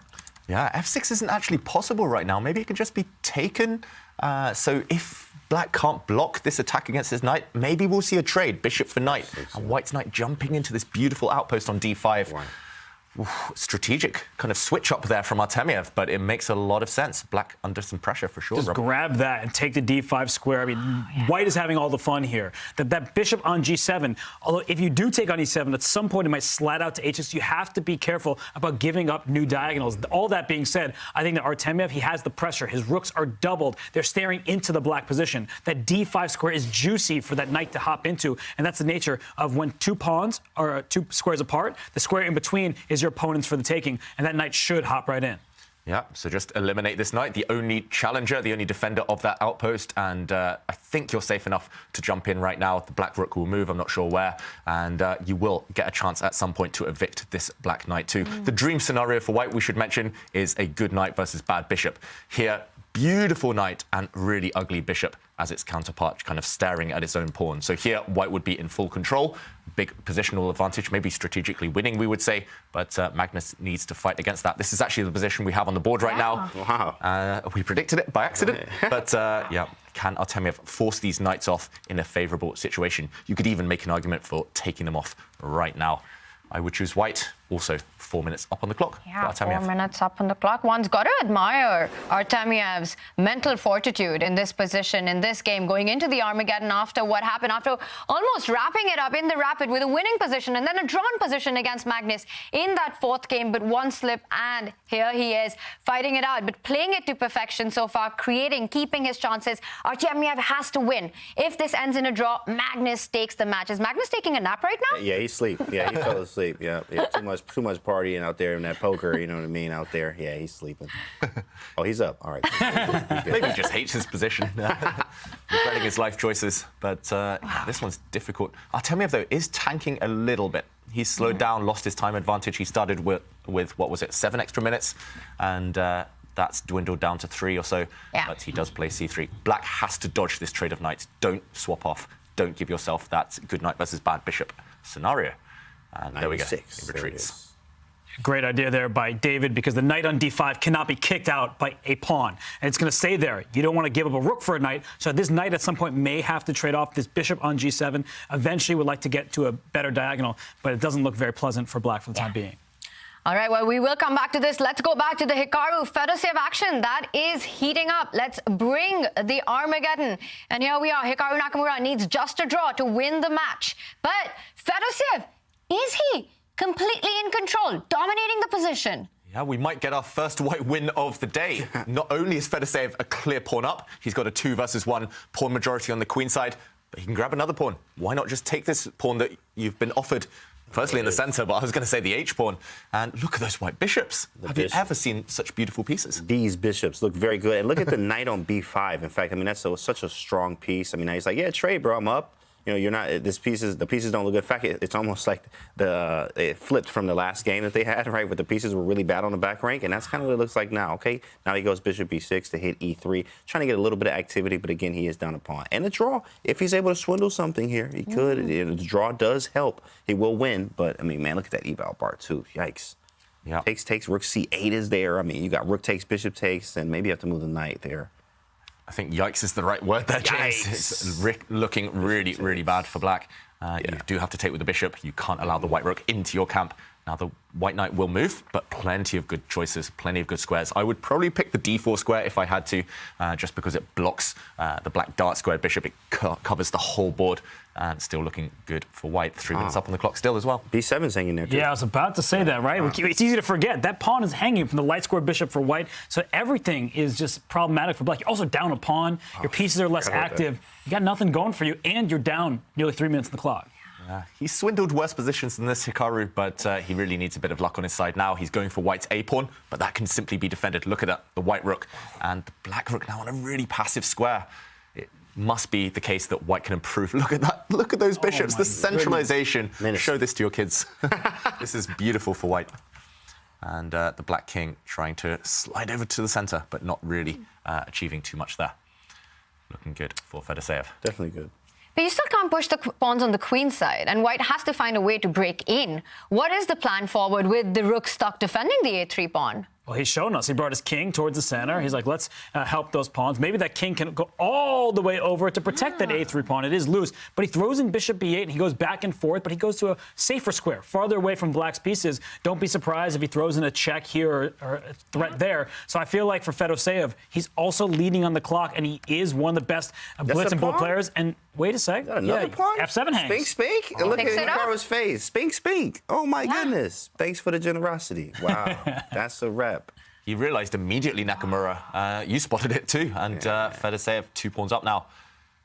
And up on the clock as well. He's played this really well, taking advantage of all the misses by Hikaru and not spending too much time. Also, these little moves, right? It forces Hikaru to burn the clock more and more, and with no increment, that's further pressure. Speaking of little moves, the knight is great on d4, but he moved it up to b5. I thought he might even retreat it back to f3 and into the center, but still, he is just improving his position at every turn, make sure all his pieces are defended. And if he doesn't win the game over the board, he might just try to flag Hikaru at some point, because the choices for Hikaru are not getting any easier. here as white can start pushing these pawns forward. Yeah, but you got to be a little careful because e4, there's this check on the d8 square. You can't really block it with the bishop because the e4 pawn is pinned. There are all these ideas that you need to watch out, which is why he keeps things under control. Hikaru trying to go from one side to another, create some play. That's what he's got to do. It is desperation for Hikaru Nakamura. Let's get an update on the Magnus Artemiev Armageddon. We've got that on, David. Take it away. Yeah, we've got this one on, and look at that white knight in the center of the board. It's been cemented. It's like a granite statue right now, that white knight on d5. However, black is solid apart from that. So is it enough for white to win this game? It's going to be a good knight versus bad bishop, but Magnus is just going to try and curl up into a ball and defend. He only needs to draw, and now the time difference is only 1 minute. So what do we think odds here? You know, because the time's getting closer, I'm actually leaning on Magnus here. I do like white's position, but I mean, you can't. It's not like you can really push for anything right now. I can't really make big threats right now. Everything's just really solid. It reminds you of the game with Liem, and Fabi, where he was down at pawn, but then or actually no, it was the game where it was just the double rooks on the file, kind of very similar to this actually. And I think that ended in a draw as well. But this one, a draw is not going to be good for Artemiev, obviously. So I'm going with Vladislav. I think this position is closed. Okay. Magnus doesn't have an easy way to liquidate trade pieces, and I feel like the time advantage is still huge. And Artemiev is that great at bullet. He's over 3,100. I mean, that guy does not fool around. That's so gross. He knows how to work the clock. He knows how to flag his opponent, and he will have no shame. Wow. If it comes down to a blocked position where Artemiev has 2 minutes, Magnus has 1, you can play forever. Play 49 moves, push a pawn. Play 49 moves, push a pawn, and then flag your opponent. What about the pre-moves? But yeah, meanwhile, Magnus, he's gone to the edge of the board with his knight. That's not the final destination, clearly. He's going to reroute his knight back, probably via b8, c6, and then into the center. I do think Vladislav maybe missed a small trick there by allowing the black knight to dodge the trade. I think he should have swapped off instantly, because knights are so tricky in these types of positions, especially when the clock is ticking. And here we go. He's getting ready to play on that flank now, the queen side. He's getting ready to throw the white pawns forward. Look at the reroute. Yeah, nice, sophisticated. Really classy move there from Magnus. I mean, these players are playing like it's a classical game. These little moves here and there, all these positional strategic ideas, nice juicy squares for the pieces. I love it. Well, you got one more Armageddon on. Let's get an update on that one. Fabiano Caruana takes on Liem. There have been a lot of moves, and wow, Black King under fire. Wow, and maybe you can go for checkmate immediately. Look at this, Fabiano switched focus. Now, look, the white queen, the white rook lined up behind each other, and how do you defend the black a6 pawn? Oh, you don't. Maybe you don't. Yeah, James has it right. Now, normally a pawn's best friend is another pawn. You push it forward, but the pawn in front of the king is pinned, which means that white queen is just to grab it all. James, this is your kind of game. Oh, absolutely. This is game over, of course. We take on a6 right now. The king move. Oh, queen b7. Tactics. I smell something. Well, no queen trade. Exactly right. No queen trade. Queen a4, of course. And look at the time edge, of course, that he has. I mean, Liem has been very, very bad with his black games today. I mean, maybe he should have taken white, maybe try his chances there. This one's just clean advantage for white. I mean, we can even try to switch sides, queen b4, and try to go the other way. Nice. Queen b4 hits the rook. You can go check on f8 and there it is. Come on, Fabi. I know. Yep. Fabi, if you get some money, you can send that this way. Absolutely. He's coming in, he's invading, and not just that, but also less than 2 minutes on the clock for Liem. There's no way you survive this attack in general, but with 2 minutes, it's even more hopeless. And whoa, my goodness, here we go. Full invasion. That's it. That is a mate in one. And Queen d8 is a big threat. He defends it with rook d6. Queen f7 hits the king, hits that rook b6. Oh, okay, you're right. Nasty on the board. You called Yikes. it, David. This Yikes. would be resigns, and we see Fabiano. He picks up his water bottle, and we know what that means. Yeah. He's going to pick up the rook. Yeah, he is. And now it's an extra rook. Liem, he doesn't want to play on, but he loses the match if he resigns. He loses the match if he gets checkmated. So he's just going to play a few more moves. But this one is over. Yeah, full rook down now and getting attacked. Yeah, this one has been decided. Fabi, nice breakthrough. And it was just a comparison of the kings the whole time. The white king safely tucked away in bed, nice and safe. And the black king has been chased to its death and continues to be chased into that corner. Checkmate is coming. Yeah, Fabi just leaning into the screen, trying to finish it off in style. Yeah. Where's the mate? I know the king runs to g7. Why does up a rook? It doesn't matter where's the mate. Why does up a rook? Why does up 4 minutes almost on the clock. Is just completely busted this one. Fabiano Caruana will be the second semi-finalist. Queen F8 will be unstoppable. Expecting Liem to resign. Very hard to defend this. No checks on the board. And that is it. Fabiano Caruana is through to the semi-finals. We've got action on the other Armageddons. And Hikaru against Fedoseev. Fedoseev completely winning. He's got two extra pawns, 2 passes on the board. Yeah, normally opposite colour bishops do grant some drawing chances, even if you're 2 pawns down. But here it looks like you can't stop the white B pawn from reaching the 7th rank, 1 square away from promotion. That will paralyse at least one of black's 2 pieces, the black bishop or king, and the other pawn will do the work. Here, yeah, it does look like it's too many pawns. Unfortunately, as he calls it himself on the stream, the wide peepos here is, which is the pawns, in fact, the B pawn and the E pawn being wide peepos are it's very, very a big problem here, and we can actually grab the G pawn too as well. So white has so much play, and we're up on the clock. Yeah, to me it looks like bowling. When you got that split, you can't get them all, and unfortunately for black, you can't control them all. These pawns are uncontainable. They're going to the other side, and it's very important actually that there's 2 of them on the B file because sometimes your king takes one, your bishop takes the other, but there's still one more pawn that will be remaining, and that's going to be a win for Fedoseev. And I mean, he looked out of it in the 4th game of the match, but somehow he was able to get his composure back. Yeah, also still up on the clock. He's maintained that time advantage since move 1. And the only job to do here is make sure your E-pawn, your central pawn, does not get blockaded. Whoa, that was a bit risky because suddenly some stalemate tricks. I knew that would happen too. Oh my God. There's a G-pawn. There's a G-pawn. It's not stalemate just yet. You can't give up your piece. Not yet, but the evaluation button. And look at Hikaru. He feels it. Look at him. Oh my goodness. He knows it. And the reason why is because when you keep pushing your pawn, the bishop will sacrifice, and the white king is too far away to defend those queenside pawns. That is unbelievable. I think he had to move. He had to keep that in reserve. He had to move the king up around. He rushed it. Yeah, he rushed it. Absolutely. And this could be over. It's totally impractical. He could have played this any move over the next 50 turns. My God. He rushed it, and suddenly it's the worst possible moment, and he's realizing. And if this ends in a draw, it means Hikaru wins the match. That's and right. Robert, there is no way to get away from what you're saying. Black gives up the bishop for the pawn, just advances the G pawn down the board, gives that up, and it is a stalemate. There is no running away from it. I'm in shock right now. This is just heartbreaking for Fedoseev. You gotta try to flag him. I'm serious. Like, I know Hikaru is fast, but you put your bishop back, you push your pawn, make like 50 moves, then you finally like bring your king back and sacrifice one of your pawn. You just have to do something crazy and try to flag the guy. I'm serious. Keep one pawn on the board, and that's enough. But his time advantage is gone. So like, even that option is out the window. Wow, there's nothing. Yeah. There's absolutely nothing. And just G4 now?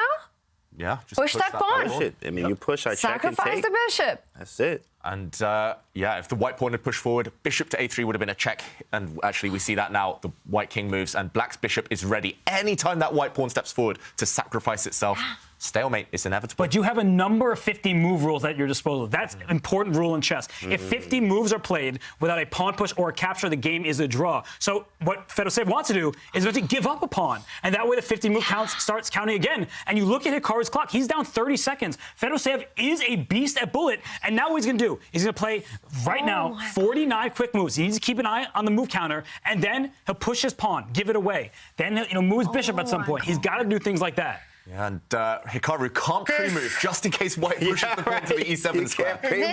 This is just a flagging battle. That is the only hope. Robert, that's a great call on the strategy of what Fedoseev is trying to do right now. Excellent call. The problem is, yes, you can give up the white e-pawn, but as soon as that pawn is given up, black will never need to capture anything else. And there won't be any 50 move anymore. There won't be any more 50 moves. So you can go 49 moves, give up a pawn, then the counter resets, another 50 moves, and then that's it. So Hikaru needs to make a maximum of 99 moves from a few moves ago. He can do it. 71 seconds, plenty of time. 99 moves, chat. Do you hear that? That's amazing. Can you make 99 moves in 70 seconds? Easy. Easy for Hikaru. Hikaru, right? Yeah, it's definitely Hikaru. All right, because this is going to go on, let's take a look at the Magnus Armageddon. There is just too much drama in the Chessable Masters. And look at this. Fedoseev just dominating this position. Rook G6. Magnus is the queen. Oh, my God. Magnus blundered on the last move. Oh, my goodness. Loose pieces drop off that move. Knight to D3, Rook G6, game over. Yep.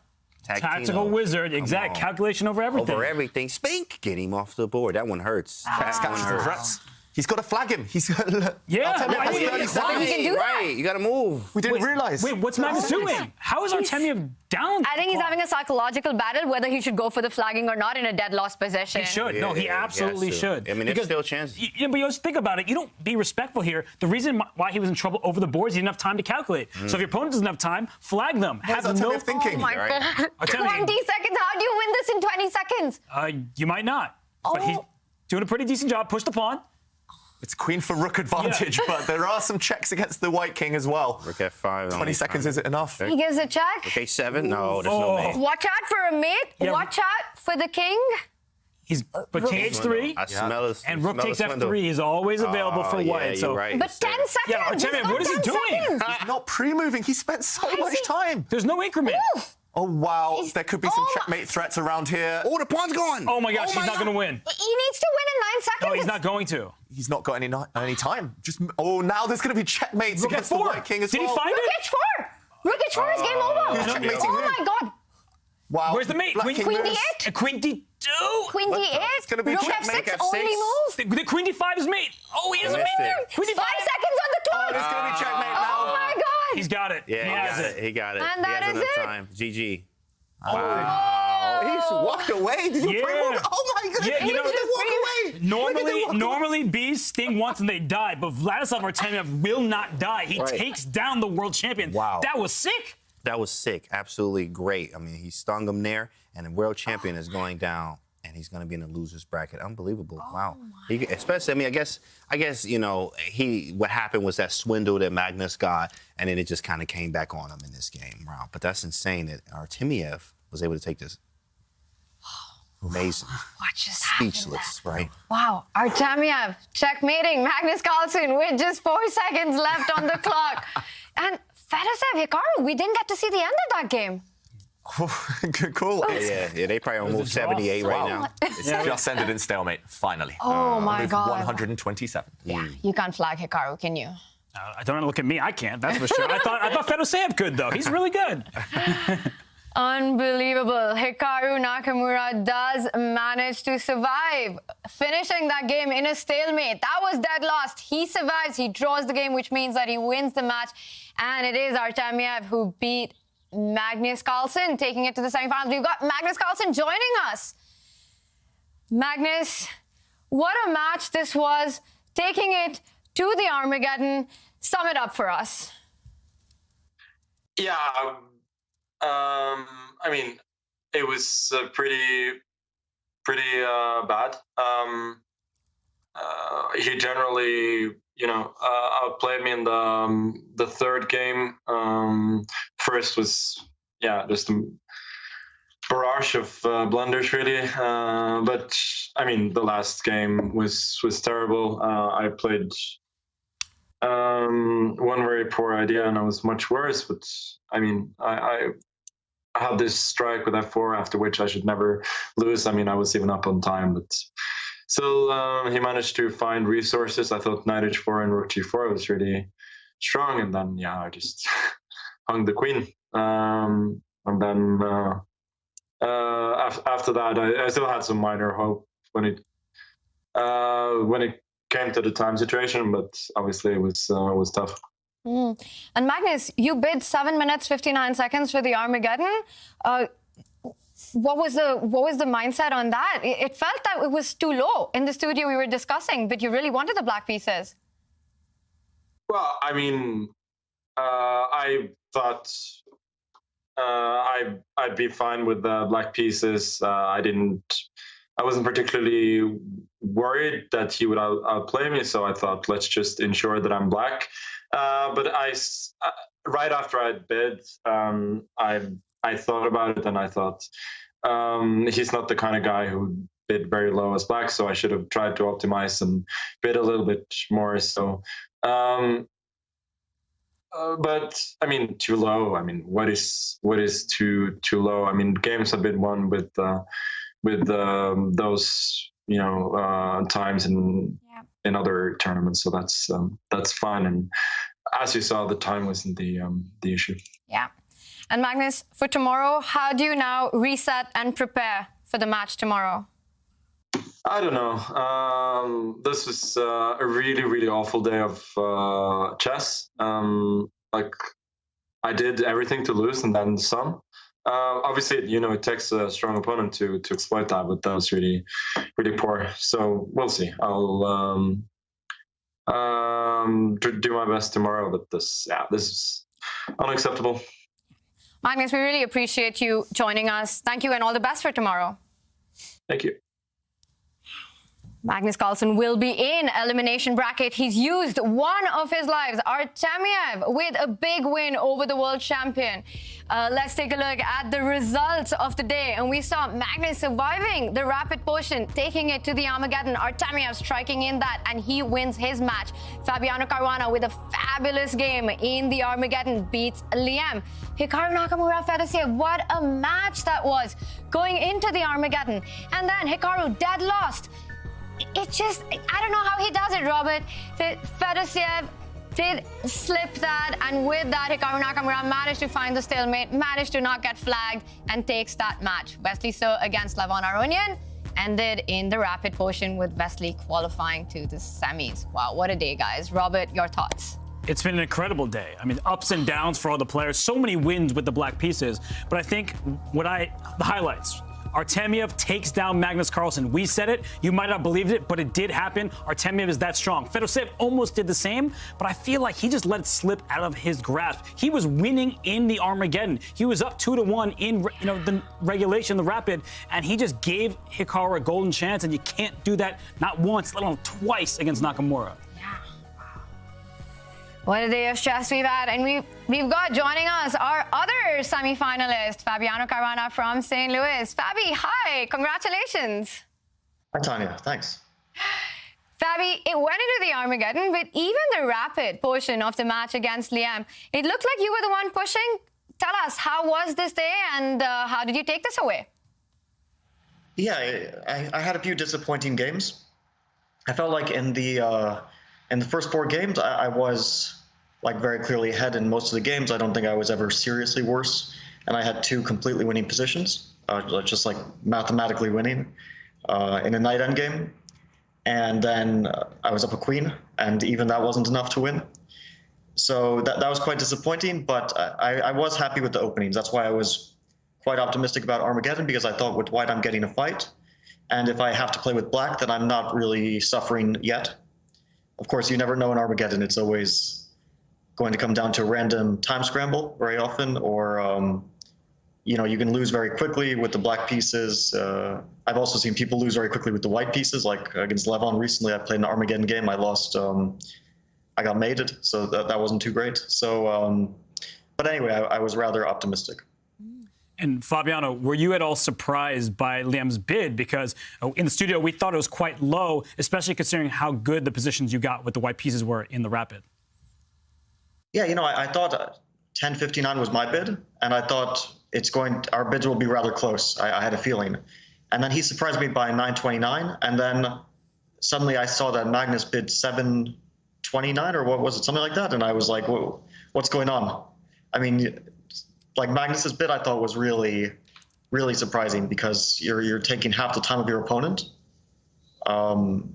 Yeah, I was very surprised, but I guess he was rather confident about his chances with black. I was happy to get the white pieces. Even though we had drawn all the games, I still thought I would get chances. Fabiano, great chess today, man. Yeah, of course, there was some ups and downs, but you made it through, right? So, of course, we saw on your Instagram that you've been lifting weights, you've been squatting, getting real low in the trenches there. So, of course, how much does that contribute to your chess? Well, I don't know if I do it for chess so much, but it's something that I do for enjoyment, and I like to, I'm very competitive. I like, even if I'm not competing with someone else, I like to compete with myself. And with lifting, even though I'm, of course, a complete beginner, still it's nice to see progress and to get some new records, new personal records. That always feels good. So this is something I've been doing relatively recently, but it can't hurt to be in good shape as well. And congrats, of course, Fabi. A couple of months ago, you won the Airthings Masters Division 2 to qualify for Division 1 this time. You played in the American Cup. You're back here again. Is this a format you love now? Is it something you're getting used to, the double Liem? Yeah, well, it's very stressful. So I guess it's fun for the people watching, but I have to say for the players, it can be rather tiring. Like especially the American Cup. Okay, I got knocked out, but at the end of it, when Wesley and Hikaru were playing the final, I can't imagine how tired they were playing like multiple matches of, where one mistake cost you the match. So I mean, we'll see. It's still only the first match here. It could be a short journey or it could be a long one, as is usually the case. It's always rather unpredictable. But the fun thing is that you always have something on the line. Like in a classical tournament, let's say a round robin system, very often some players who are making a lot of draws or who aren't having the best tournament, they lose motivation at the end. But in match play format or in elimination format, then you always have something on the line. Everyone's always super motivated. So I think that's one of the really, really good things about this format. Yeah. And Fabi, you had such a fantastic day of chess going into 3 Armageddons. What are your thoughts on this field? It just feels like such a dangerous mix of players. Yeah, no, I think it's a great field. And we saw today that anyone can get eliminated. Magnus lost to Vladislav, which I thought that it would be a tough match. Of course, Magnus is the favorite, but I wasn't surprised to see that he was struggling because Vladislav is also so strong and was playing quite well.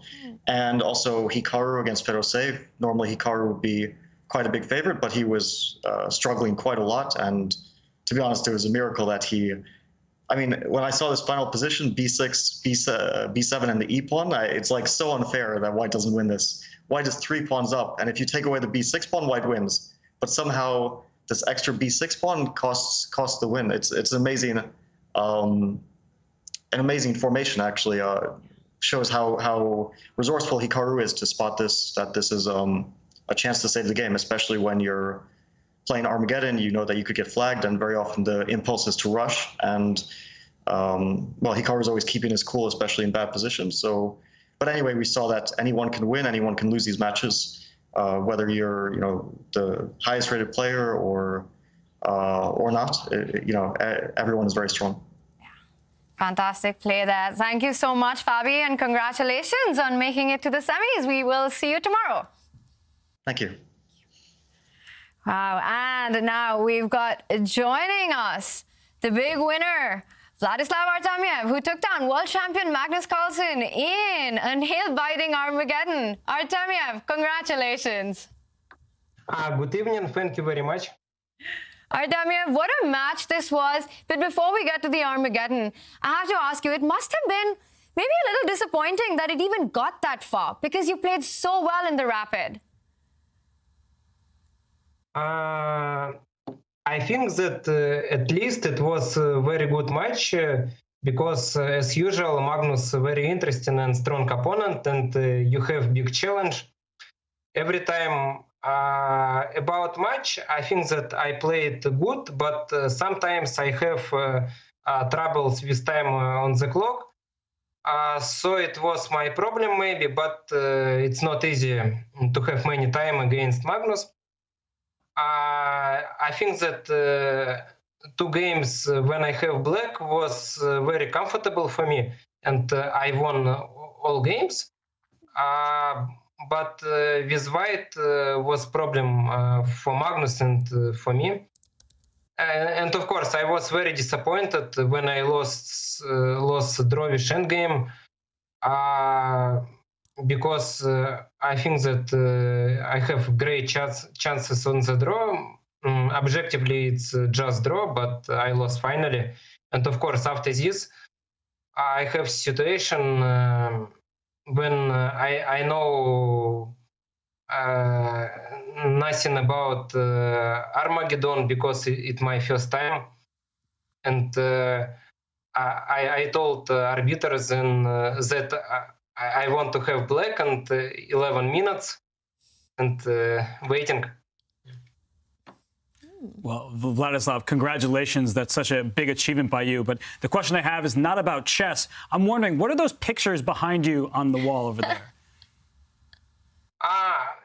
It's an interesting question, but it's a cat from TV because I have a little child and my daughter loves this cat. So we go to shop and take it. Yeah. Very cool. Vladislav, congratulations. I have a question here. My question is, how do you stay so calm when you, like, we see emotion from you now, you're smiling, but this is like the first time I've ever seen you smile. In fact, actually, when you're playing, you look like a cold-blooded killer, calm, playing anybody. Doesn't matter who you play, how do you stay so calm? But it's very easy. I just love chess, and every time when I playing against strong and famous opponent, it's a good day, and I'm really waiting this. About smile, I think that it's very individual, but I think that I'm positive usually, so it's my way, and I like this. And Vladislav, beating Magnus is, of course, fantastic, but what are your goals for the rest of this event?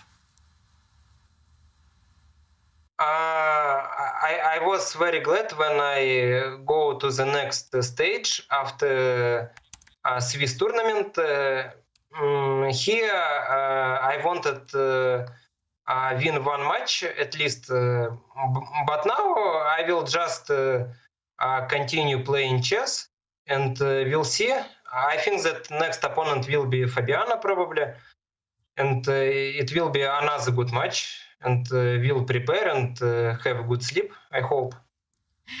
Wow, Artemiev, I'm still thinking about this match, and it was just such fantastic play by you. I have one more question about the Armageddon. When you got that winning position, when you won Magnus's queen, were you at any point a little scared that you might get flagged there? In this moment, I was fully understanding that I have a very bad position, and it's just like collapse. And my mind was that a few moves and I will resization, but I have last counterplay with knight on h4, rook on g2, and Magnus make a very big mistake, knight d3. And in this moment, I understood that I must win, but I must play quickly because usual problem with time. Yeah. And you did just that and managed to checkmate the world champion. Congratulations, Artemiev, and we wish you all the best for tomorrow's semi-final. Super performance today. Thanks a lot. See you next time. Thank you. Wow, Vladislav Artemiev doing what few can do. He defeated Magnus Carlsen in a mini-match, taking it to the Armageddon. He was dominating the Rapid as well. What a performance, what a day of chess. Let's take a look at our bracket of day one. And here we have it. Robert, your thoughts? Well, I think it looks a bit familiar if you look at the winner's semifinal. Hikaru, Wesley, they got here through unfamiliar means. Hikaru barely escaped, but the top looks very different. We have Vladislav Artemiev taking on Fabi Caruana. You love to see two new entrants making their mark in the event already. Artemiev said, I'm here just to play chess. I just want to win one match. He beat the world champion, who's now down in the loser's bracket. Yeah. You haven't seen that happen before, James. That's crazy. I mean, that's my biggest takeaway today is Artemiev. That was just a tense matchup. Of course, the Hikaru match with Fedoseev 2 was very crazy, but biggest takeaway here is Artemiev just taking down Magnus. That's insane. Taking down the world champion with confidence, with the face that he had, being calm and stoic like that, that's just next level. I can't wait to see what he does in the rest of this tour.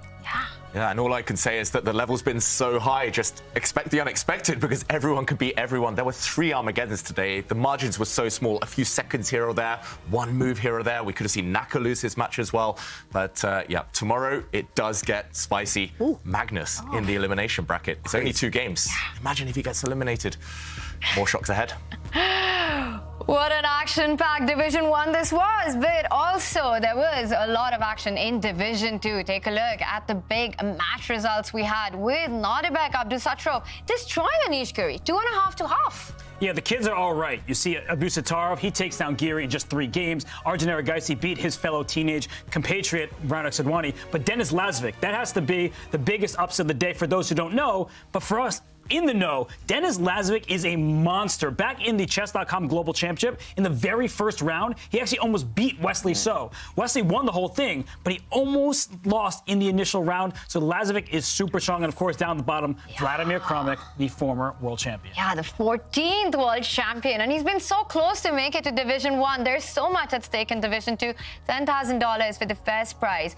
Tour points. Also, the golden ticket to the next Champions Chess Tour event. It would be amazing to see Vlad fight it out in Division 1. I think we'd all be happy about it. Still got it. Still got it. Absolutely. And there's also Division 3. That's been super exciting today, David.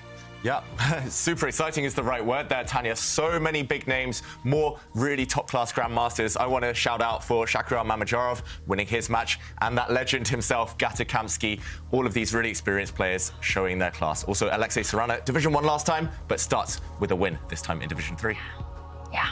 This was just insane chess. I mean, what we witnessed today, the drama, the Armageddon, the brilliancies, we called it. Brilliancies, blunders, time scrambles at the start of the show, and we had it all. Right. James, this was your first show in Oslo. Oh my God. What a way to start. That's amazing. I'm here with the team. The team here. I see you, chat. It's lovely. It's amazing. I'm just glad to be here, of course, in Seated Chess. And you always get a lesson when you're watching these guys, right? I love commentary because it's like free lessons. Really, you're watching these guys. You get to check things, right? You get to see the blunders. You get to say, oh, I play that opening. Oh, I'm never going to do that. And like in all kinds of things like that. So it's amazing. I'm glad to be here. So. Wow. Loved every moment of today, every single moment, every single game. What an amazing day of chess this was, chat. Thank you so much for watching all the action with us. We will be back tomorrow. Magnus Carlsen, the world champion, is in the elimination bracket. He has only one life left. The drama continues. We will see you tomorrow, same time, same place.